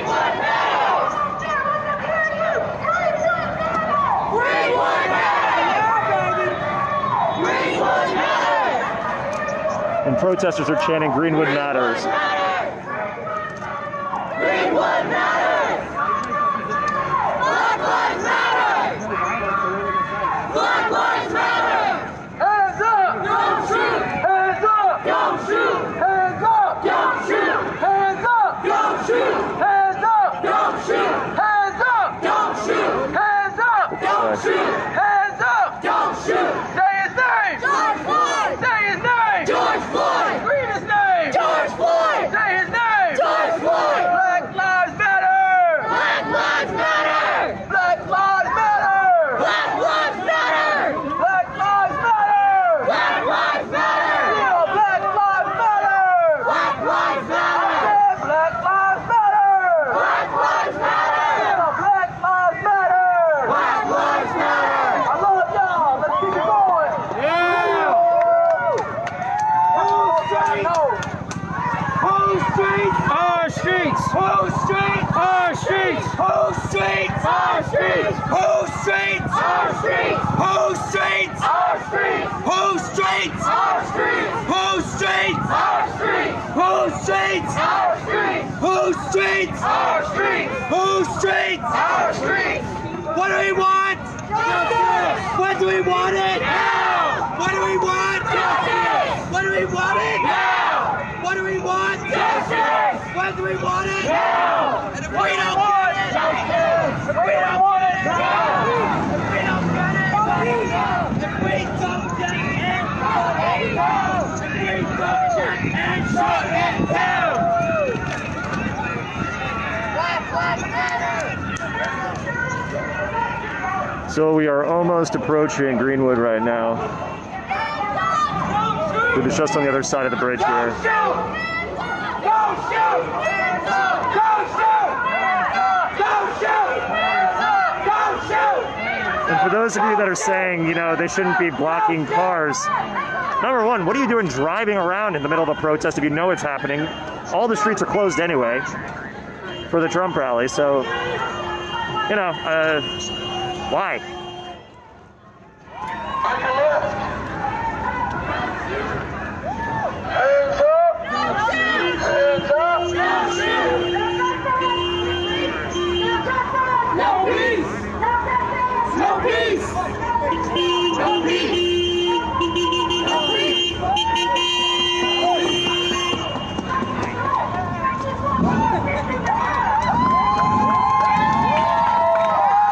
The crowd is now cheering as they are approaching Greenwood.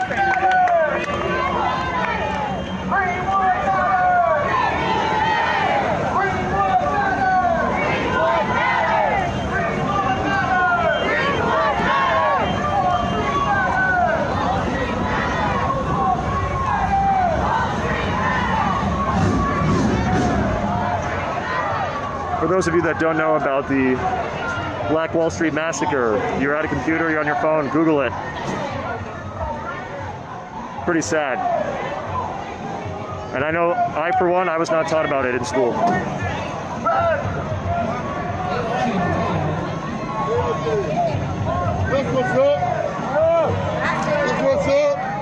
Actually, a lot of classic cars here right now.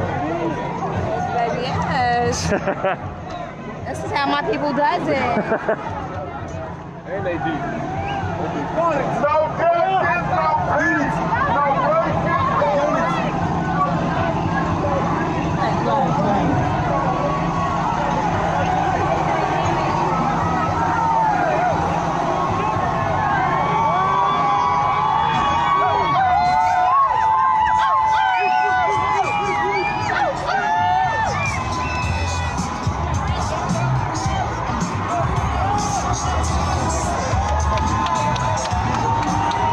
And we are now in Greenwood.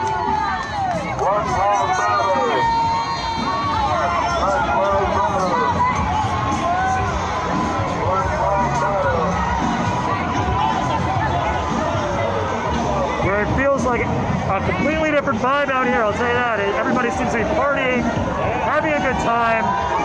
People are now getting to Greenwood, cheering.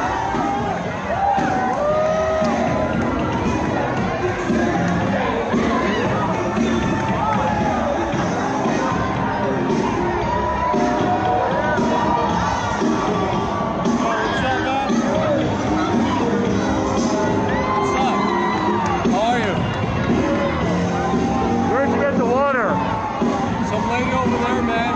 I'm gonna go grab one. Yeah. I'll see you. I gotta get a water. My mouth is so dry right now.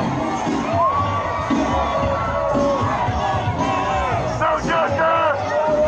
No justice!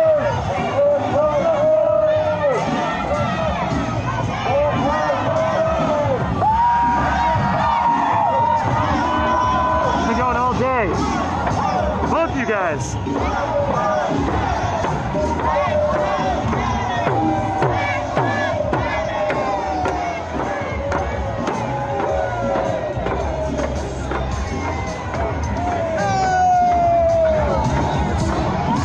So for those of you just tuning in, hi, Andrew Kimmel, now in Greenwood, site of the 1921 Black Wall Street Massacre, where protesters, Black Lives Matter, anti-Trump protesters, about 1,000 of them, went from outside the BOK Center and walked about a quarter, what is it, 3/4 of a mile to Greenwood. And as you can see, it's turned from what was a really tense situation outside the BOK Center to what is now essentially a street party. People are celebrating, dancing.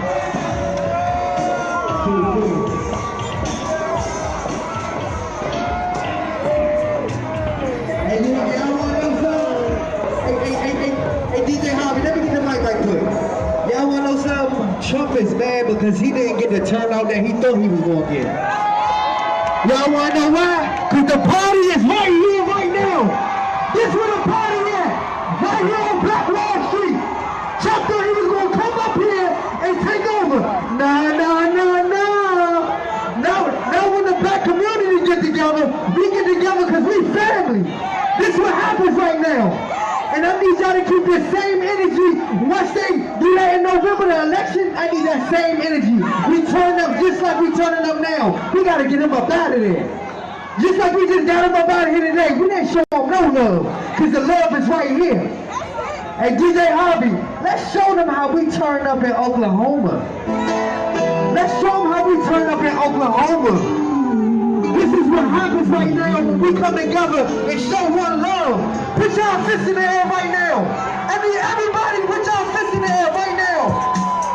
Let's show them what time it is in Oklahoma. Just like that. This looks so good. It looks so good. I need y'all to keep y'all fists in the air. I need y'all to keep y'all fists in the air right now. Keep y'all fists in the air. Show the world what we just did today. Trump cannot come to Oklahoma and take over. We taking over. This our stuff. This our shit. Keep y'all fists up in the air. This is what we do. When we come together as one, we cannot be stopped. I want y'all to remember this energy that we have tonight. Remember this energy. That's just the way it is. When black people get together, that's just the way it is. It's not going to be the same, but we're going to change it today. Yeah! That's what I'm talking about. Hey, DJ Harvey, I appreciate you. I've been watching my whole life. Good project, I appreciate you. Oklahoma, I appreciate you.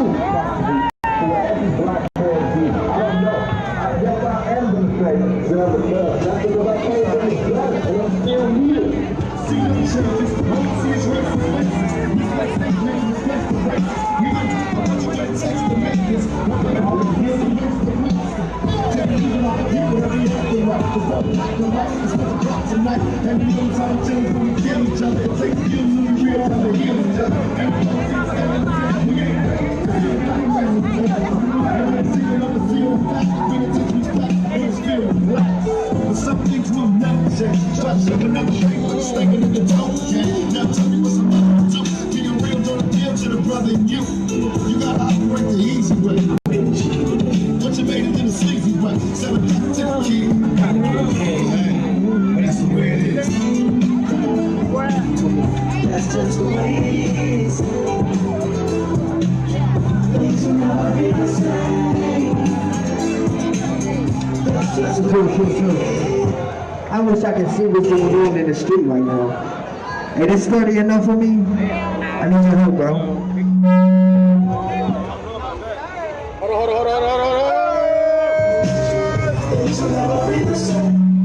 I just want to see what's happening. You got me? Oh yeah. 2-2. Damn, y'all look so good right here. Look at the block. Do y'all see this block party right now? Wow! Hey, Oklahoma, hey, I'm from DC. We came here, we on a 13-city tour just to, promote the change the narrative, to show black love and have a cookout just like this, have a block party. And I want y'all to show me how y'all get down. So can everybody in Oklahoma make some noise right now for me? One more time, Oklahoma, make some noise right now for me. And y'all wanna know why this looks so good? Because we got blacks, we got whites, we got Hispanics out here, we got our allies out here rocking for us. So since y'all rocking for us, we rocking for y'all too. This is about Black Lives Matter, but we are trying to unite as one. And when we all get together like this, look left, look right, look at this shit. God damn! Wow! This shit got me chills. I'm not even gonna hold you. Whoa. And y'all wanna know what's so crazy? Y'all know where we at? We on Black Wall Street. You feel what I'm saying? Yesterday, something tragic happened in 1921. It's tragic, but we celebrating today because we're gonna come together as one. We're gonna start looking out for each other, right? We're gonna stop buying in on black businesses, black stocks, right? We're gonna start buying. In fact, the Fat Guys burger right here, we about to start eating right there, right? When we want to get a burger, we ain't going to McDonald's, we going right here, right?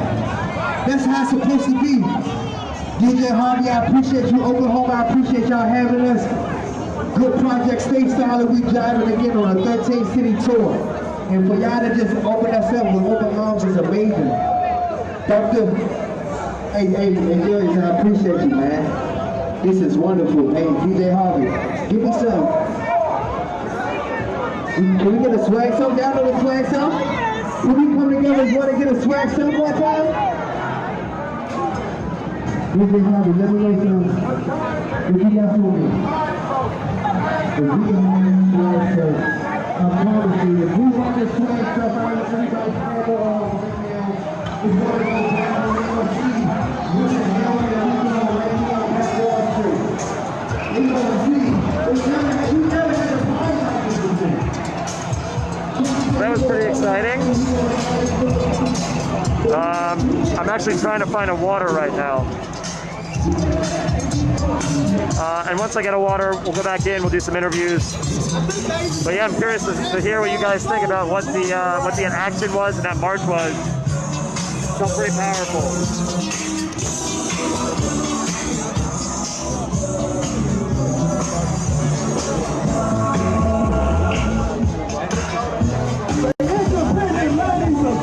Otherwise known as Shield.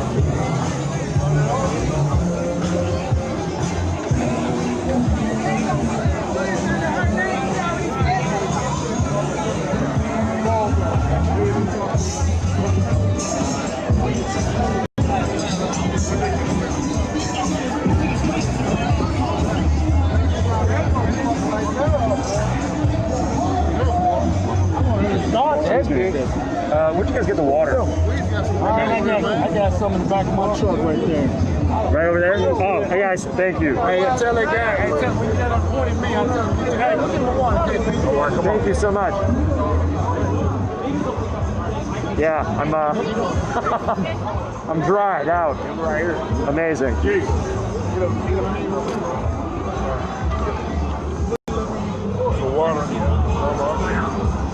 What's that? I'm live streaming.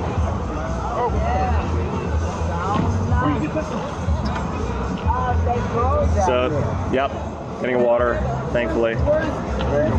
Oh, and it's cold. Damn.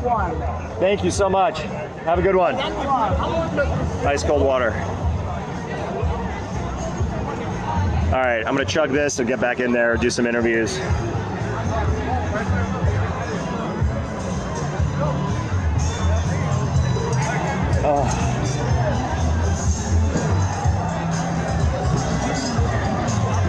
Also, for those of you that are watching other streams, I'm curious to know if we have some of the grifting provocateurs, such as Jack the Sobek, who I did see earlier, obviously standing on the outside of the street, away from the protests, filming, trying to add his spin. But I'm sure he's floating around here somewhere trying to instigate. So if he is, let me know in the comments. Thanks.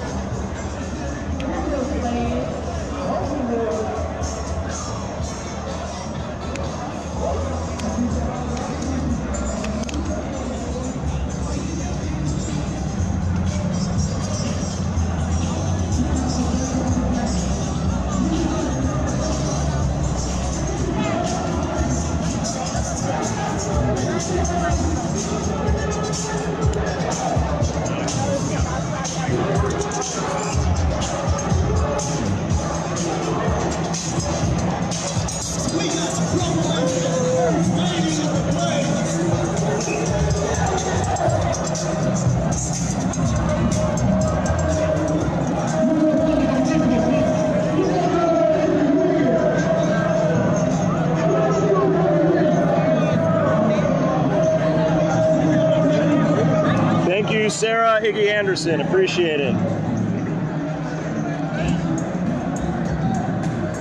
Yeah, so that's one thing I did want to just talk about.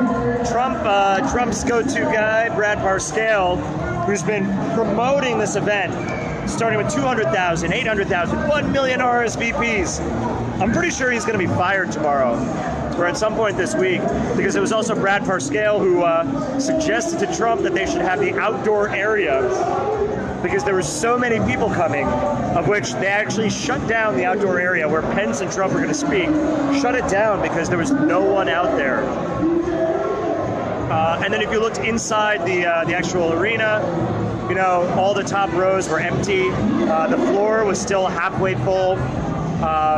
And then Trump and Harscale blamed it on radical protesters, of which you guys, if you were watching my live stream earlier, I was live for about 4 hours. It was about, at most, 100 protesters by one of multiple entrances, of which, yes, they did shut down that entrance for about 30 minutes. And then National Guard, police, they came in and they reopened that entrance within 30 minutes. Again, multiple entrances, no more than 100 protesters. So that claim by the Trump administration is complete bullshit.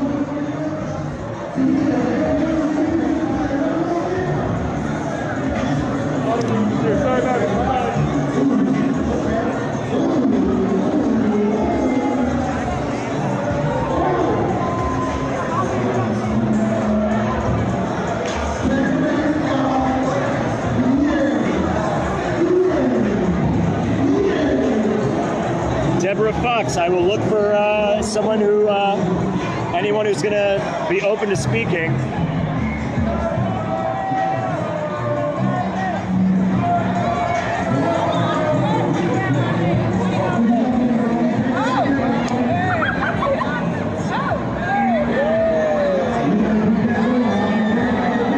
Are you going to touch it?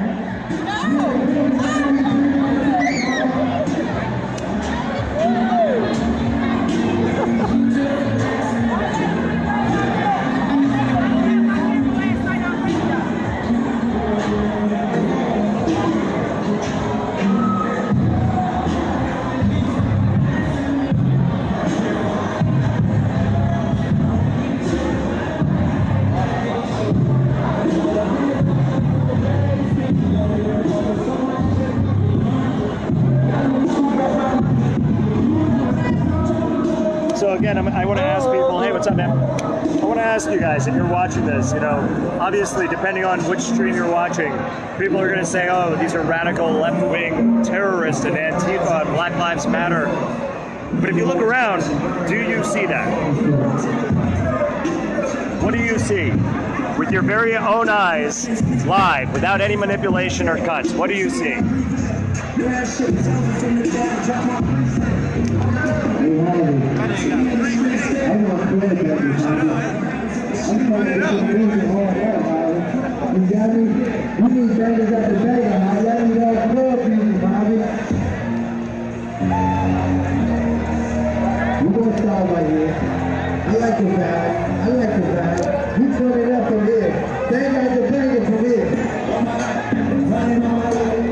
Sacrifice, hustle, play the price, one slice. If you got a sound right there, can you put your sign up for this right quick? All the sounds in the air right now. We got the Black Lives Matter. Raise your voice.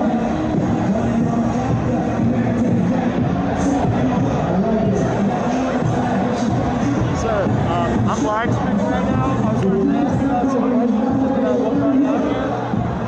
I'm not with any news. I'm independent. You can follow me if you want. Alright, so first of all, what brought you guys out here tonight? And can you explain the situation? I don't know if you guys were outside the BOK and came here. Can you explain to people what happened?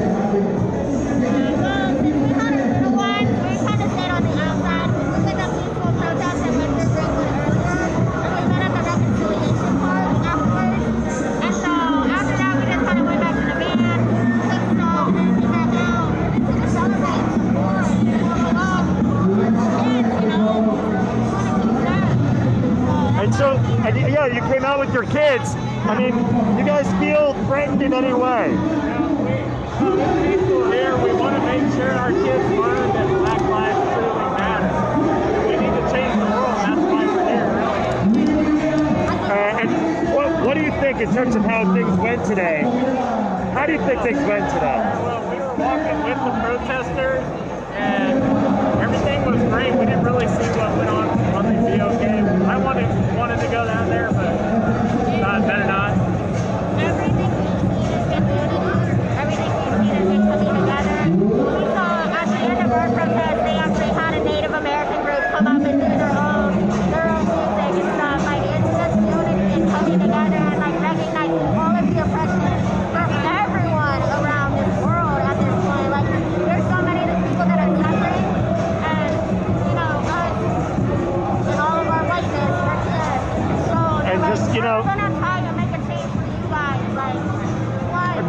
to see change? The police brutality. Be fine. Put it back into the freaking community. It's clear as day what's struggling. We all know what's broken. It's everything that's not getting the real money. It's politics. It's money. Follow the taxes. Follow the money. It's all free. It's heartbreaking. I want to see that change. It's got to stop at the front. I told my husband, we're the boss. We're the boss. The boss stops with us. The boss stops with the president. The boss stops with the president. It matters. That's why we're here. All right. Well, thank you guys so much. Appreciate it. You too.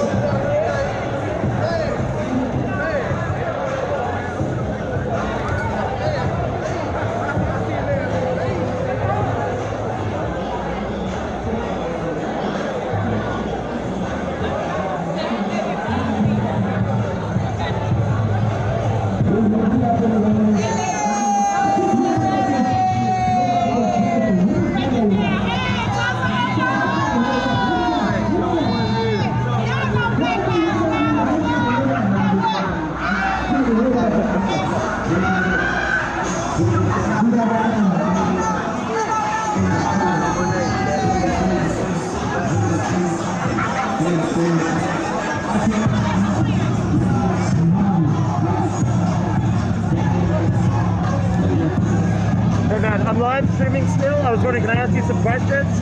Awesome. Well, first of all, what's your name and where are you from? My name is Emmanuel Hurd. And I'm from Tulsa, Oklahoma. All right. And I saw you were at the, the front of the line, and you were telling people, don't engage. This is a game of chess, not checkers. Right. I didn't want nobody to get hurt. I want everybody to use their brain and not their emotions. And what was the decision to come down here to Greenwood? Just to support, from the mayor, you mean? Yeah, because it was about to get real bad, and basically, this is a peaceful protest, and we didn't want it to turn into anything else, and we didn't want to create a narrative that would have become something else. So I told everybody, let's turn around, let's head to Greenwood, and do what we doing. Look around you, black, white, Mexican, Asian, everybody coming out here with love. Black Lives Matter, we doing it. It's going down. It's going down. All for peace, man. All for peace, all for love, all for unity, for everybody.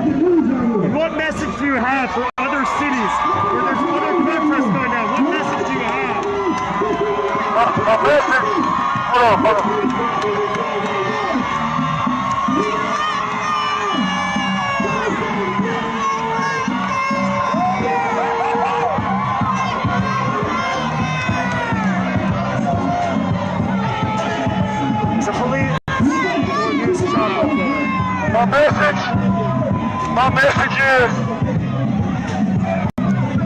My message is love your neighbor as yourself. Love your neighbor as yourself. If you love your neighbor as yourself, the problems that we got in the world will calm down. So that's the answer. Love people. Ain't nobody out here trying to start problems, So basically we out here trying to spread love. Everybody out here loving each other, dancing, having a good time. I didn't want nobody getting hurt, so I led everybody over here, man. And the movement is still going strong. We don't hate nobody. We just want to let everybody know what's going on in the black community, That's all it is, man.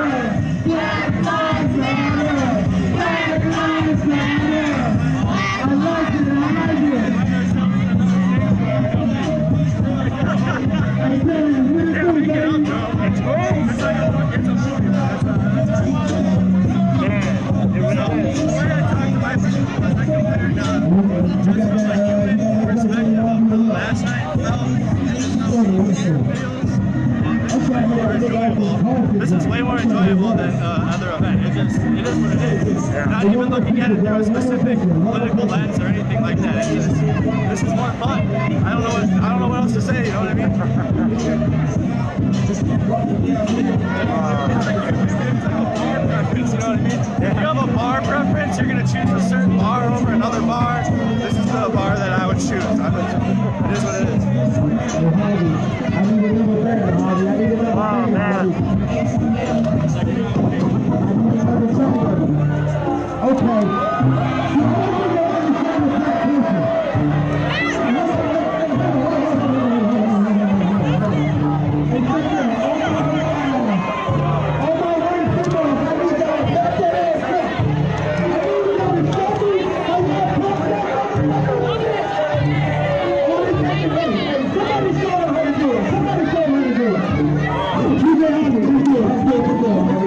It's all right. So all my big allies, I need y'all to go ahead and pop. Oh, I see you, Holmes. I see you.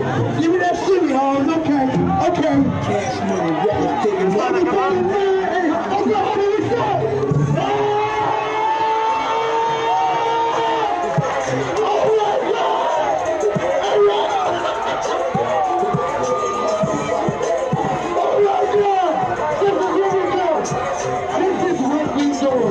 Oklahoma, I love y'all. Okay.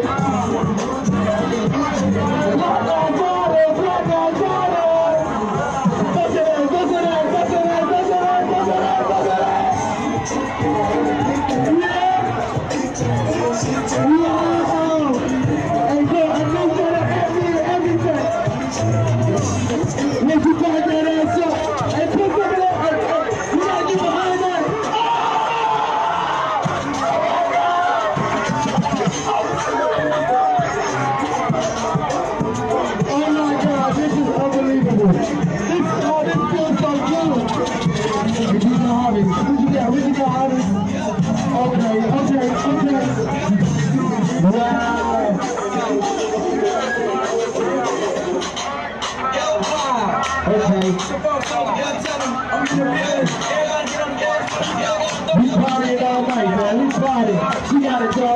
She gotta go. She gotta go. Oklahoma, I'm not gonna lie. Y'all look good. Ladies, in Oklahoma, y'all got that nice body. Y'all look good, man.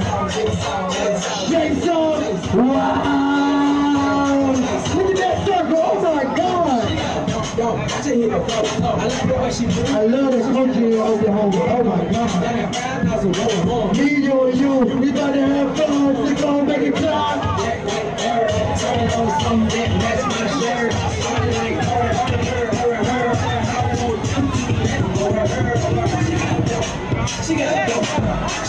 Here we go.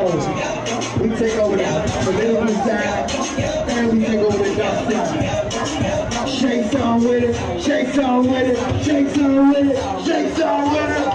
Wow.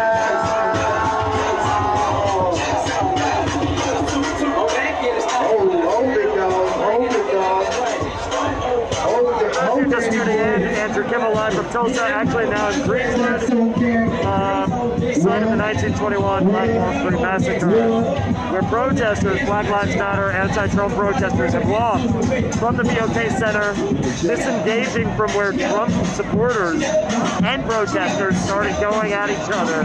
It was turning into a very ugly situation. So the gentleman I just spoke with about 5 minutes ago was the guy who told everyone to come here. And now, as you can see, there's 1,000+ people here having a dance party.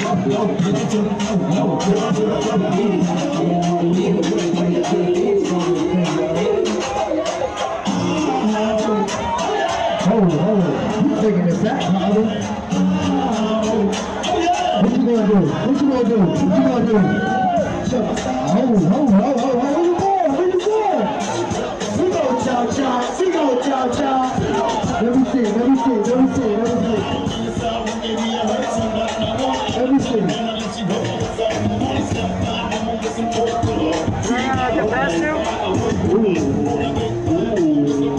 Thank you.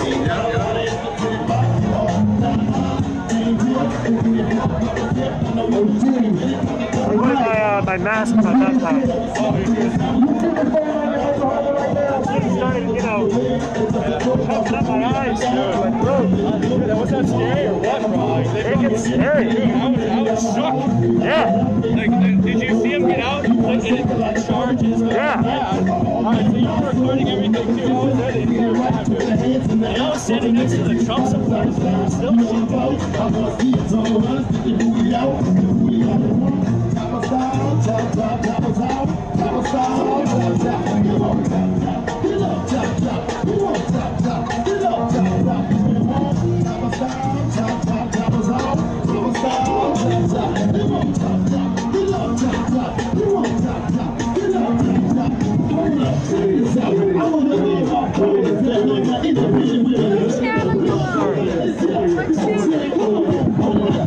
I'm on my own channel. It was much more before, but yeah, still good. I'm on Facebook if you want to watch.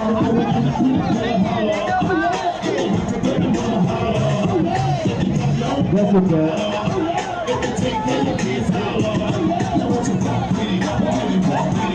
Okay. Oh, that's what I'm talking about.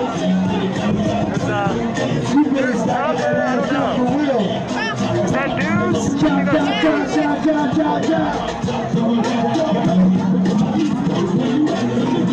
I know sound where you at. I know sound where you at. I know sound where you at. Hey, Brandon, can you make me another? Stop, Mike, guy. Hey, Mike, what's up, Mike? What's up, Marco?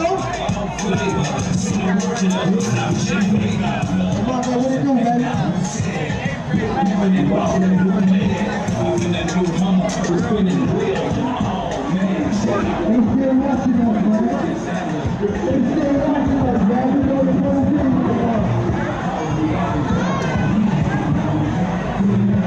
So guys, I'm going to do some interviews right now. Let me know if you guys have any questions that you want me to ask people.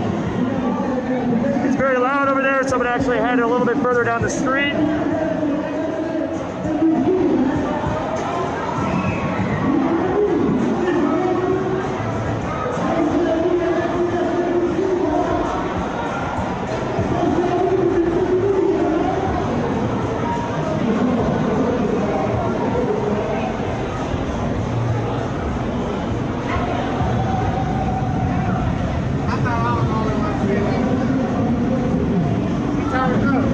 Do you guys mind if I ask some questions? I'm live streaming right now.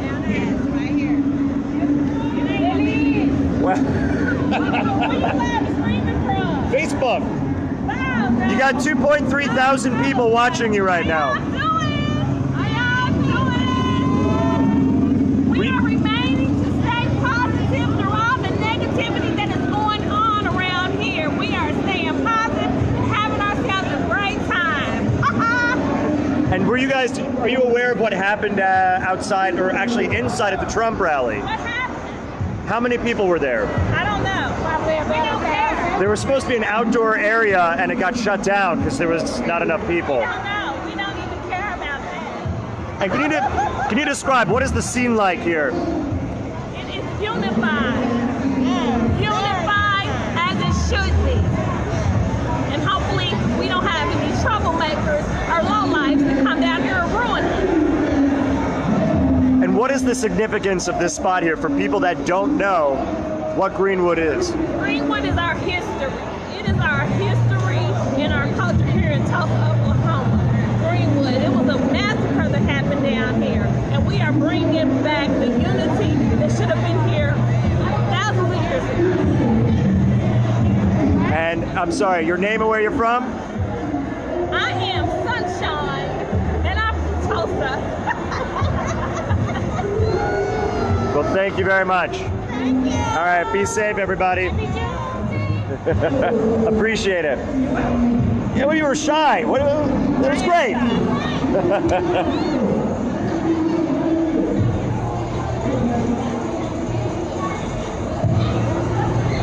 Fake News Andrew is disappointed about the unification. I'm not disappointed. Sorry to disappoint you if that's what you're looking for.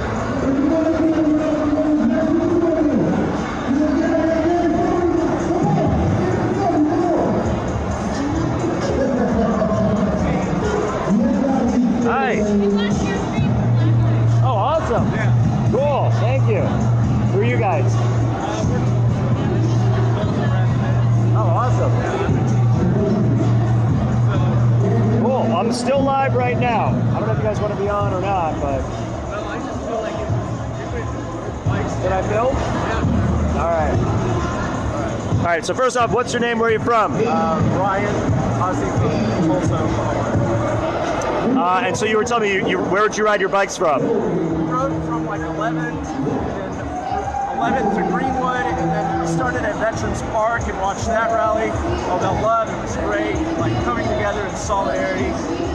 Then came down here, it was a party at Greenwood, and And then we went and checked out after the release of the Trump, and it was just, felt like desolate streets, like tragedy. They left trash everywhere, and we're just like bummed out. It seemed like there was like just a damper on the whole thing. Interesting. It's like a totally different dichotomy. I feel like this is the celebration. This is where good things are happening. I would say that when protesters, because I was marching with them when they came up here, I mean, it was like this moment where everybody just started cheering and, you know, laughing and smiling, and there was just this, like, all that anxiety and tension from outside the BOK completely disappeared. Yeah. So yeah, I mean, it was definitely something special. And so, could you just explain to people that might not understand what Greenwood is? Why is this relevant? Why is this symbolic for everyone to come down here? Well, this is the site of the Tulsa Race Massacre in 1921, where over 300 black people were killed and had bombs dropped on them. So this is like a renaissance, and it's 99 years, and it was just such a, you know, slap in the face to try and come on Juneteenth. And do you think that that was on purpose? I would lean that way. Someone could have told me, or like, you know. Yeah.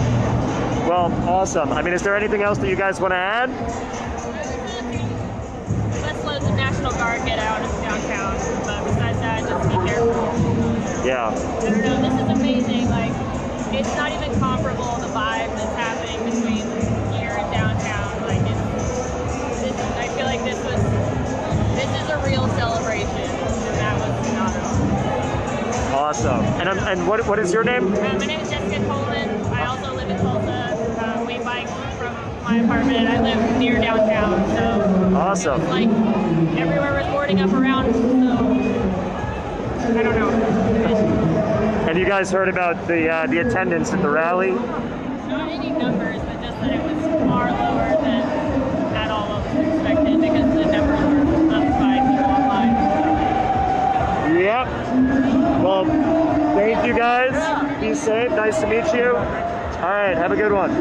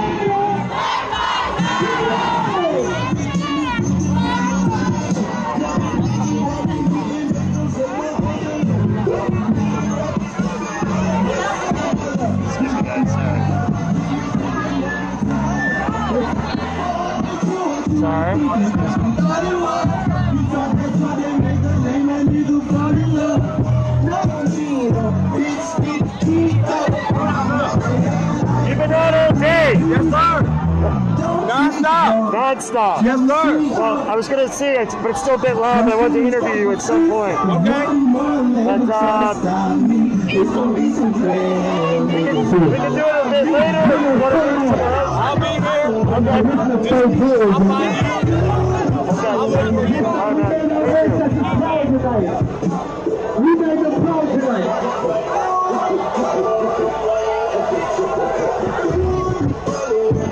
We made them proud tonight, man. I like this, bro. We gonna be talking about this for years. God damn. Hey, you came from Los Angeles? Me too. Have you been doing all the marches in the streets through like West Hollywood? No, I'm not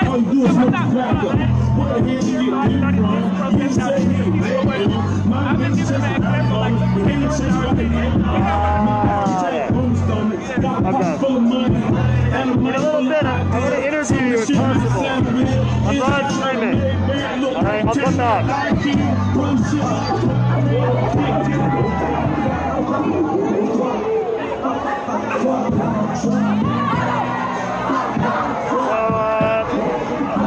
Again, for those of you just tuning in, I'm in Greenwood, which is part of downtown Tulsa, which is the site of the 1921 Black Wall Street Massacre, where I would say 1,000 plus protesters, consisting of Black Lives Matter, anti-Trump.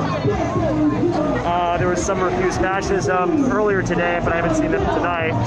I've now marched from the BOK Center where Donald Trump was holding his rally and marched out here, and the guy with the bullhorn who I was interviewing before was the guy who suggested at the front of the protest line to all the protesters to come here, because he said that this is a game of chess, not checkers. And he was suggesting that police, Trump supporters, all of the protesters that were there, things were getting to a point where the tension was too high. National Guard were there, Tulsa Police, the Sheriff's Department. Things were getting very intense. There were some skirmishes. The police did fire some pepper spray balls. I did have to put on my mask because it was affecting my lungs and my eyes. I did not witness any arrests. Hi. But that's when, now I'm blanking on his name, but the gentleman who had the megaphone was like, yo, everybody go down to Greenwood. Do not fall into this trap. So the entire crowd of protesters moved to Greenwood, and it's turned into a big party. And the tension, all of that anxiety and fear of what was happening outside the BOK Center is gone.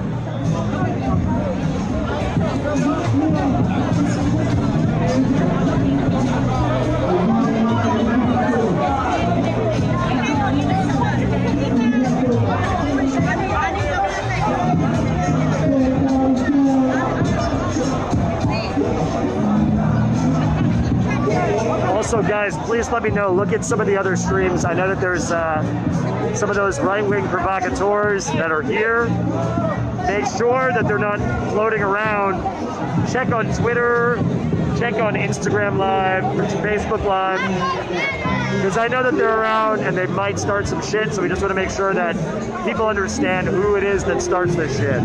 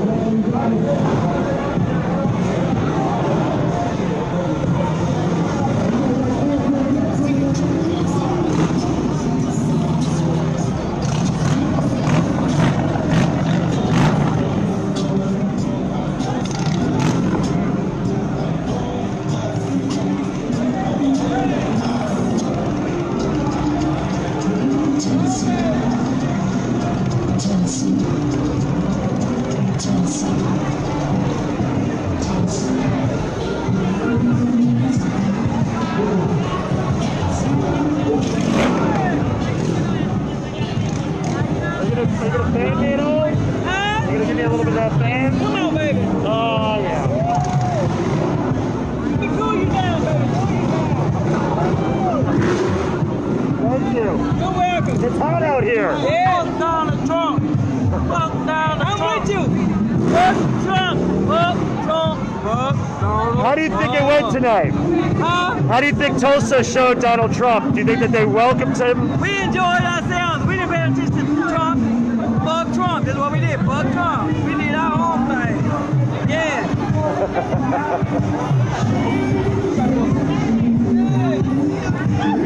It's okay.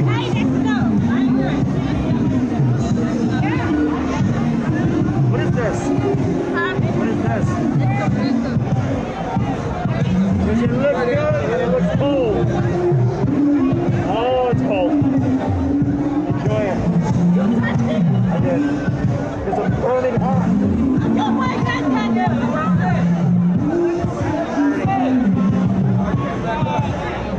I'm good. I'm good. I had it. I was just in Minneapolis. I was just in LA. I've been back there. But I had it back in January.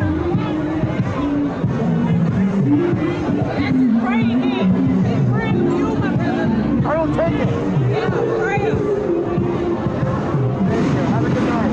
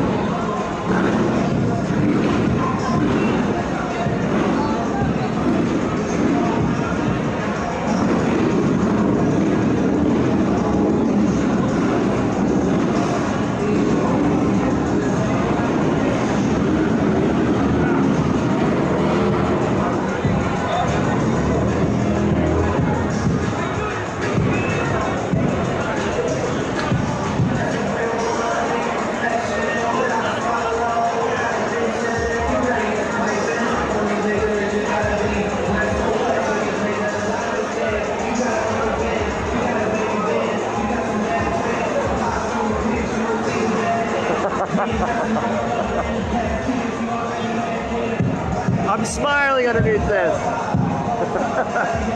That's nice.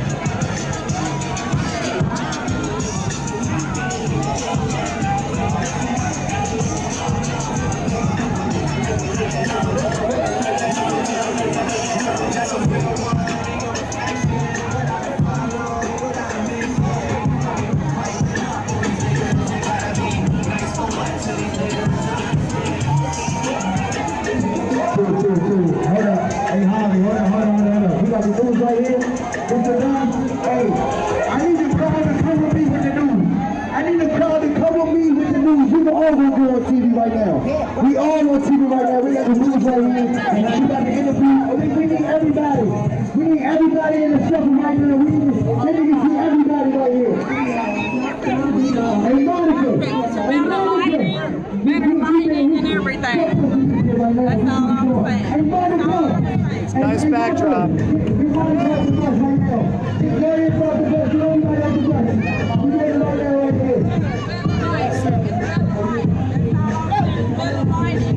That's the thing with like Breitbart and the Washington Examiner and of course the InfoWars idiots.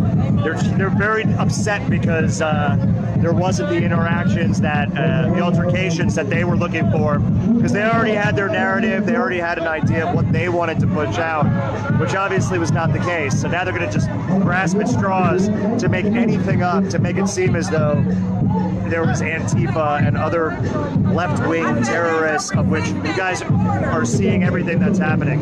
You've seen it all night.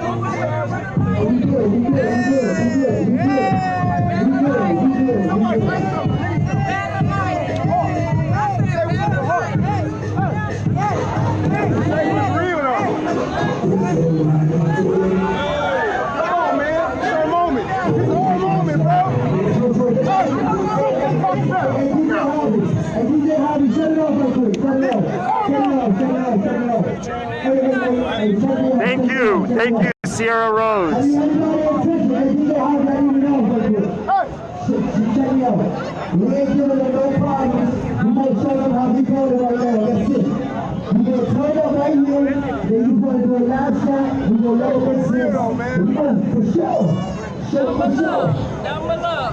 It's on you. No. Let's go right now. Let's do it. Cool. No. We black, it don't matter. Watch how I do this. We don't make any sense. We don't do it for us. We don't do it for us right here. Understand? We don't do it for us. Now go to A.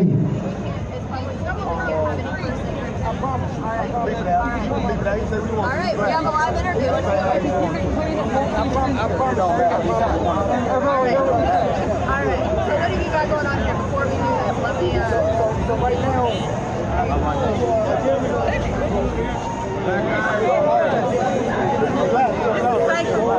sacred ground. You want to say what gear costs? Oh, no.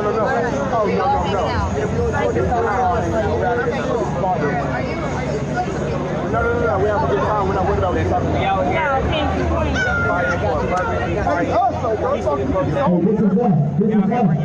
They are here for us.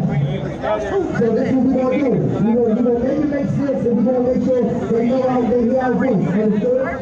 We're going to respect it and everything. All right? We bring people together, driving out of support, organizations all over, bringing people from all over, and we make it insane. I need everybody fist up while we on live right now. Right now. This is what unity looks like. I don't care if you're white, I don't care if you're Hispanic, I don't care if you're color. If you listen with this, unity, I need everybody fist up. Republican, Democrat, we are moving. If y'all ever feel it, put your hands up in the fist right now. Put your hands up. You know they're live. They never had this on live TV right now. Look at this.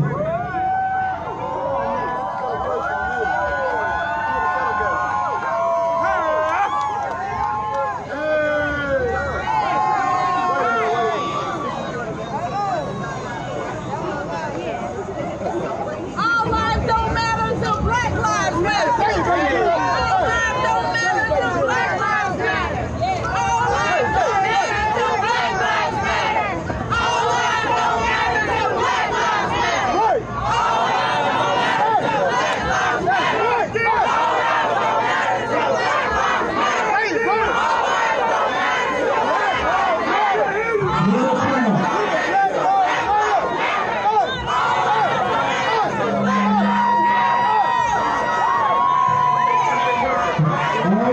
matter until Black Lives Matter. All lives don't matter until Black Lives Matter.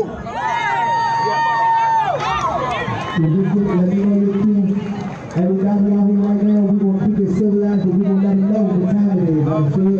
We're going to let them know what time it is. I don't care what they talking about, it's what we talking about. Understand? All the lives don't matter until what? Say it like that. What big?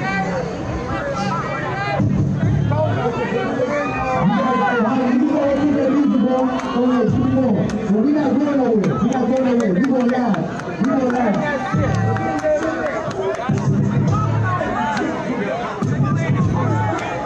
We're going to show them out.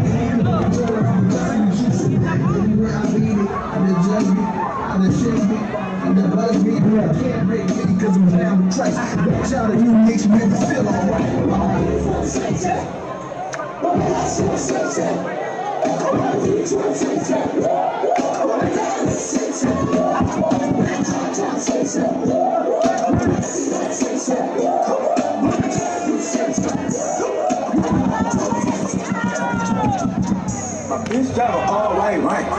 Tell me if you niggas side eye. Names can't call you like.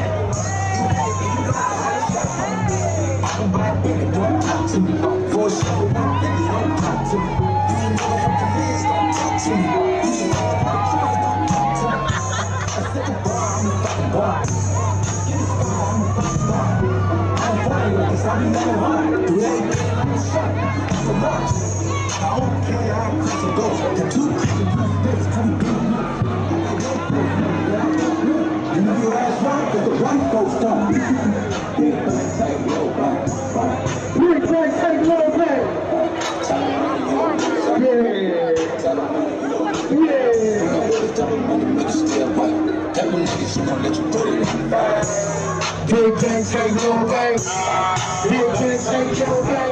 Everything proper, no propaganda. Proper killer, go your back now.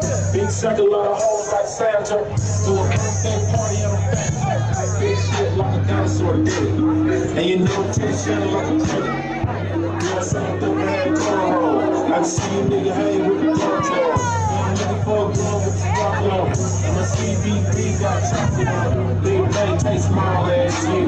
Better count with the tall ass shit. Attitude, fuck you too. Bang on, bang your girl. Hey, DJ Harvey. DJ Almighty, y'all sound good over there, goddamn. Big bang, take no back. Type of money you don't need to fight. Type of money you don't need to fight. I know all this type of money make you still white. Type of money you gon' let you put it in the fight. Big bang, take low bang. You don't act like a bitch. That's why I'm in love. Yeah. If you sit to the show, you for the 3 weeks. She said to me, I'm through this night.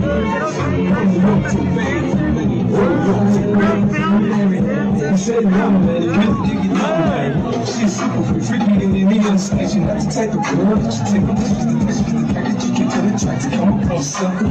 DJ's young now, see it in and out on falls like it's easy. It's not a big deal, she know what she do. She doing it with everybody, not just you. Hello, I'm trying to put you up on game. You keep emotional, get the fuck on my head. You buy everything, you let it trip like the trick. Sugar daddy, mentality, a nigga say next more. You just wanna get it for more. No matter how much you give me, shit, that's enough. I get to tell you what you need for no more. Niggas is all niggas try to go to school. Man, fuck that. DJ, shut up. That's why I'm gonna pull up. Hey, Harvey. Turn it down like this. Hey, check me out, y'all. So, if y'all don't know, when y'all see us black people on the news, right, they always catching us looting, doing hoodlum and gorilla shit, right? I'm gonna get but that ain't us though, right? Music starts So what we gonna do right now, we coming together right now. We gonna show them what we really doing. I need y'all to come up here, come to me. We gonna live right now on the news right now. We gonna live on the news and we gonna show them what we really doing. You understand what I'm saying? We gonna show them what we really doing. We not wilding out. You feel what I'm saying? Y'all say y'all want a voice, this is our time to give them a voice. We go on live national TV. Fist in the air. Let them know on live TV. Keep the music on, please. Come close. Everybody, we unite as one. Let them know. We're doing this for the young generation. We're trying to create a way for the young generation so they ain't got to feel what we really feeling. This is a peaceful protest. Let's show them what time it is.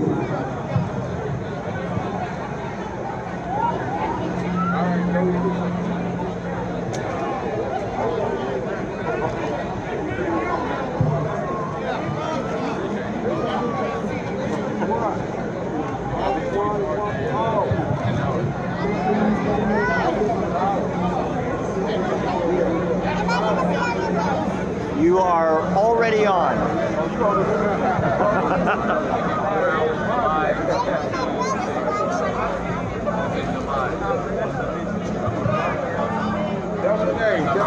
Michael Jackson. Fist in the air.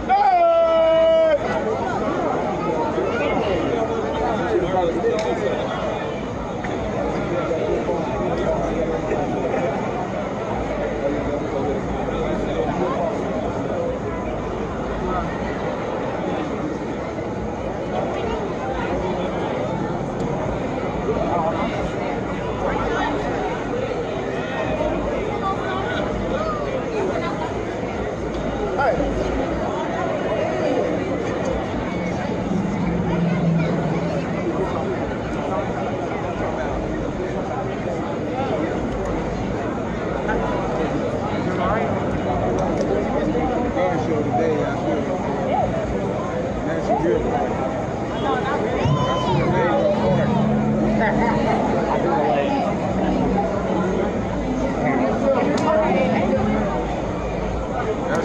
gotta let them know what time it is. I need y'all to, hey, camera, can y'all slow back? Because I want you to make sure you get everybody. You gotta get everybody.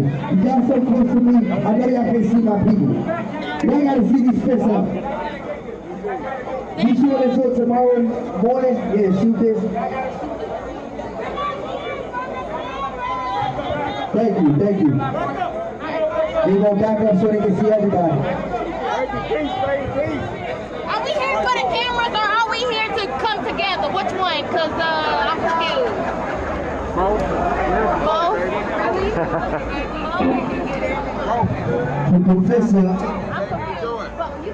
You're on national TV, enjoy it. Show everybody how you feel. But I mean, you're going to be here next weekend too, regardless if we going to be on TV or not, right? Yeah. Oh, okay. National TV don't get us nowhere. Like, see, like, people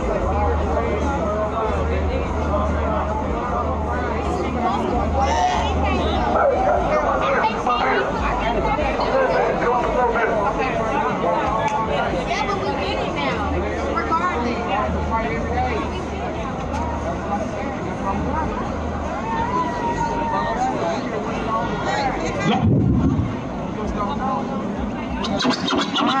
We always do it this time.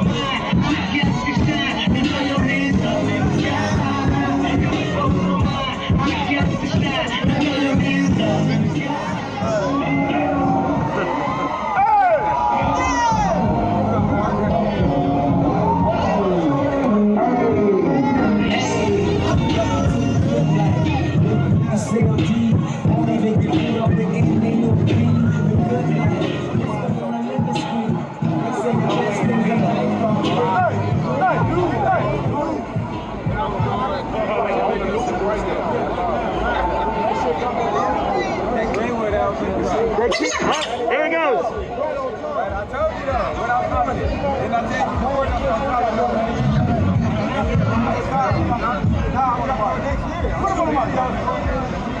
DJ Almighty.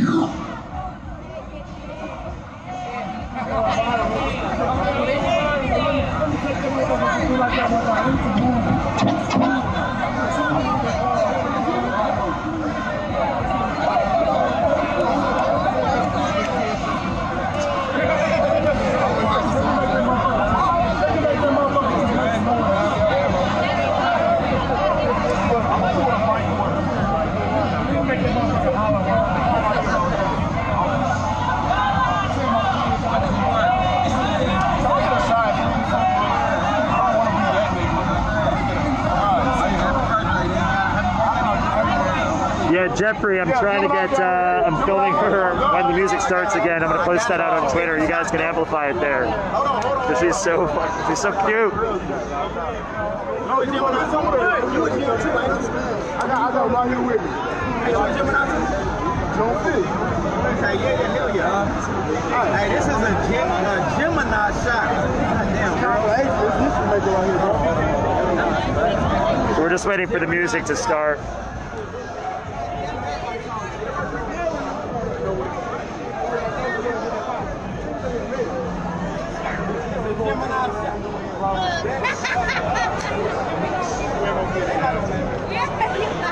What the fuck you on?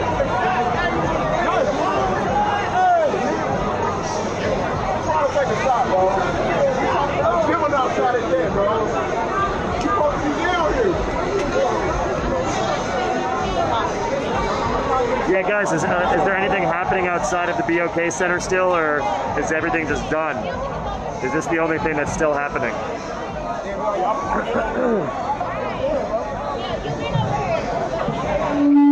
Definitely. Black Lives Matter! Black Lives Matter! That's what I like to see. You're welcome, bro. You're welcome. You're welcome, bro.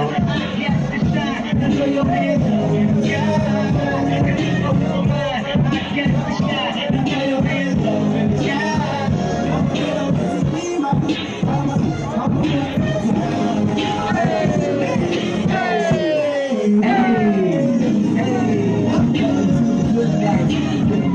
don't even get food off the evening no feed.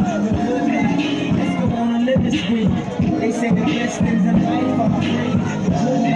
It feel like Atlanta, it feel like LA, it feel like Miami, it feel like Hawaii. Summertime child.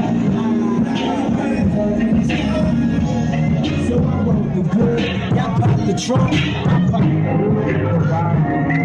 She got the good, and she got that, I got the looks. Looks got to be because I'm seasoned, haters give me them salty looks. They told me go ahead, sweet style, I'm in the hate, they want the money barrel.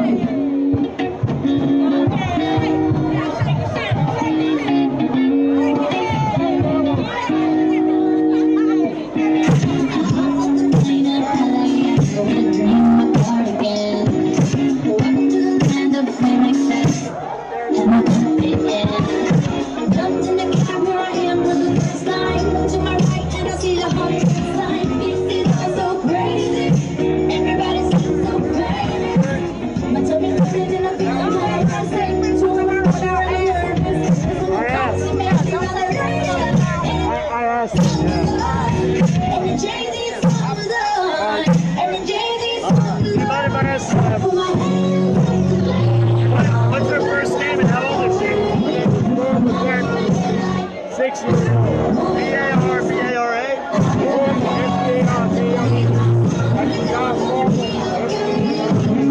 I can't hear a damn thing.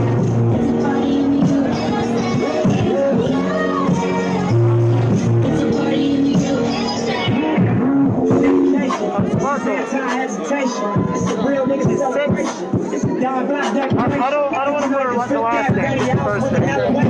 It's the real nigga celebration. Michael Jackson. My generation. Michael Jackson is my third. No way. That's cool. Nigga trapped in the cage.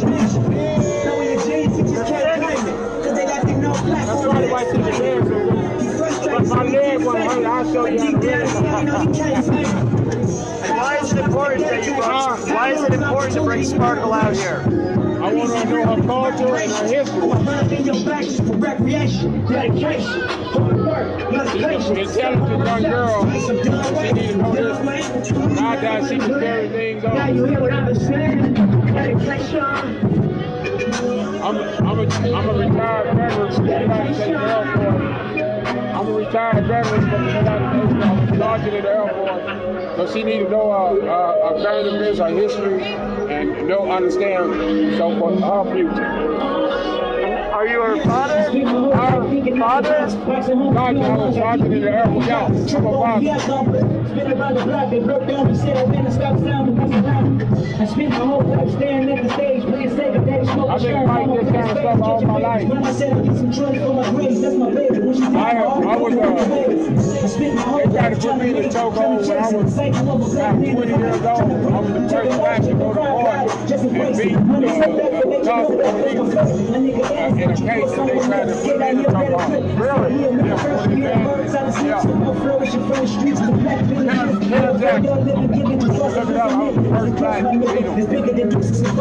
Then I never went to the Air Force, but they kept harassing me for about 2 years. Generations we've been dealt with years for bad plans. Proving dedication by helping our grand hands. What's your name? Kenneth Ron Jackson. Ron? L-A-R, Kenneth, K-N-N-E-T-H. All right, so Kenneth? Ron, L-A-R-E, Jackson. And how old are you? I am 58. And you're from We done came a long way, traveled down the wrong way. Ain't find no shell cases, thankful for the cold case. Thankful for the prostitutes, assuming that we soulmates. Thankful for the big hustle through the dope game. Thank you very much. Girls hugging both ways, cut up in the style of living. Cutting the phone to change. Hang out on the porch we lay, out on billboards to pray. God is good, God is great. I thank you for another day. Thank you for this 100K. Thank you for my girly face. I was too broke to ever visualize the world this way. Trapped inside a world of pain. I trapped every quarter game. I don't do this shit for fame. Bitch, I do this shit for games. Are you in this positive? Like, Gave them niggas kick the bag. Help them niggas get the bag. Show them what a different way. I've been feeling for, I don't think everybody seeing a long time. I just wanna see you make Now you good. I've been you should track. You should track. Number one, no, this is what happened, bro. Okay, I was buying this, right? Somebody filmed it and they like posted a vlog like liquor on Greenwood, some shit like that. No, I'm live. Yeah, I'm not posting it. Yeah, no, you good, bro. Yeah, you good. But No, it ain't him. I was covering. No, it's not me. My name's Andrew Kimmel. You can look me up. I was the head of my video for Rusty News for 2 years. I've been covering Minneapolis. I've been covering LA. I'm covering this. I'm covering this.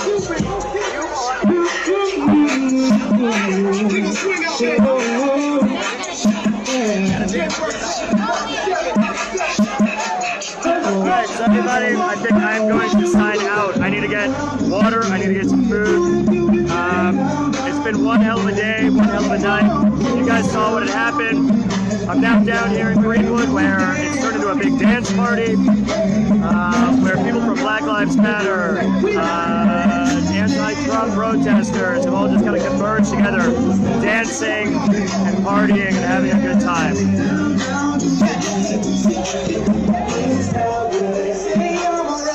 And I say no, I say what you do and try to do, somebody go. I just let the music come from my soul, so all my people can stay on the floor. They got a brand new dance, you gotta move your muscle, brand new dance. It's kinda jumping shuffle. It don't matter if you're young or you're old. Here we go, I'm gonna show you how to go. To the right, to the right, to the right, to the right, to the left, to the left, to the left, to the left. Gotta keep, gotta keep, gotta keep, gotta keep. Gotta walk it by yourself. Gotta walk it by yourself.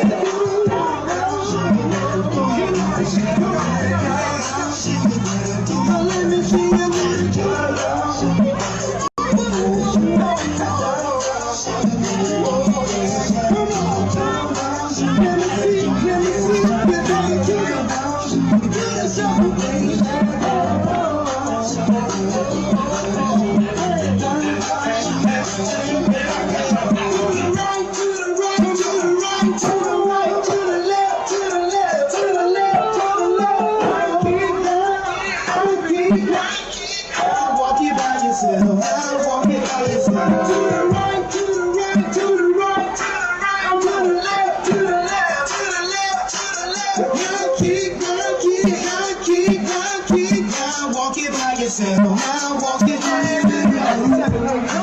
You see what I'm talking about? Oh, represent all dirties.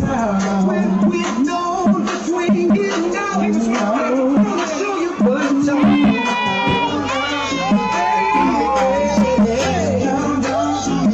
Let me sing again.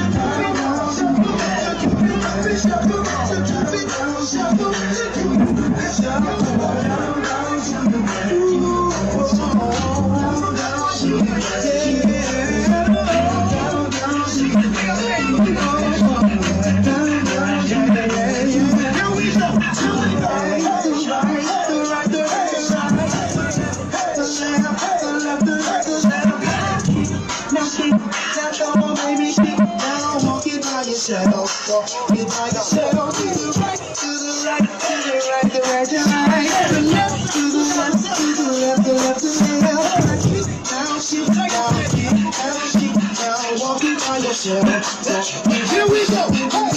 Cupid shuffle. Let me see you pull up. Cupid shuffle. Let me see you pull up.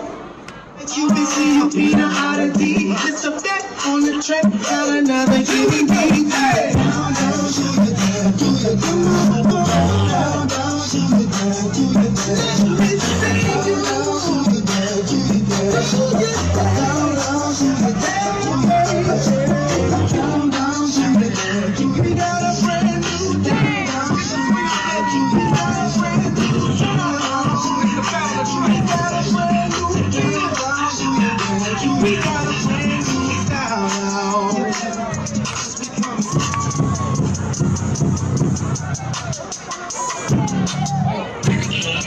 Alright. watching. Thank you for sharing. Thanks for being part of this. Appreciate all of you. Thank you, seriously. I saw how they follow me. Honest blue, yeah, I got it all on me. Go, shoot, yeah, I can't stand on me. Pretty freaks, they don't follow me. I swear, wet party, I got 30 on me right now. Go, let's go. To my cake, all you get, all you kids. Send it rest, I can sit on top of 10 bricks. I'm in check, VVS, can't breathe. Go, let's go. Send it on, mom in here, G-on-G. Gucci dogs, Gucci book, Gucci skis. You don't cut that, you know that. Cash on, I got hit a lot of people.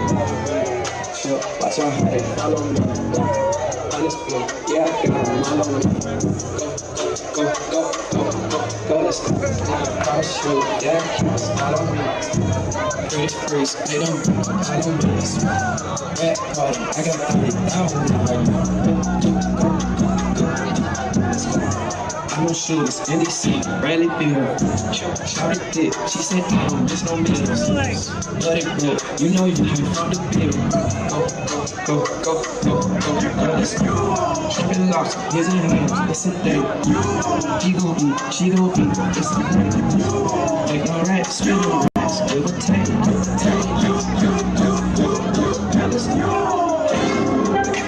Soldier boy, talk. Hey, I got this new dance for y'all, call him Soldier Boy. You gotta punch then crank back 3 times from left to right.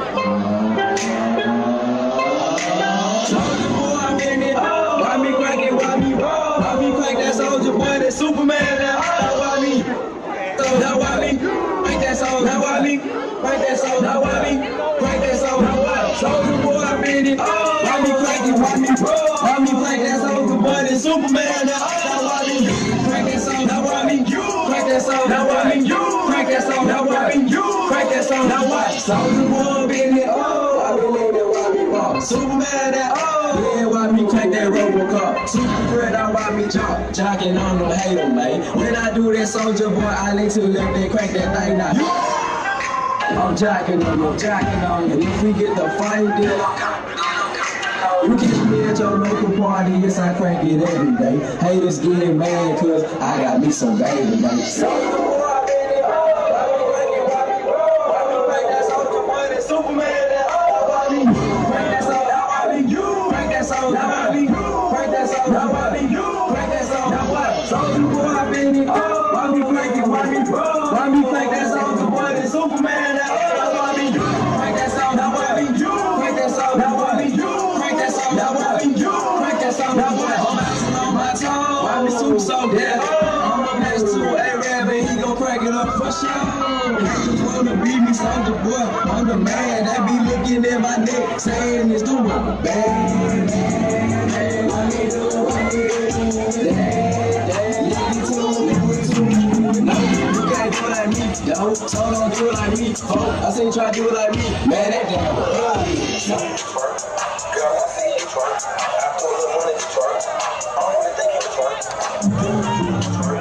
If you broke, don't work. Make that big booty work. Make that big booty work. Can I touch that booty?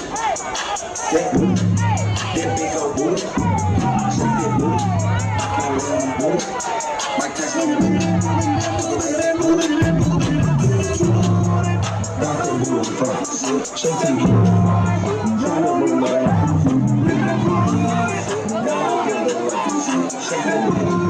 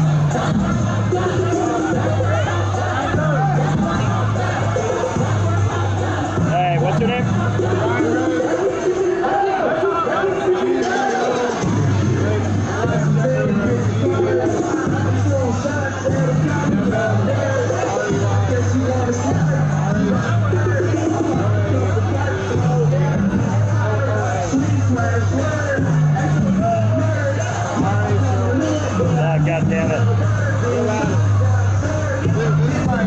Got it. She's the one who's making me all happen. Can I interview you guys?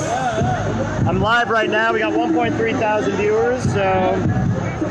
So yeah, if you guys don't mind introducing yourselves and also where you're from and what it is that you built on this street. I'm Ryan Rose, and we did the Black Lives Matter mural on the street here.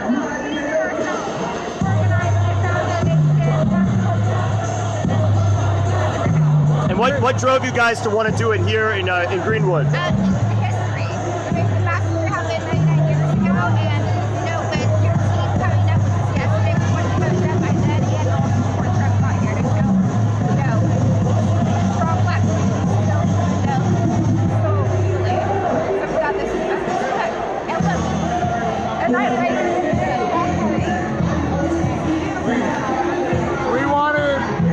We wanted black people to be able to come out and take pride photos on top of a Black Lives Matter street. We wanted it to be visible from airplanes for anybody flying in to see Black Lives Matter. And you saw Trump's Air Force One flew over downtown. Yeah, they saw that big old stamp right here. They can't miss it. And also I saw that there was projections of Black Lives Matter on some buildings. Oh, it's not there anymore, yeah.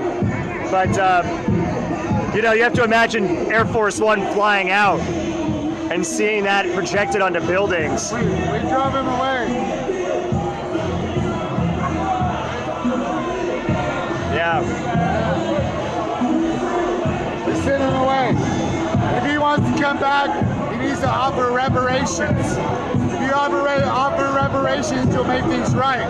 Make full reparations. It's time. Give these people everything they were promised, but were never given. Full reparations. That's the only solution. Full reparations. Well, thank you guys very much. All right, have fun. And thank you for this. No, I am good. You know what you gotta add to that? $2 trillion fucking bills. You can pay reparations. Yeah, we can do $1 trillion bills.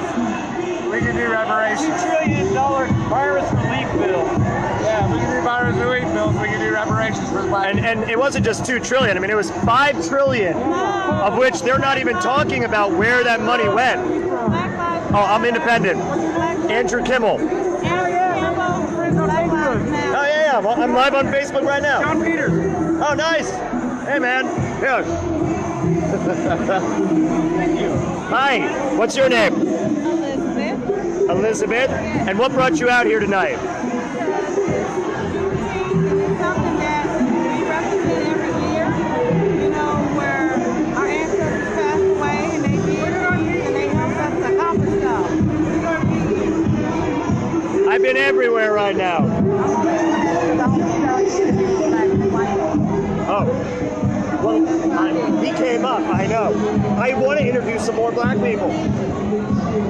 Okay, so the people that were leading the march, by the way, it's so loud over there, no one can hear on the live stream, but I know, I need to.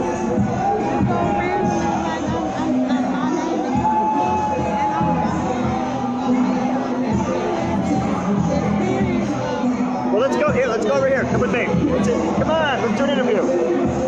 It's gonna be easy. The music's not as loud. All right.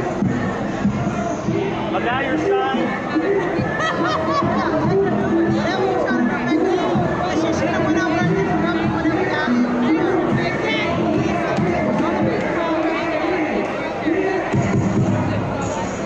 So it was that guy only because he was talking about it was the guy that helped organize the Black Lives Matter mural on the street.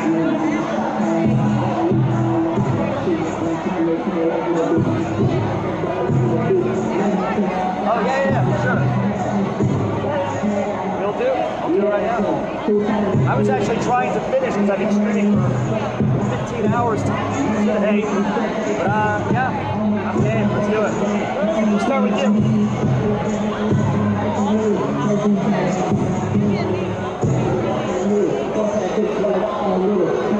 People are saying yes, we want to hear her. Share your experience. What do you experience today? You're not, we're on this side. They're looking over there. But if you were to share your experience today and what you saw, and what's happening now, that's what I'm here for.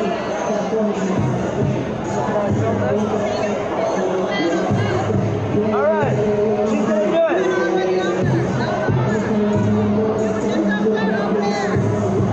All right. Ready? All right, we're going. You are on. So no, if you can, tell me about today. What was your experience and what is happening now? That we have created today, even though that our president came on Juneteenth, on the day that we celebrate slavery. But one thing about it, we did not allow that to interfere with anything that we had going on. So therefore, it was a powerful movement, and I'm thankful for that. And so, I don't know, were you actually down by the BOK Center when things were getting a little tense?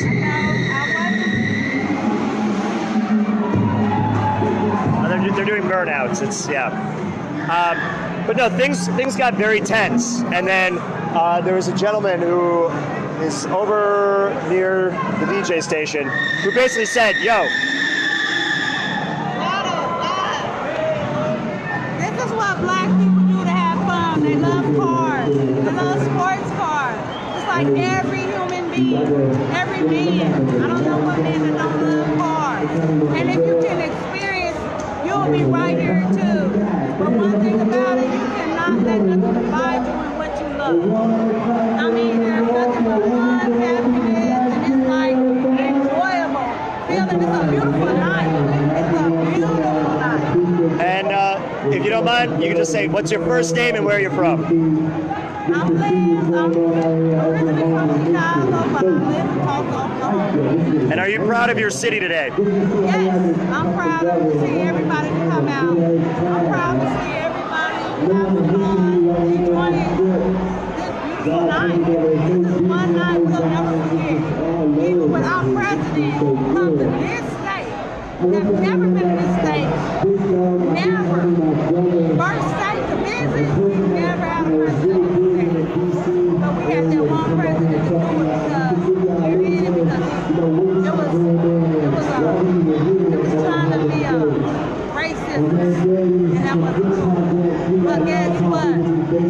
We overcame all of it. He did what he did, and we doing what we do, and having a good time. And if he was a good president, he could have came out and had a good time with us.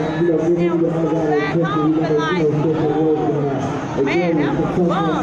You don't have to get ignorant, but you enjoy your people, enjoy America.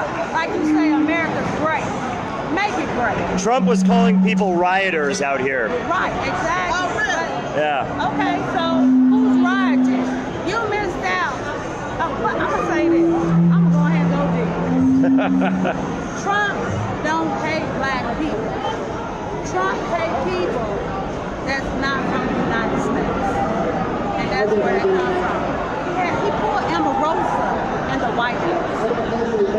He pulled Omarosa. She was blacker than me. He does not hate black people. He hates. You don't like United States. Oh, now they're doing the Austin Powers turn move where they try to do like a multi-point turn. Oh wow, they got it in two. Look at them. So yeah, a lot of people will just do that multi-point turn to try to get away. So this is, as far as I know, this is probably totally unplanned. I don't think there's any route for this. It's just kind of like no traffic here. We're gonna hop the barrier, and we're just kind of, seems like hunting for a space where there'll be traffic. So.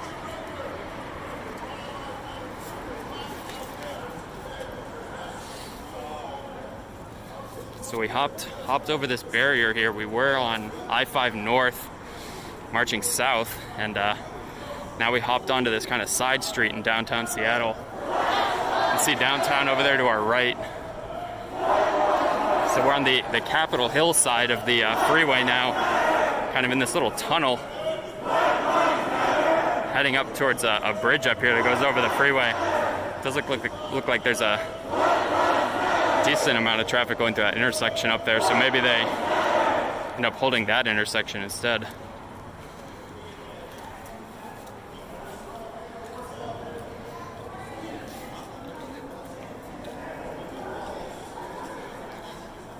Try to get to the front here.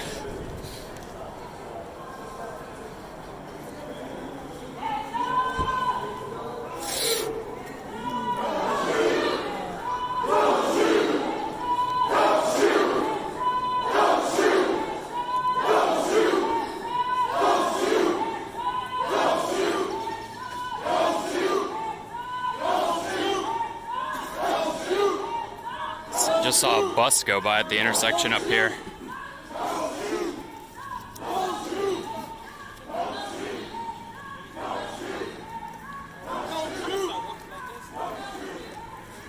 I'm not sure what street we're on. I'll try to call it out when we hit this intersection, but so this group came out of the CHOP, the free zone, marched downtown to the West Precinct. The downtown police department kind of occupied their building outside of the main entrance for a while, passed around the bullhorn for people to tell their stories, and then marched onto the freeway, the I-5 that goes right through downtown Seattle. But there was no traffic, so we hopped over a barrier onto this side street. Let me see what it is. Hubble Place and Seneca is the intersection we're at now.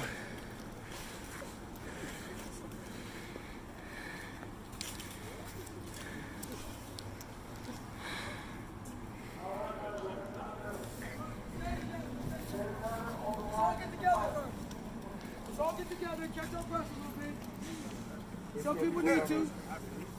Some people need to catch their breath a little bit. Because I'm one of them motherfucking shit. There's still people going on.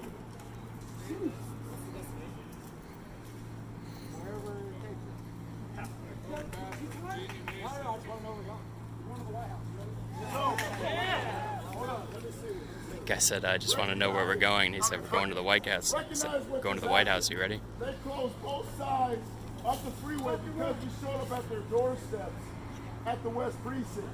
Every day. They called in whoever to close off those sides and knew we were coming. They said, nah, fuck that. We're going to close this off. So we did our job on that. We're marching up back to CHOP from here. I appreciate you guys coming out, showing them what we can do with voices, what bodies, what people, what numbers can do. It doesn't take that many. We closed a major Doesn't fucking even highway. take that. Slow down the economy a little bit, okay? We're just making it commerce. I mean, there's a lot of trade with NAFTA between North America and Mexico. I mean, so remember, we slowed that shit down right here on Major I-5. So think about it. Every second, they fucking count. This is money here. They didn't open the doors, they didn't come out and talk to us, but guess what? They still heard us because they fucking closed off the exit. They closed off the freeway. Speaking their language, all they understand is money. All they understand is money. Still heard us, but they didn't want to listen. They still heard us. We showed up and they blocked it off because they knew we were coming. Every day. Everybody got their voice? Everybody got their breath? Good to go, baby. Who's tired? I just woke up.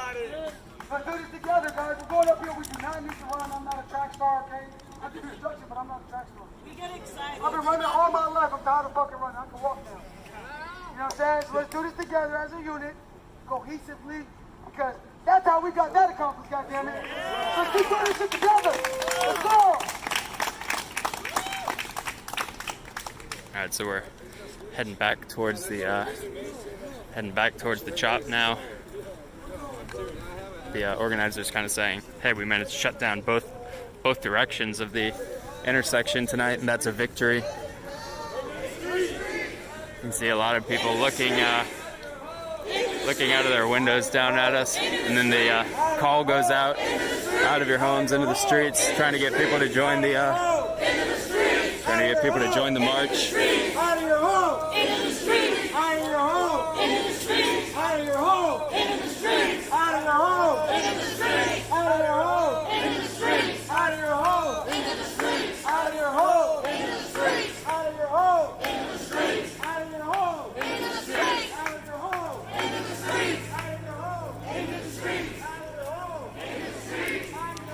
So passing through Seneca and 8th now on the way back to the CHOP or the free zone.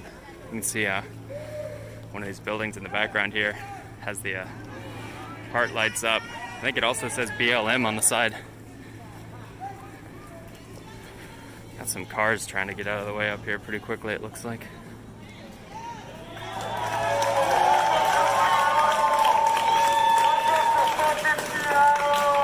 Somebody said I just flew in to be a part of this today.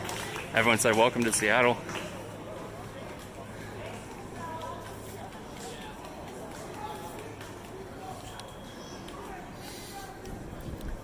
See a lot of people up in their apartments looking. You guys can see the kind of the silhouettes of people watching. That's kind of the you know, one of the positives of the march in terms of the goals there, to bring attention that you know, protests are still happening, people are still out here fighting to get demands met, and I think this group believes that's accomplished a lot better by, you know, marching through the streets and chanting, getting the message out that we're still here, we still want things, versus just hanging out in the CHOP and yeah, not kind of just centralizing the message there with where people need to come to you. So I think they believe that the marching element and like taking it to the community is essential as well. Damn, that was a hill.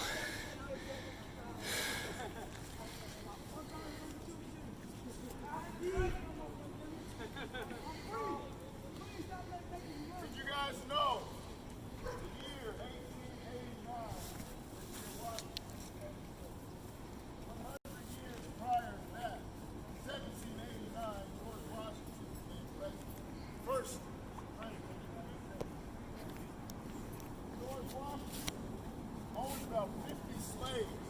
His wife, that he ended up marrying, owned about 250 slaves, which made him an owner of 300 slaves as a unit together. Greedy bastard. Our state is named after George Washington. Fuck that asshole. They changed the county to King County after Martin Luther King. I think they can change the state to name it after someone else. They want to keep Washington. That's okay. There's many other Washingtons they can name it after.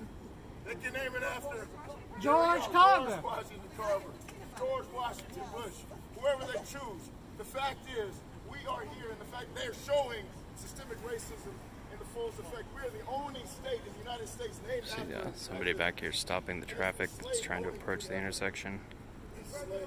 300 slaves. President. We need things to change on every single level while we're still here on this earth, because I know we're not going to be here forever. We saw what happened at 2 a.m. We're not going to be here forever. He was 19. We're not going to be here. You guys, I don't know how old everyone is here, but come on. We are here to make the change that we can do while we're here. We don't know if we're going to be born tomorrow or not. So we're changing things. We're going to change the state to name it to someone else. They can change the flag to something else. They can keep it green and still be Evergreen State. George Washington doesn't have to be the face of that. Not at all. You guys talk about F Donald Trump, but if George Washington was president right now, who the fuck would be saying F George Washington? The same motherfucker that's saying F Donald Trump. We're fighting for equality today in 2020. Let's do it. Let's tear down statues in Virginia and all over the world. There's a Washington statue in UW. Thank you. Thank you. We already got one at UW. I don't know how much longer that's going to be there. We'll find out. We'll find out. You guys ready? You guys got some energy now?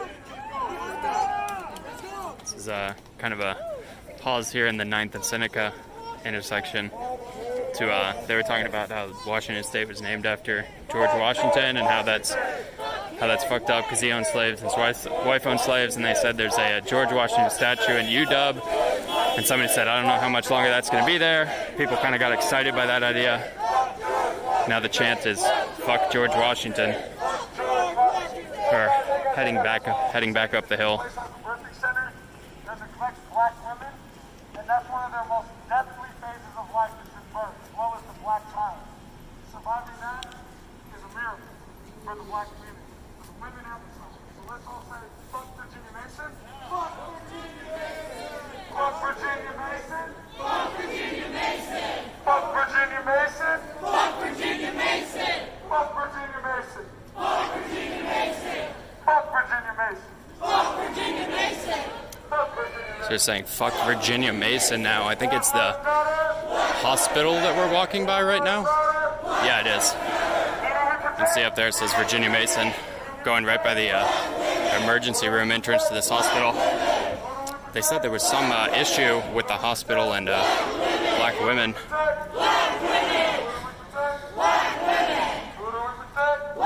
So yeah, they had an issue with Virginia Mason. This guy's trying to get people working in the hospital to come out. It's like they're got some private security guarding the ER there, the entrance to the hospital.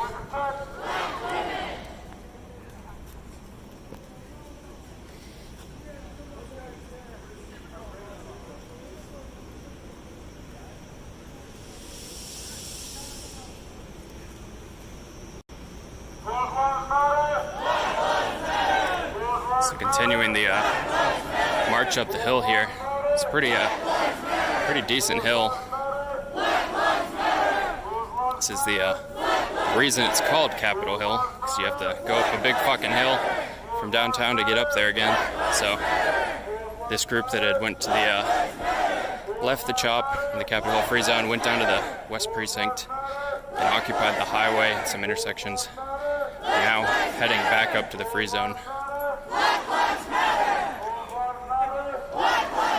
Thanks for all the thank you for all the follows, everybody. I'm seeing a lot of follows. I'll try to, once we get back to the Free Zone, I'll try to catch up on all of those and the subscriptions and bits and all that. But appreciate it.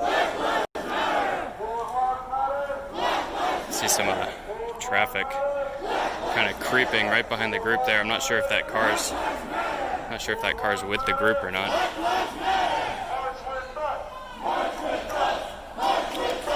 Talking to the buildings here again. See people up in there. Oh shit! Some people coming out. They were in there like in the entrance area to their apartment building. They said march with us, and they came to join the back of the group. So that always gets a big applause for people. Just kind of adds some energy to the group. Uh-oh, they got an ambulance coming through. Just heard an ambulance, so everyone kind of got in a position to try to get out of its way. That's kind of one of the principles of these marches, is they don't want to disrupt fire department or emergency vehicles of any kind. Only police. They want to disrupt normal traffic and police, but whenever there's a emergency vehicle, they try to make way for it. Kind of an interesting view here with downtown in the background. Looks like that car over there was honking in support.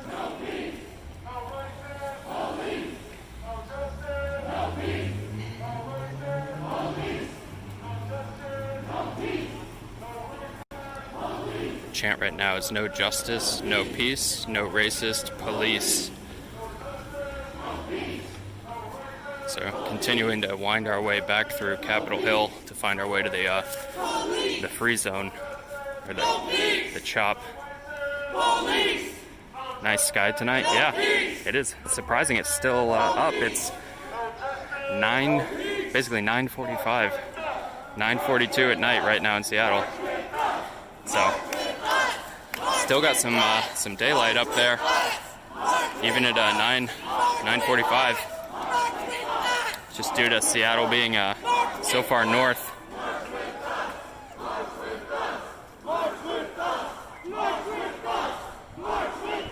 You can see people up on their balconies here, holding their fists in the air and whistling. So a lot of people like to show support from their cars or their balconies or watch from their apartments, but very few actually end up joining.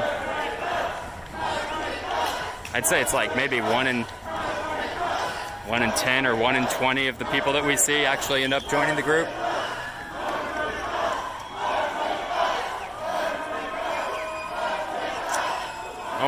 gosh, a lot of people on this one. Oh, they hit him with a laser pointer. Looks like somebody in the group's got a green laser. But seeing a lot of people up there in this apartment building. Oh, they're hitting this other building now with the laser. It's like, yeah, somebody in the group's got a green laser. But yeah, a lot of people up on these balconies. I hear, ooh, they're hitting them. See that laser again.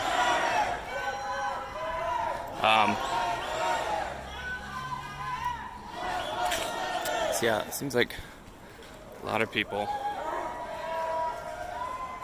coming out to cheer and show their support for the march, but very few actually end up, coming down and joining.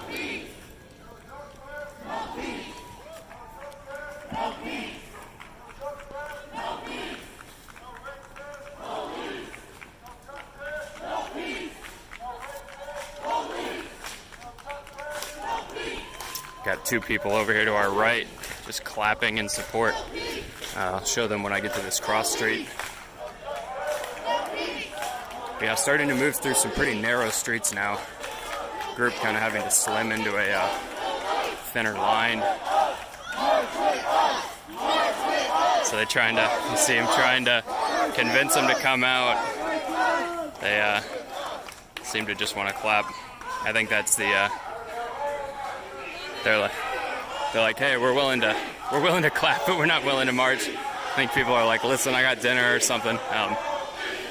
Kind of a common thing you see is we want to show support, but I don't know if they're hesitant to march or have other stuff going on.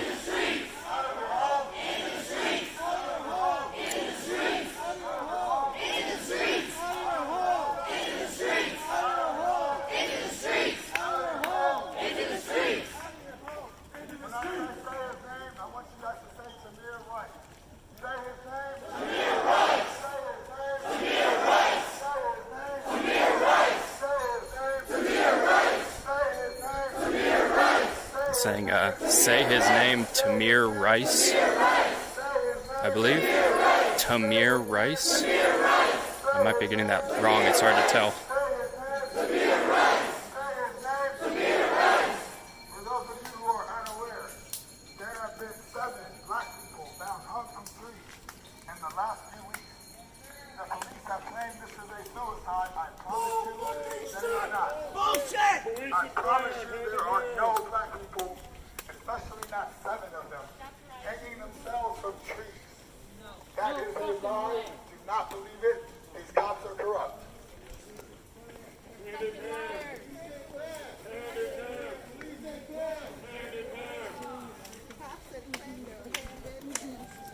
Join us.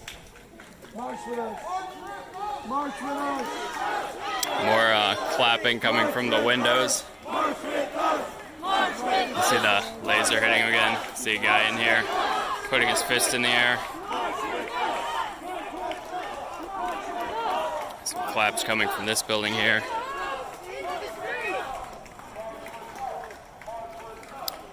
Group cutting through a little sidewalk area here.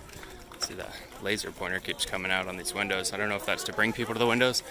So we're just crossing over University and Boylston, cutting onto Union Street. Uh-oh, somebody just hit this car up here. Somebody punched the car.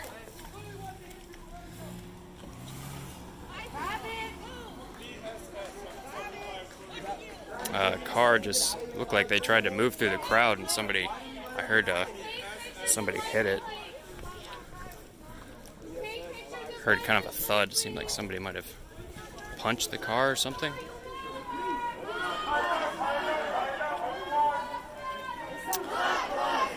But yeah, they did tell people to back away from the car, and then it drove away. It sounded like somebody got the license plate. They said film the license plates, so.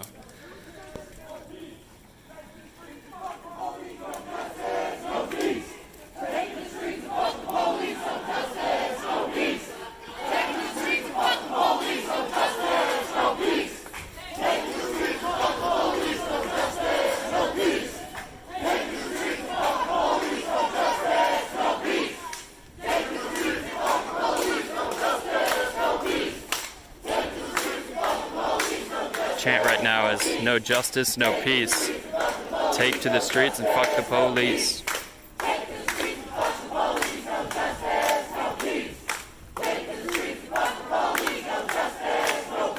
Yeah, still a group of about, it's like maybe 50 people, 60, moving back towards the CHOP or the free zone. We're only a few blocks away, so we'll see what the zone looks like tonight.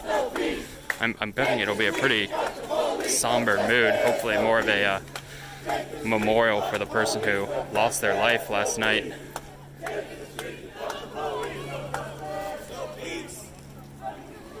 So for people that aren't in Seattle or aren't aware, ooh, just heard some loud bangs over towards the free zone. Hopefully those were fireworks. So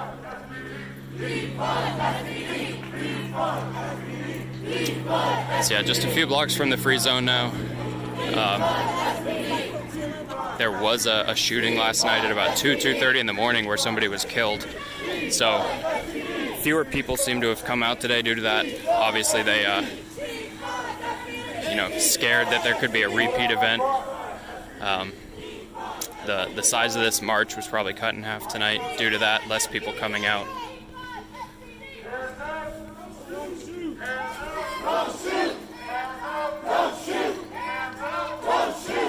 Somebody says I missed the shooting by about 1 hour. Yeah, I left the zone at about 12:45, 1 in the morning, and then I think it happened around 2:30, so I was right in that intersection, yeah, about an hour and a half before.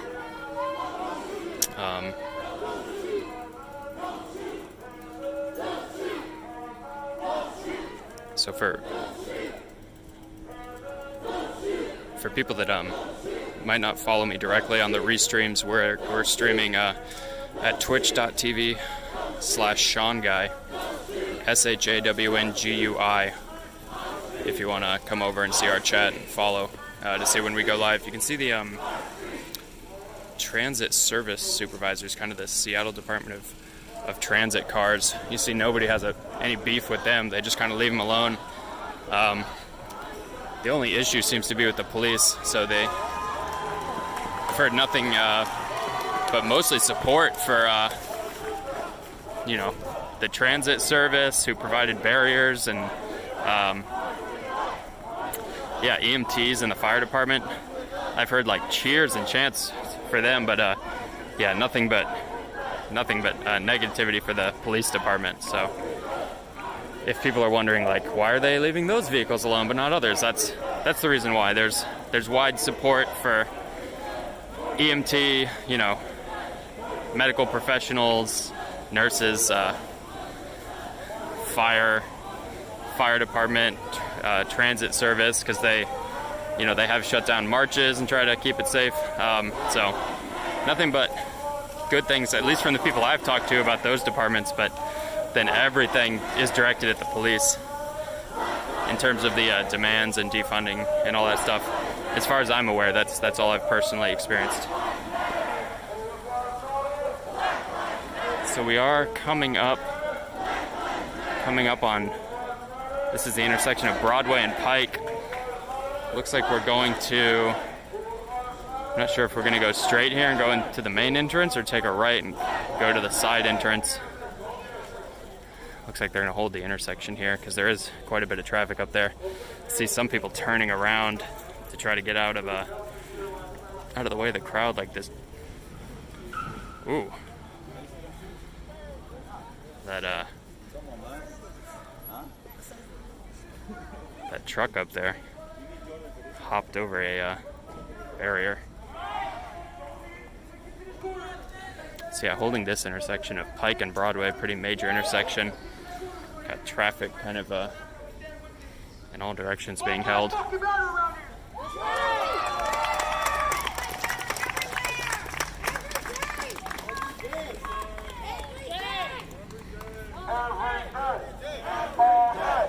Yeah, this is the Shell station here in Capitol Hill in the corner of Broadway and Pike.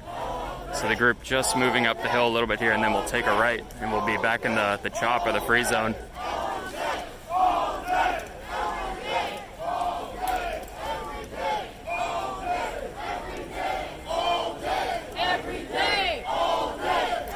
lot of people in their cars recording. Seem interested in the crowd. Every day. Every day. Every day. Every day. Every day. Every day. Every day. Every day. This guy's giving out high fives up here out of his window. Just high fived somebody. Every day. Every day.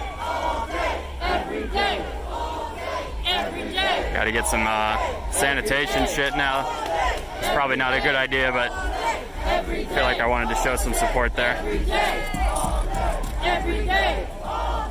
Every day. Every day. Every day. Every day. Every day. Every day. Every day. Every day. Someone said 900 viewers. Great. Well, welcome to the stream, guys. Just wrapping up a march here, heading back into the CHOP or the Capitol Hill Free Zone after marching for about, what time is it? About 2 hours, and occupying the West Downtown Police Department, the West Precinct, and then the I-5 freeway. Although the freeway was totally shut down, we didn't encounter any cars, so quickly hopped over a barrier onto a side street and kind of went from there. But yeah, you can see taking a right down Pine now, heading back into the zone. You see it, see all the barricades from the zone back there. So that's a full trip. In here, cars honking in support back there.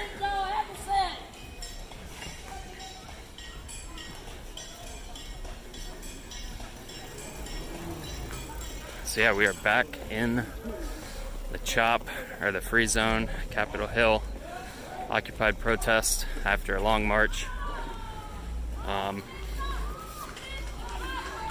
Ending right at the intersection where somebody was shot and killed last night. So there is a vigil for them to my right, but the family requested that it not be shown, so I'm gonna try to not point my camera anywhere near there, but there is a vigil for the man who was killed. So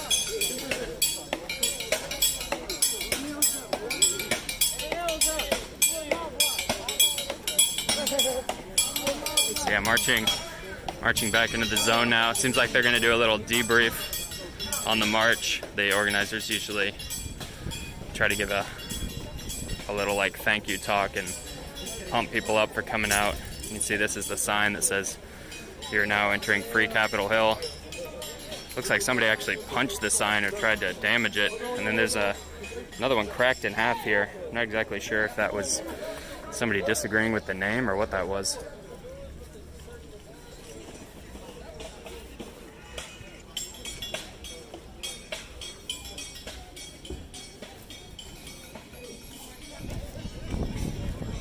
So yeah, we are back here on Pine Street in the CHOP. You can see the Black Lives Matter mural right on top of the street here that all the local people of color painted. Regardless of what people think or what people say, his life fucking matters. Lorenzo Anderson fucking matters. So we're gonna do this every day. Every day. Every day. Till we get the justice the people fucking want. We're done. We're done. We're done. Win. Win. Every day. There it is. I ain't gotta say too much more. We just said it. All right. All right, so they're saying every day here at 8 o'clock they're going to lead the march out, do the same thing. We're going to show up even bigger. So give it up for yourself.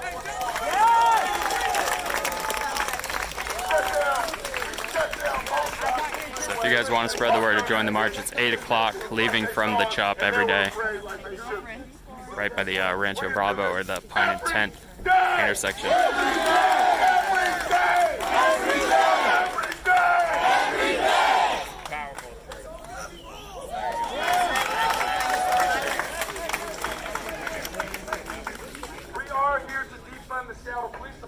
Yes, sir! Yes, sir! Police! Whoever didn't sign it, that didn't sign it,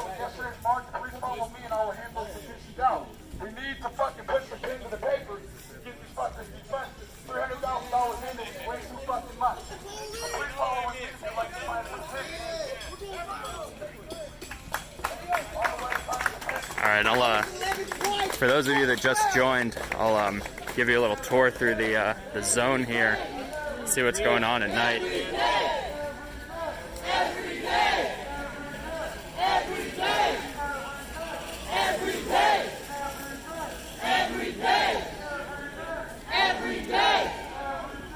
This is someone we were talking to earlier on my right. It's a guy who goes by Clay, who has been kind of a source of conflict in the zone.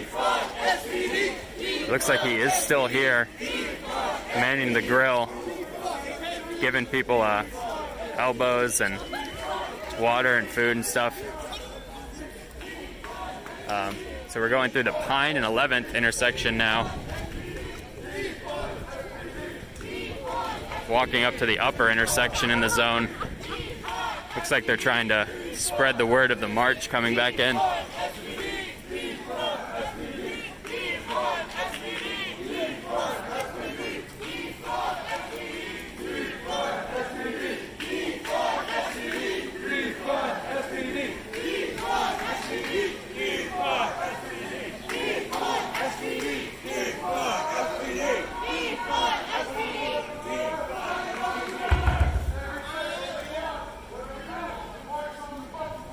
See this is the East Precinct here, the police East Precinct in Capitol Hill. It was abandoned, and these barricades here, what the Department of Transportation put down so that emergency vehicles could get in on this side. See the speed bumps to slow traffic, and the right side is for pedestrians. But yeah, this is what the front of the police department looks like. You see they've marked over the police department with people, Seattle People Department, East Precinct. It looks like they're going to the back barricade. Not much activity on this upper intersection, besides the people that continue marching. So yeah, marching. The barricade we came in was the front barricade. Now we're heading to the back barricade. I'm not sure if they're going to end the march there or continue around the zone to spread the word about tomorrow. They've never kind of continued the march through the zone like this in the past. Some people doing a mural here in the street.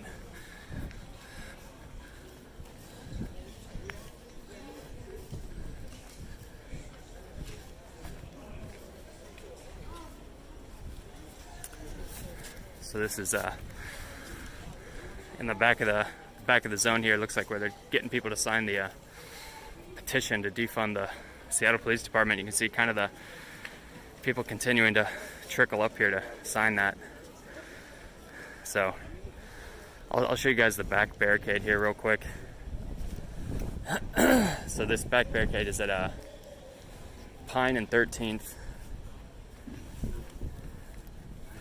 And they've taken some of the wooden barricades off of the concrete ones to kind of hold this against traffic, because previously the Seattle Department of Transportation came here and reclaimed their kind of metal barricades that they had.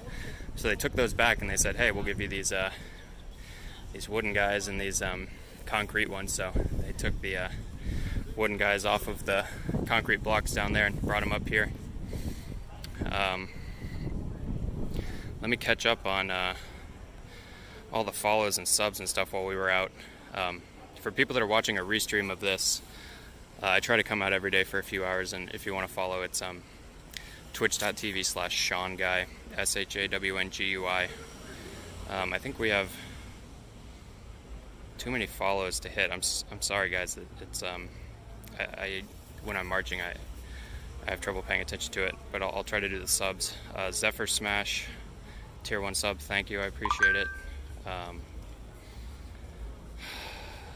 Jessaray 1712, thank you for the Prime subscription.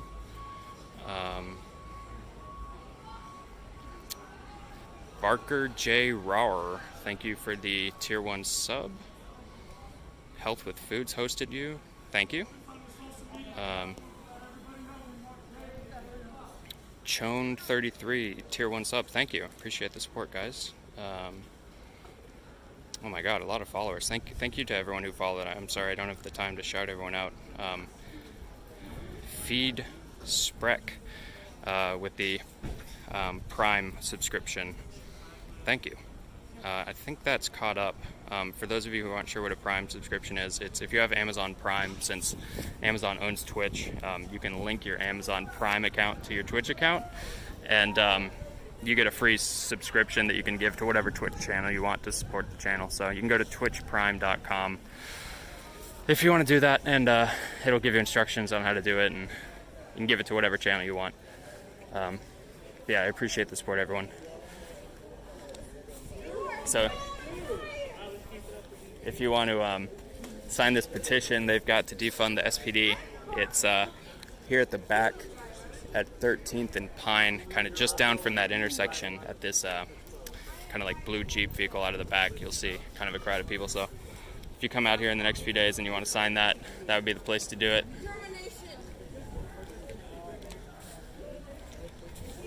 So yeah, it looks like the march is breaking up. Some people staying there to sign the petition. I'm gonna do a quick loop of the streets here. This is kind of the upper intersection here at 12th and Pine.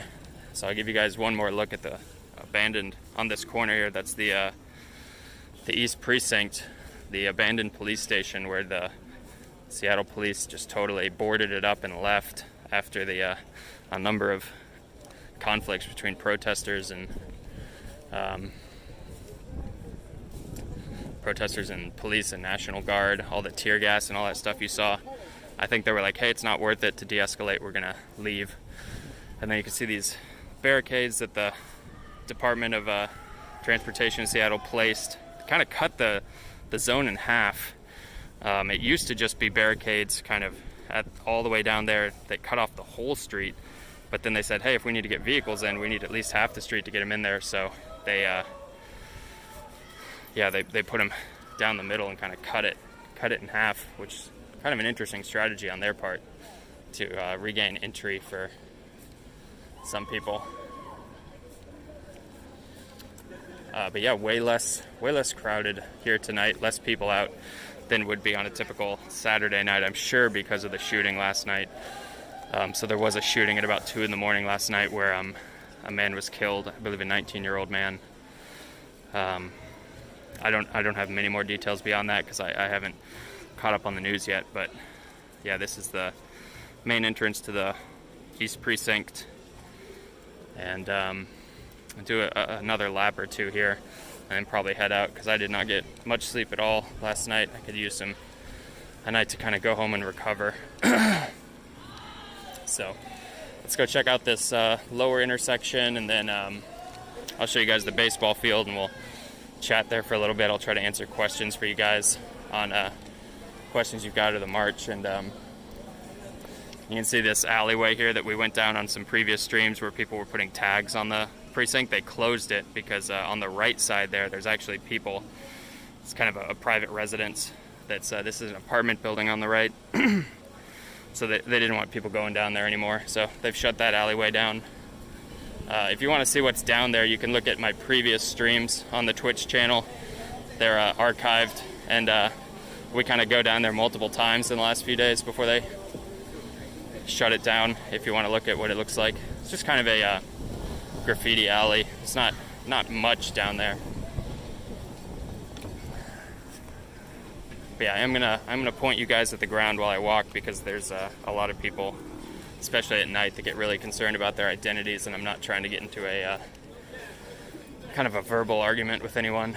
Somebody put their hands on me the other day, so I'm really wary of kind of being, detained or harassed. So if you're wondering why I'm just filming the ground or my feet, that's why. I'm trying not to start shit with people. You can see these guys here kind of going near. Oh, there's Trumpet Guy. You can talk to a Trumpet Guy about maybe what happened earlier in Clay.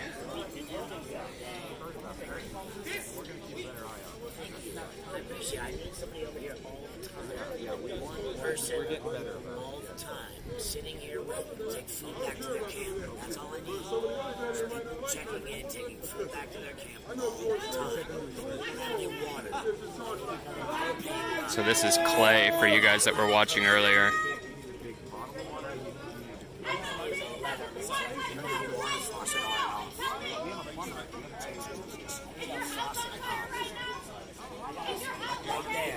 People are saying his real name is Dennis Hopper. Is that actually right? I think that might be a joke.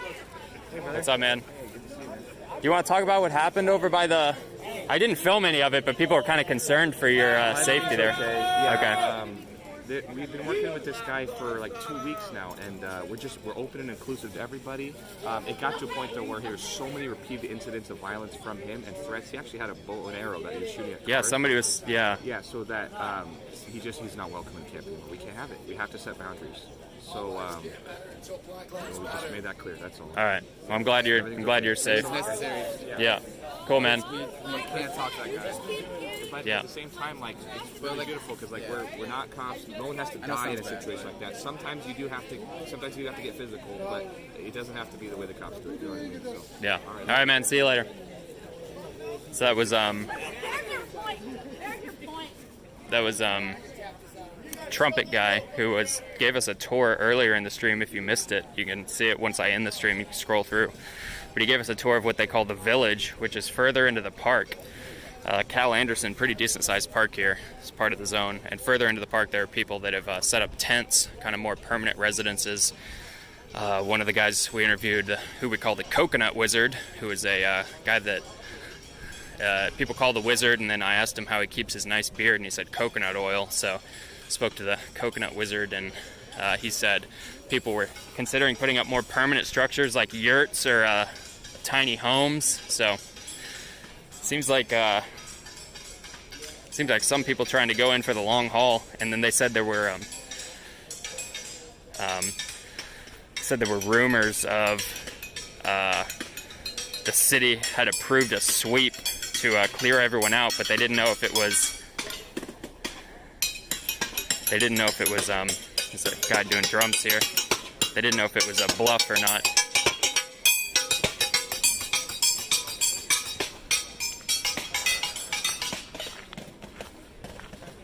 So yeah, a lot of stuff on the stream today. A lot of good interviews, actually. Looks like there's some frisbee and baseball being thrown around here. This is the baseball park where at night people kind of hang out. You see that frisbee there, and these guys throwing what looks like a softball or a baseball. But yeah, this is kind of the chill space where people hang out and eat or drink or meet up with friends. A little less tense of a space than the streets. Really well lit, obviously, so it feels pretty safe. But yeah, oh, and you can see the giant black power fist that they constructed over there. That thing's about 30 feet tall, leaning against a backstop by home plate. They actually brought in a giant kind of like crane on a truck to lift it over. They constructed it in the park over that fence there, and then lifted it over this fence into place, and then lashed it down. So that was on a previous stream as well. If you guys want to see any of those, it's just all the VODs or whatever they call them on Twitch are at twitch.tv/ShawnGuy, ShawnGui. So I'm going to try to back them up because I know that they die or get rid of them after 14 days. So I'm going to try to back up all this footage and maybe make just a master cut of it at some point of like my experiences or the noteworthy stuff. Oh Jesus, I'm going to take a little break here. But yeah, I think I'll edit something down, and then maybe we'll just talk about it from my apartment one night, and you guys can ask me questions. We can look at footage and play it and pause it. Kind of like do like a movie night, basically, with all my footage and all the experiences, if you guys would be down for that. I think that'd be a cool way to kind of recap everything at a certain point. Okay, let me catch up on, I see we've got more follows and subs here. I appreciate the support, guys. Let me try to use these widgets here on Streamlabs. It's a little difficult sometimes. Gullen15 Unshaved Neckbeard, thank you for the follow. Curly Greenleaf, thank you for the follow. Holy Schneike with the tier 1 sub, thank you. Really appreciate the subs. Pale Wolf, thank you for the follow. Critters in My Bum, thank you for the follow. Get that looked at. NM Kitten with the Prime subscription. Thank you for using. Thank you for doing that. Drum and Bass Forever with the tier 1 sub. Thank you. S4R4I is followed. Thank you. Jayup, thank you for the follow. Oh my God, somebody gifted 10 subs. You guys are nuts. Somebody gifted 50 earlier. You guys are insane. Feeds Preek,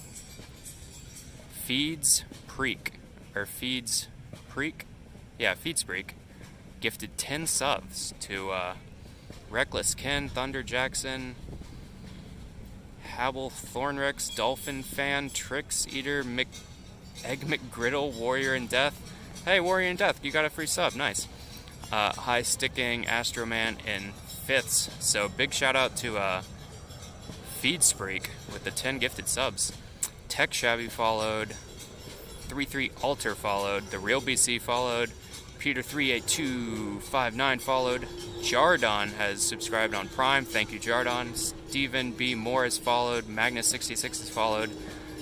Couch Guy Photag has subscribed on Prime. Prime sub. Thank you, Couch Guy Photag. Draw0406 has followed. Missy G1345 has followed. Laney Lou 5 with the Prime subscription. Thank you, Laney Lou.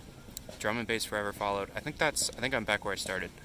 If I missed you, I'm really sorry, but thank you guys so much for all the support. I might have to take a day off tomorrow. I'm not sure. I might try to come out for a little bit. But I'm getting pretty worn down. Oh wow, more follows. Baby Yoda followed. Namtro, the Deus Rex with the Prime subscription. Dan Hawk has followed. Call Me Pun has followed. Jayup tier 1 subscription. Toka 55 has followed. Bozo Tro Sent 617 has followed. Okay, I think I'm caught up. Federal Way Tony has followed. Thank you guys. I appreciate it. If you have Amazon Prime, you can sub for free. Someone says, yeah, you go to what's the website? twitchprime.com, and it has you link your Amazon account to your Twitch account, and then you can just use your free subscription to any channel you want to support that channel. I think that's how you do it. I haven't done it myself. Nice work, Sean. Take a day off? Yeah, I might, guys. It's pretty nerve-wracking out here, especially last night, being an hour away from being involved in that shooting, kind of, I don't know. Obviously, it's an awful incident, and I don't really want to think of myself in that situation, but it does make you nervous, and it's such a weird atmosphere because, like, the intersection where that guy was murdered is now like, there's a guy playing drums there, and there's a guy playing piano all day, and there's just people in this park playing like frisbee now. So it's like, it's a weird mind fuck when you're like, you show up and you're like, this is a crime scene, right? And there's like people dancing like right where someone was shot like 8 hours ago. You're like, what the fuck is going on here? So it's kind of every day is a mind fuck in a slightly different way for me. But I do appreciate all the support. I know you guys value kind of having the raw streams coming out.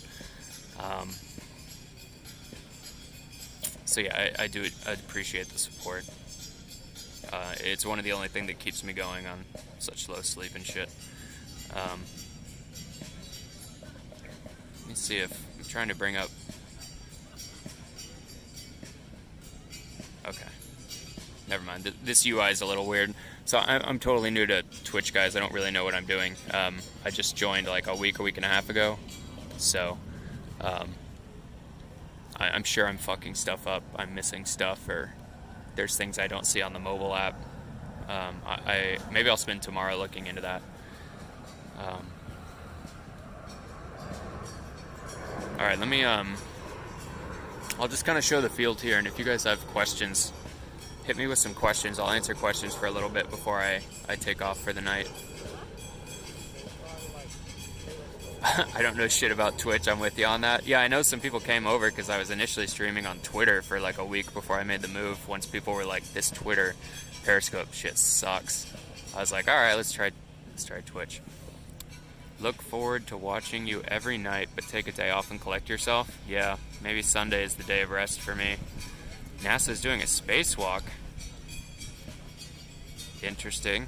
It'd be kind of cool to watch like launches with each other once this all winds down. Like I'm super compelled to come out here every day and document it, but I do still enjoy hanging out with everyone in Twitch, so I want to find stuff to do with you all after this ends, whether it's some games or, you know, watching stuff on YouTube together or whatever it is. Is it calmer now than it was last night at this time? Way calmer. So there was a huge push after last night to say we're not gonna. The organizers were like, we really don't want as many like people drinking in here or smoking. Like last night was just a huge fucking party. It was a celebration, right? It was Juneteenth, and people wanted to kind of cut loose.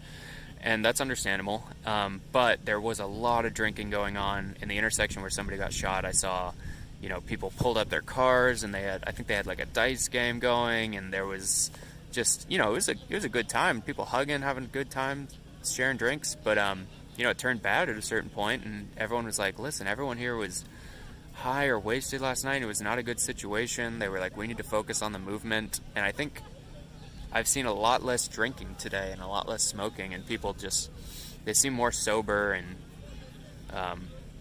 there's just less people in general too. Like way less people came out today, even though it's a Saturday and it was really nice weather. I just saw less people.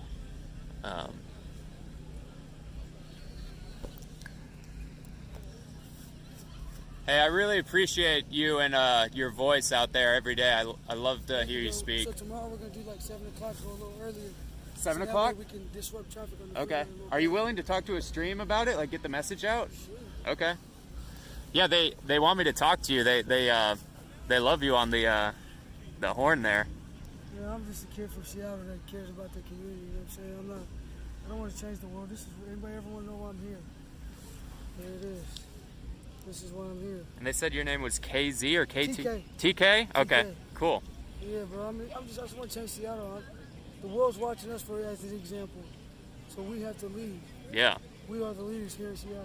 Not just me. Seattle is leading the country on what to do right now. Yeah. I really appreciate your message of like unity that you've been giving off. For real, man, because that's the only way we've been able for the world to see us lead by example is because we've done this together. We've all been in this together from the very beginning, since before all this was comfortable like this. I'm not comfortable in here. So my goal every day is to make enough to make people so uncomfortable that they come march with us. Yeah. Every day, 7 o'clock. You meet us at the intersection on Broadway. Yeah, Pine and Broadway? Yeah, Pine and Broadway. You know, we go to the West Precinct, we go try to shut down the freeway. Yeah. And when, you know what I'm saying, every day tell your friends to bring a friend. Let's do the same thing we did up on Capitol there at the West Precinct.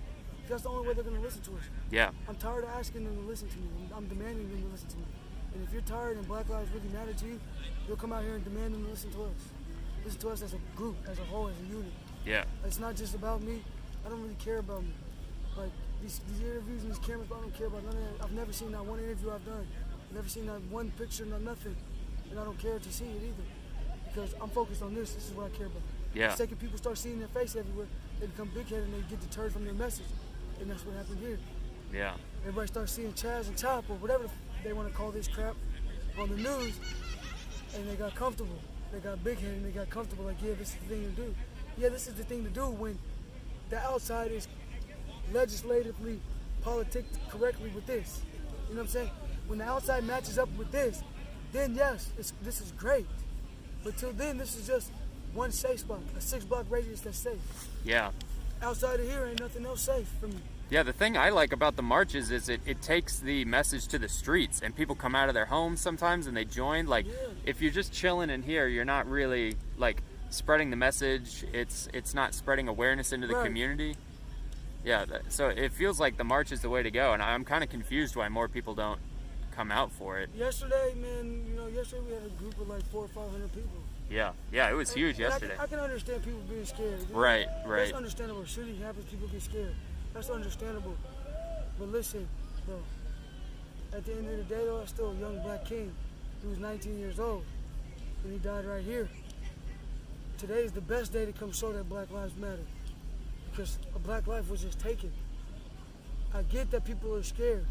I understand it. I completely get it. But if I'm out here risking my life, and my life is the one that matters, you come risk your life too. If Black Lives Matter, I'm a black person out here risking my own life for this movement. If Black Lives Matter, then you can risk your life with me. We can do this together as a whole. We can risk our lives together. You know what I'm saying? Yeah. I get people being scared, but don't let that deter you from what you have made up in your mind to do or in your heart to do. And if Black Lives really matter to you deep down in your heart, don't let that deter you from what you are wanting to accomplish with this. You know what I'm saying? Yeah, especially people that want to come up and like speak on it too, because you guys hand the mic around every time. Yeah. If there's some people that maybe don't live in Seattle that want to show support, whether it's spreading the message on social or donating, what would you say to people, or if they're like immunocompromised and they can't come out?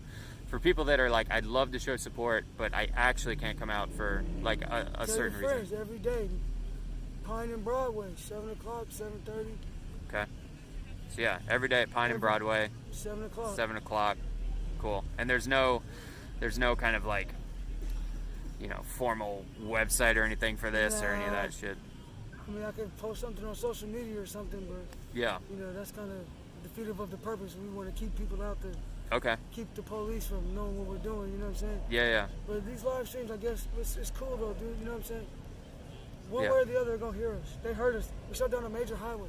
Yeah. Shut down I-5, both lanes, north and south. That Yeah. is a major freeway. That is a major U.S. freeway, and we shut down both sides of it. They're hearing us. Yeah. They hear us here. And the more we keep doing this, the more we keep shoving it down their throats and walking past these people's homes, telling them to get out here and come stand up for what they believe in, the more they're going to keep hearing us. And the more we're going to keep affecting change. Because that's how we got change now. Yeah. By doing this together as a whole, as a unit, and sticking together. Yeah. We can't give up now. We give up, we just give them everything. It just undoes everything we just done. We put in 3 weeks of work. And if we give up now, we're just gonna undo that and give it right back to them. Yeah, yeah. And I'm not for that. I want to keep this going. Because it's not even about Black Lives Matter here no more. It's about this shit. Yeah. And this is not cool. It's Yeah. not cool. Because Black lives still matter. And if they really matter, show up 7 o'clock, Pine and Broadway. And show me my life matters to you. Because I'm going to show you that how Black lives matter to me. You know what I'm saying? And I just want everybody who, if it really matters to you, come show some support and come out if you can. If you're able-bodied, you can come march, come out. If not, tell your friends that are able-bodied. That's how you spread the word. That's how you can support us. I don't want your money. I don't want donations. I don't care about none of that. Tell your friend and tell a friend. If you can't get out here physically, tell your friend that are physically able to come. Yeah. I'm from Tacoma too. I'm not from Tacoma, buddy. What'd you say? Where are you from then? I'm talking to him, buddy. Keep going. You got a social media handle? Yeah, it's a Twitch stream. What's it called? Sean Guy. Just that? Yeah, yeah. You must have been doing it for a while because that seems like a generic ass Twitch handle. So, good luck, guys. Yeah, Good thanks, luck, man. Good luck, man. But where did you grow up? Here in Seattle. What part? Here in Seattle, in the Central District. You're from the CD, and you ought to write a book. That's all I need to say. It's going to be the Bible for the city. Otherwise, it's going to burn down. All right, buddy. And I'll be a part of it. Have a good night. You too. Sorry about that. That's all right. So yeah, the thing that struck me when I showed up today at maybe 4 or 5 was, someone lost their life in this intersection right here. And I showed up and there's like music being played and people dancing and people like coming through with their kids. I was like, this feels weird, man. It's kind of a weird like space we're in where someone can lose their life and then it's like just a few hours later it's kind of like, hey, this is kind of a chill, come on down, see what's going on, It felt weird to me. The thing about like black people and the way they grieve, we grieve with music. Yeah. Music is our outlet to grieving. So if you see people over there blunt with music because they're grieving, and it's just something to distract them. You know what I'm saying? Especially those guys, they need that right now. Yeah. Because if it keeps them from going in the streets and doing something stupid, then we save the black life. That's in order true. for black lives to matter, we have to save them first. Yeah, that's a good point. If them bumping their music keeps them from going in the streets and risking their life and another black life, so be it. That's their outlet, that's their grieving process. I do it too. And I lost my brother almost a year ago. It'll be a year next month. And I grieve a lot with the music because I'd rather do that than put myself in a predicament where I can lose my life or end up back in prison. Yeah. So, you know, it's just a grief tactic, and it keeps people calm sometimes. Sometimes music is the bridge. Sometimes all it takes is music to bring people together. That's a good and point. to keep them from doing stupid shit. You know what I'm saying? So, Right. I don't really mind the music out there or over there for that. Yeah. For that specific reason, for that young man losing his life and then grieving like that. But the music inside of here is what I have a problem with. Yeah. Because inside of here, there's nobody. This shouldn't be a party inside of here. Especially when the black life was just walked over here. And everybody's just so comfortable here. Like, look at this. Comfortable as hell. Yeah. There's a big LED thing over there says Black Lives Matter. But why does this feel like it doesn't? This whole chop thing feels like Black Lives don't matter. If you got a big ass LED sign over there that says Black Lives Matter. But this whole chop, Chaz atmosphere does not give me the vibes that Black Lives Matter. Yeah. And it needs to change.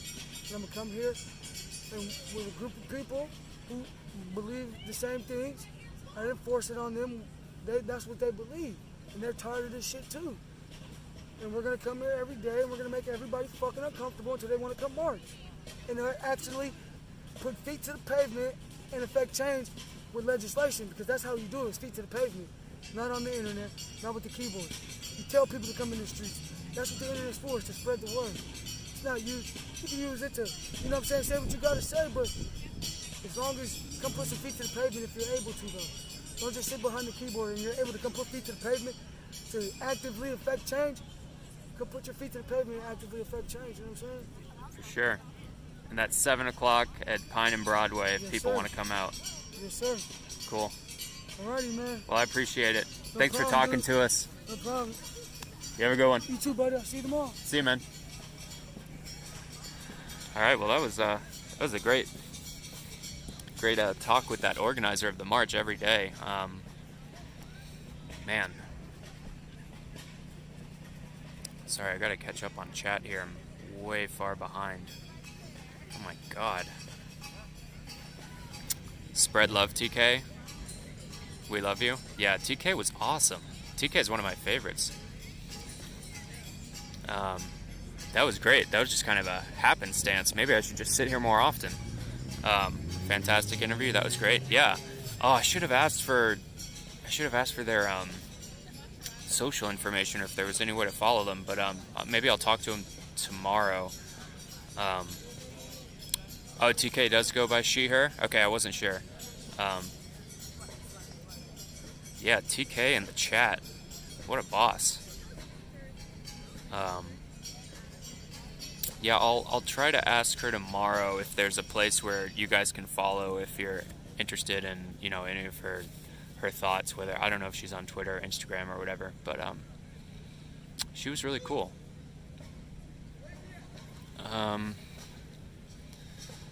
So yeah, drop some more questions in chat, guys. I'll try to do a recap. I'm about to head home though, so maybe somebody else comes over, I don't know. Let's call out some more people here. Shithead 4000, thank you for the follow. ESP Peter Pan, thank you for the subscription on YouTube. Puts those in here too, because I think I linked them on this app. Lagflex, thank you for the follow. Clambake 420, thank you for the follow. Sunny Lee, thank you for the follow. Decula, thank you for the follow. Federal Way Tony, thank you for the follow. Baby Yoda, thank you for the follow. There's another one. SceneSo21, thank you for the follow. So if you guys are watching this on another restream, I know we're on like Woke or Model_2 sometimes and other YouTube streams. If you want to catch me out here tomorrow, my channel, if you want to follow it, is twitch.tv/ShawnGuy, ShawnGui. And yeah, I try to come out every day. Maybe I'll come out for a little bit tomorrow to see what's going on, but I'll probably do a shorter stream. But yeah, that's where you can find me. I know some people have been sharing videos of my stuff without any attribution, which is whatever. What are you gonna do? But I'd love to hear more from her. Yeah, I mean, every day I'm gonna try to go on that march. So maybe tomorrow I'll just take my afternoon off and then come out here for the march at 7. like TK was saying. I do want to support that march every day. And if any of you guys are in Seattle, do get the word out about that. That you know, TK is out there helping lead those marches every day from the Chop at 7 p.m. So I'll try to post that to my Twitter later. If you guys want to retweet me to get it out, I'll try to do that when I get home. But my Twitter is at ShawnGuy_, ShawnGui_. So I'd like to try to turn out some more people for them because I really agree with what they're doing.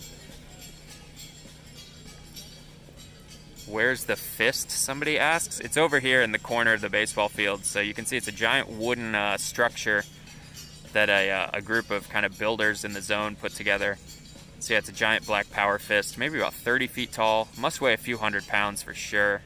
And they've lashed it down to, you know, prevent it from like breaking loose in the wind. And it's just, it's leaning against the backstop that catches the pitches for the baseball field. Are you sleeping in crotch? So crotch is what somebody said they called the far side of the tents area earlier. I forget what it stood for. If you guys remember what the crotch acronym stood for, put it in the chat. I forgot. It's like Capitol Hill Republic of something or something of. Anyway, put it in the chat. It was pretty funny. That was earlier in the stream when we got a tour of the. I think they call it the Village. Sean, external microphone for interviews. Could barely hear her. Oh yeah, sorry. I just started. I'll look into an external mic. I'm on a Pixel 3, so if you guys have recommendations for good mics for a Pixel 3, DM me on Twitter and let me know. Send me like an Amazon link. Although my only port, the only port on the Pixel 3 is being used to charge the phone, so I'm not sure if I could split that and do the phone and the mic at the same time on this device. Let's stop with the crotch thing. Oh, okay. I'll stop telling them to tell me what it means then. My bad. Is woke back up? I don't know. Oh, did I say twitch.com? Sorry, guys. I'm at twitch.tv/ShawnGuy. ShawnGui. If I said .com, my bad. Am I working tomorrow in the day? No, it's Sunday, right? Tomorrow's Sunday, right? Yeah, today's Saturday. So no, I'm not working in the day tomorrow, but I will definitely be out here tomorrow, at least for the march. I forgot that every day I should be out here supporting that march, so. Sean Guy, this was great. You're welcome, Glue Gup. Glad to have you on the stream. Somebody's putting my Twitter in there. If you guys want to retweet later, I'll try to post about that. Let's see. I think the police heard about the march. You need to do it more in secret, Sean. Oh, I mean, there's no way it's going to be secret if we're spreading it on social media. I think they know every day to shut down the I-5 at around that time. I don't think there's any point in secrecy. Don't forget to wash your high fives. Yeah, that's true. I do have some hand sanitizer in my backpack. That's a good point. I'll do that before I head home here. Is there a fire there? What's that smoke coming from? There's a lot of people smoking, just hitting vapes and stuff, so it's probably that. Occasionally there is a fire further back in the park, but I'm not going to go back there because it's dark and a little dangerous.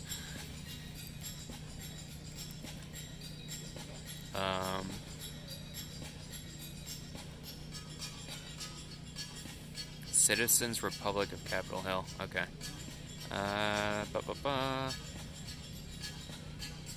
Five has reopened. I think the police have timed your protest. Tell them not to publish to tell anyone. I mean, that's kind of hard, right? The goal is to bring people out. And I think if they shut down the highway, regardless of if they know, like, it's a victory, even if they shut down the highway, right, in their eyes, like TK was saying. So I think it's better to have more people come out than to try to keep it a secret and have fewer people come out. True about the mic for interviews, you're about 10x louder than the interviewee. Damn, maybe it's pulling the mic from the forward-facing direction.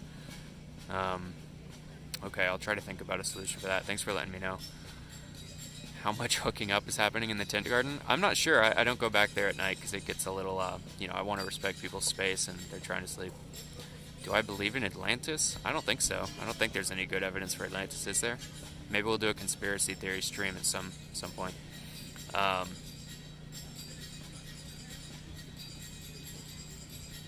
Okay, I think yurts would look better than tents. Yeah, yurts would be pretty cool. I really love the word yurt too. It's one of my favorite words. I'll just kind of say it randomly sometimes. Woke hasn't been live today. Okay, interesting. Oh yeah, Model saying they hadn't heard of that acronym before. Yeah, so we were getting a tour of the village on the far side of the park, and there was a guy on his tent who said that they call that area the crotch, and there was some acronym for it. So it did actually have some basis in the stream for people that were saying it over and over again. Does it feel more edgy there after what happened last night? No, it actually feels less edgy. It feels more calm and more like people are like, this isn't a party space. There's some discussions happening and some people like smoking and talking, but there's no, like, if you just listen, there's no loud music. There's no, like, there was music all over the place last night, a lot of smoking and drinking and DJs. I think people realize that's not the case today, so it's a lot more somber today and reserved, I would say. I think reserved is a good name.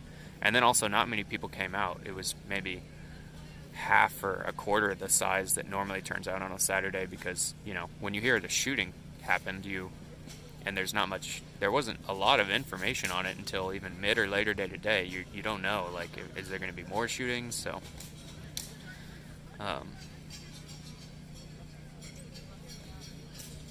people saying some kind stuff about me. Thank you guys, I appreciate it. How on earth is your voice still going? Have some tea. I'm doing better than some of the others. We talked to Omari earlier today. His voice was definitely gone. He seems super tired. I'm sure he is. And then TK right there, you can tell her voice is kind of fading. I feel really bad for the people that are, you know, speaking consistently at these events. I get some time off at night, but they seem to just be going constantly. So I have way more respect for them than myself. Happy Father's Day to you all. Man, I forgot about that shit. I'm gonna have to send my dad a note. I'm not the only one that hears Link cooking, right? I think you might be talking about the like, whatever that guy playing the drums in the background is. What is the backstory behind the shooting? So I'm not really sure. By the time I left today to head out here, there was very little known about it. It was mostly speculation. So I know people were posting articles in the chat, Alley Rally. So I would try to look for those articles, or just Google like Seattle Chop shooting, and they should have the up-to-date information. I don't want to try to get stuff out there that's not right. So I would just Google it. All right, I'm still moving through chat here slowly. Don't advertise the march on Twitter. That's exactly what they wanted. The organizers were like, hey, advertise the march on Twitter. Like, people are going to know about it. They go around screaming about it in the Chop every night. There's multiple people filming and live streaming and tweeting it out. So they want more people. They don't want more secrecy. So I'm going to try to get more people out. Oh, somebody did put some stuff in there. Okay. There will be plenty of undercovers anyway, someone says. Yeah, I don't get the, Oh, somebody says, I heard TK just fine. Okay, that's good. Aren't I scared to be there now? It seems pretty chill at the moment. But yeah, there's definitely a low level of tension here for sure. You sound good. Mike is fine. Okay, thank you. Yeah, it sounded like TK's voice was shot too. Yeah, for sure. Yeah, her voice was just super raspy for sure. That's, you know, day after day of screaming into a megaphone will do that to you. I don't have to really scream at you guys. I don't have to project as much because I have the phone right up next to me. What was my favorite puppy today? I can't remember. There were lots of them. Did the cops get woke? I don't know. I don't know what happened to woke. Maybe they're just taking the day off. Sean Guy notes under the woke.net live stream tab, quality interviews. Congrats, Sean. Oh yeah, I enjoy talking to people, man. Like, those are the real stories, right? We interviewed a lot of people today, so once I end this stream, I see we've been going for 5 hours, 12 minutes. Definitely scroll back through it, and as you see people that you want to talk to, that you want to hear talk, we talked to the Coconut Wizard today, we talked to Omari, we talked to Trumpet Guy, we talked to TK, we talked to Clay, who runs the grill, who was getting into the fight. There was a guy put his hand on his gun on his hip and almost drew it on Clay during their confrontation. So a lot of crazy stuff going on today. No fireworks. That's right, no fireworks today. When you're in the field, the picture is great. Maybe there's a tower near here. Okay, trying to catch up here. Yesterday was Juneteenth. That's why the party atmosphere after the march. Yeah, yesterday was Juneteenth, so it was a lot bigger deal, a lot of more stuff going on. Tell the organizers not to publish the march time. No, they want to. They don't want to keep it a secret. They don't care if they know and shut down the freeway. That's what they want, so.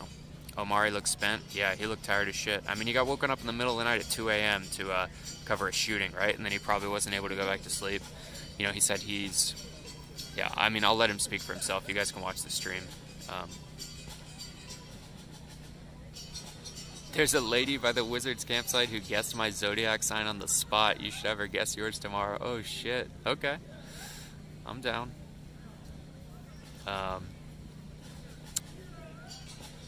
What's up, Sean? Hope you're well. Did you see Fox picked up your tent incident on their website? Yeah, somebody sent that to me. I haven't looked it over yet.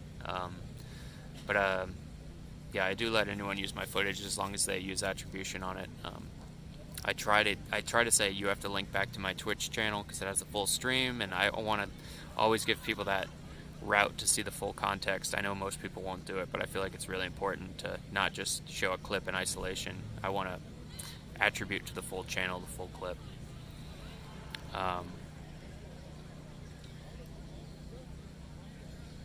Raz posted a video blaming the death on the first responders. Yikes. All the streaming, you've been awesome. Yeah, you're welcome. AF Tatfort? Thort?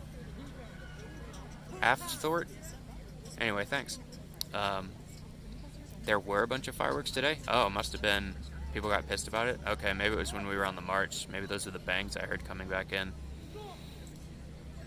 How many people social distance? I mean, if you look around right now, it seems like most people are, you know, spread out, but it's also later at night, so. Oh my god, did somebody just gift 10 subs? Again? Is this Feedspreek? Who is this person? So Feedspreek just gifted 10 subs. Thank you for all the support, dude. That's insane. Didn't they gift 50 earlier? What the fuck is this person? They gifted tier 1 subs to 10 people. Field Charge, Jinx Pixie, the 91 Intern, Aniawawa, Astral, 4567, BRHAE3, Gunnerson 1988, Jed Sleds, Eric Cubs fan, and Smittender1. You were all gifted subs by Feedspreek. Thank you. Tacos on My Mind is followed. Didn't you follow earlier, Tacos? I swear I called that name out before. Seth Book has followed. Jin Shai has followed. Mr. SMS 707 has followed. Evergreen Fury has followed. Trippy Mark has followed. Doc Rickinson is subscribed. Senso21 has followed. Thank you guys for all the support, especially Feedspreek, who I think is at fucking 60 subs now or something. It's insane. Thank you.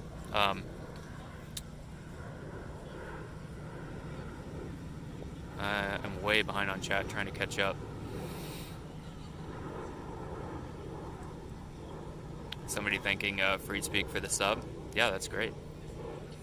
Oh wow, somebody else thanks for the sub. Feedspreek. Man, Feedspreek making friends. Making all the friends. 20 total from Feedspreek. Oh, okay. I forget who the who was the person that did 50 earlier. That was nuts. Any sub emotes yet? No, see, this is the sort of shit I need to do when I take a day off. So far, I just get home, eat food, pound water, and then pass out. So maybe I'll take some hours tomorrow in the afternoon to try to learn what the fuck's going on with Twitch more. Although it seems pretty reduced in what I can do on mobile. I think the interface just can't handle as much stuff. Like, it doesn't show me all of the like hype train stuff that someone was telling me they saw and all that stuff. Yeah, I'm still trying to figure this app out. We need a Coconut Wizard emote. I was thinking the Coconut... Oh, TryGeek38 did the 50? Okay. Well, cheers to TryGeek. That was fucking insane. Allie Rally cheered 100. Thank you. Thanks, Allie. We need a Coconut Wizard emote? Oh, yeah, for sure. So I was thinking it would be a coconut with a beard, like a long white beard on it. I think that fits him. I mean, that was my idea. I'm open to other ideas here. To be honest, if your problem is people not getting the emojis, you're good. Okay. Well, I still want them. I think it'd be fun. You should take advantage of the Just Chatting section. Okay. The thing about Just Chatting, to me, is there are people in Just Chatting that have like 40,000 viewers, and I think the talk shows and podcasts had like way fewer, so I feel like we could surface higher in talk shows and podcasts. And honestly, I'm talking like the whole fucking time, so it kind of feels like a talk show and we're doing interviews. But if you guys know some reason I should be in Just Chatting instead of talk show and podcast, let me know. I thought talk show and podcast seemed like a better idea for discoverability, but maybe I'm wrong.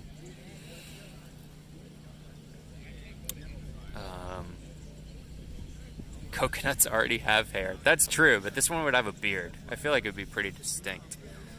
But yeah, if you guys have channel tips for me, let me know. I don't really know what I'm doing. I need to read up on a bunch of stuff. So if you're like, hey, use this category, don't use it, use tags or whatever, let me know. I'm open to doing that stuff.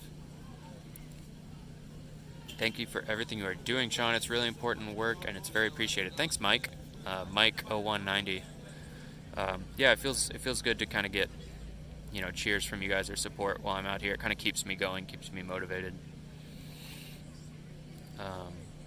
Have I considered talking to or interviewing police? I imagine they won't while working. So we did, actually, earlier in they might all be on Twitter. I don't know if I did any on Twitch, but I interviewed quite a few police officers back when we were up against the barricades. They would come up and talk to you if there weren't many people there. So yeah, I talked to quite a few police officers, including the chief of police, Carmen Best, came up right to the barricade I was at to talk to some organizers.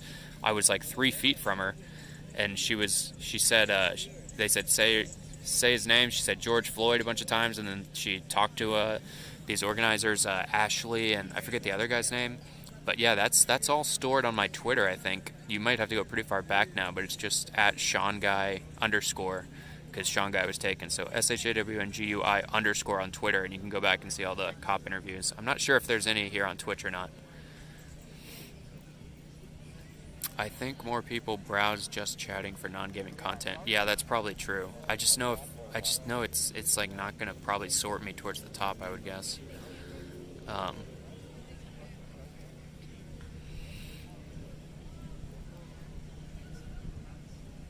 Such a calm demeanor. I just naturally have this kind of people have described it as even-keeled disposition. I'm not really sure why. It's just kind of how I operate, it seems like.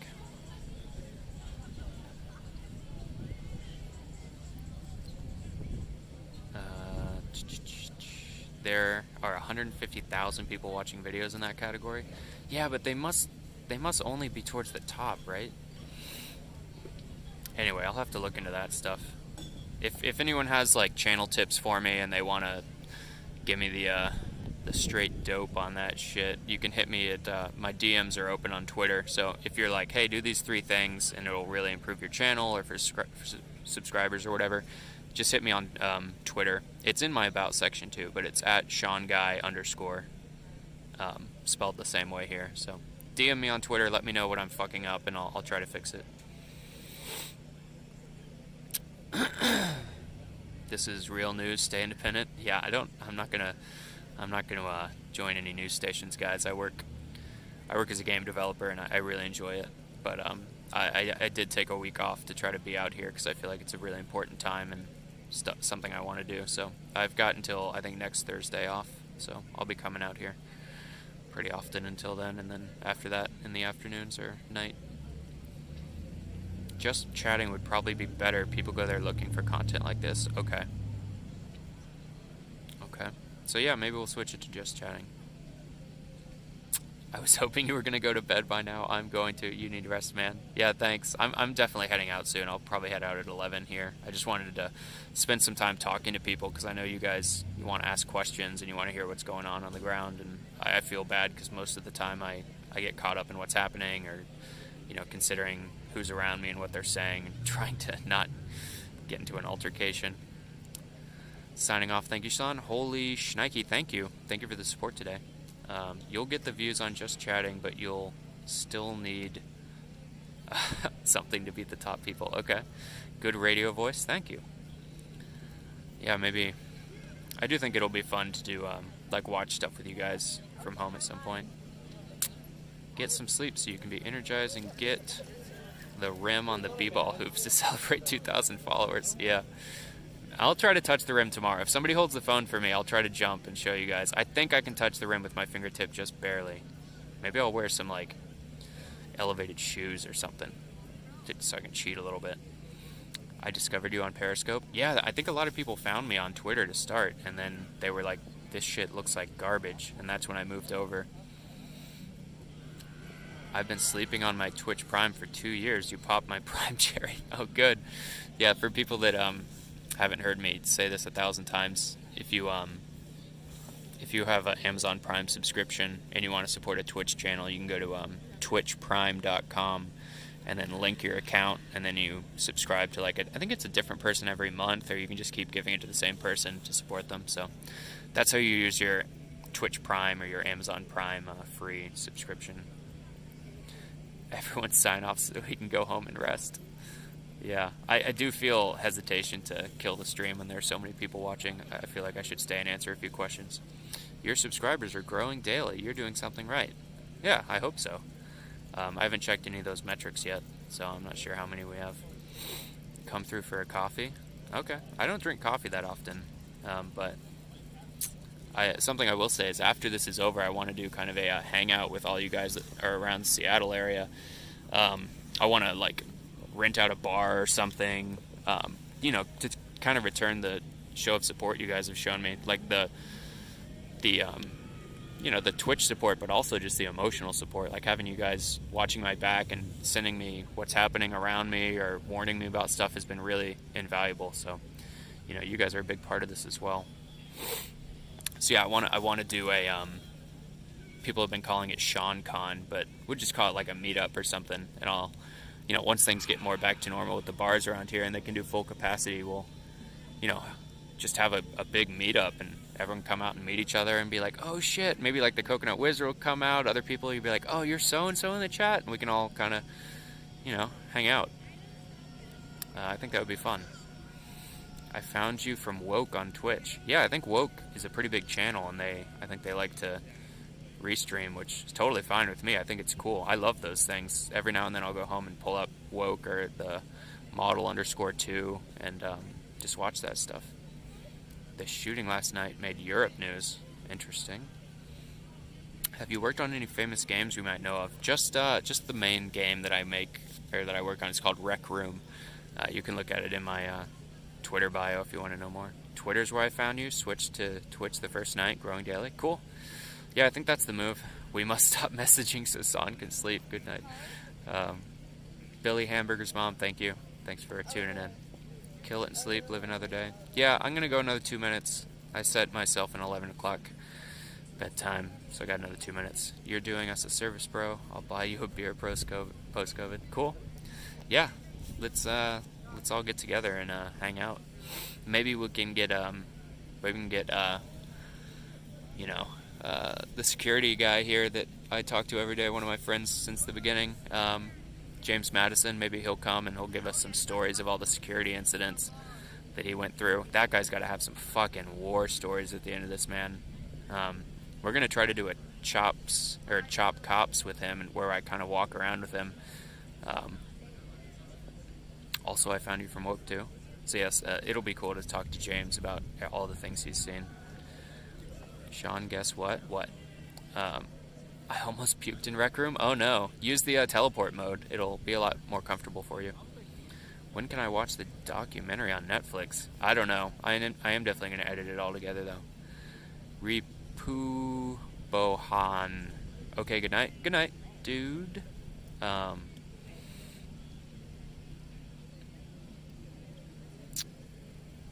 Chicken butt? Wow, you got me. Why are we watching people eat? I'm just about to kill the stream. I'm just answering questions here real quick. Rec Room is VR Rec Room? Yeah, so we're a VR game, and also we're also on like iOS, iPads, PS4, and a few other places. So we started in VR only, but now we're kind of everywhere. Oh yeah, we're definitely gaming after this. I'm down, man. We'll play some fun games with you guys. Chat. Was I in the military? No, I was never in the military. Only my grandfathers were in World War II. Hell yeah, I have a Vive. Oh, nice. And a PSVR? Damn.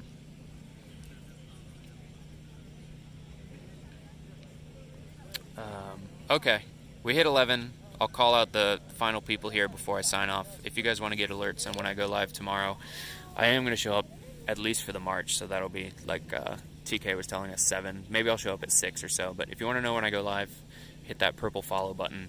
It'll give you a little ping on your phone or your desktop. You'll see a little thing come up and say, Sean Guy went live. So appreciate the follows. WV27, thank you for the follow. Adama Now, thank you for the follow. Funko Lad, thank you for the follow. Desert Coyote, thank you for the follow. King Hazley44, thank you for the follow. Carius Blue, thank you for the follow. Sinvergenza 253, thank you for the follow. Ali Rally for the 100 bits. And then again for FeedSpeak for the 10 gifted subs. Fucking monster. Cool. So I think I hit everybody. Have a good night, man. Thank you, guys. Good nights in the chat. Good night. Thanks for streaming. Yeah, take it easy. Thanks for the sub, FeedSpeak. Yeah, glad to see the positivity, guys. Thanks for keeping the chat so nice. And huge thanks to the mods tonight. Model_2, Uma, and everyone else who's been keeping it cool in here. So huge cheers for the mods. They do a lot of work while I'm out here ignoring chat because I'm talking to people. So be sure to give it up for the mods, guys. And mod love, yeah. Your footage is the best. Thank you. Yeah, thank you guys for watching. Good night. Mods for the win. Mods work their ass off. Yeah. Oh, I love this, guys. You're making me feel good. So positive here. All right, I'm gonna head out. Hit the follow button if you want to see me tomorrow, and I'll see you guys then. Have a good one.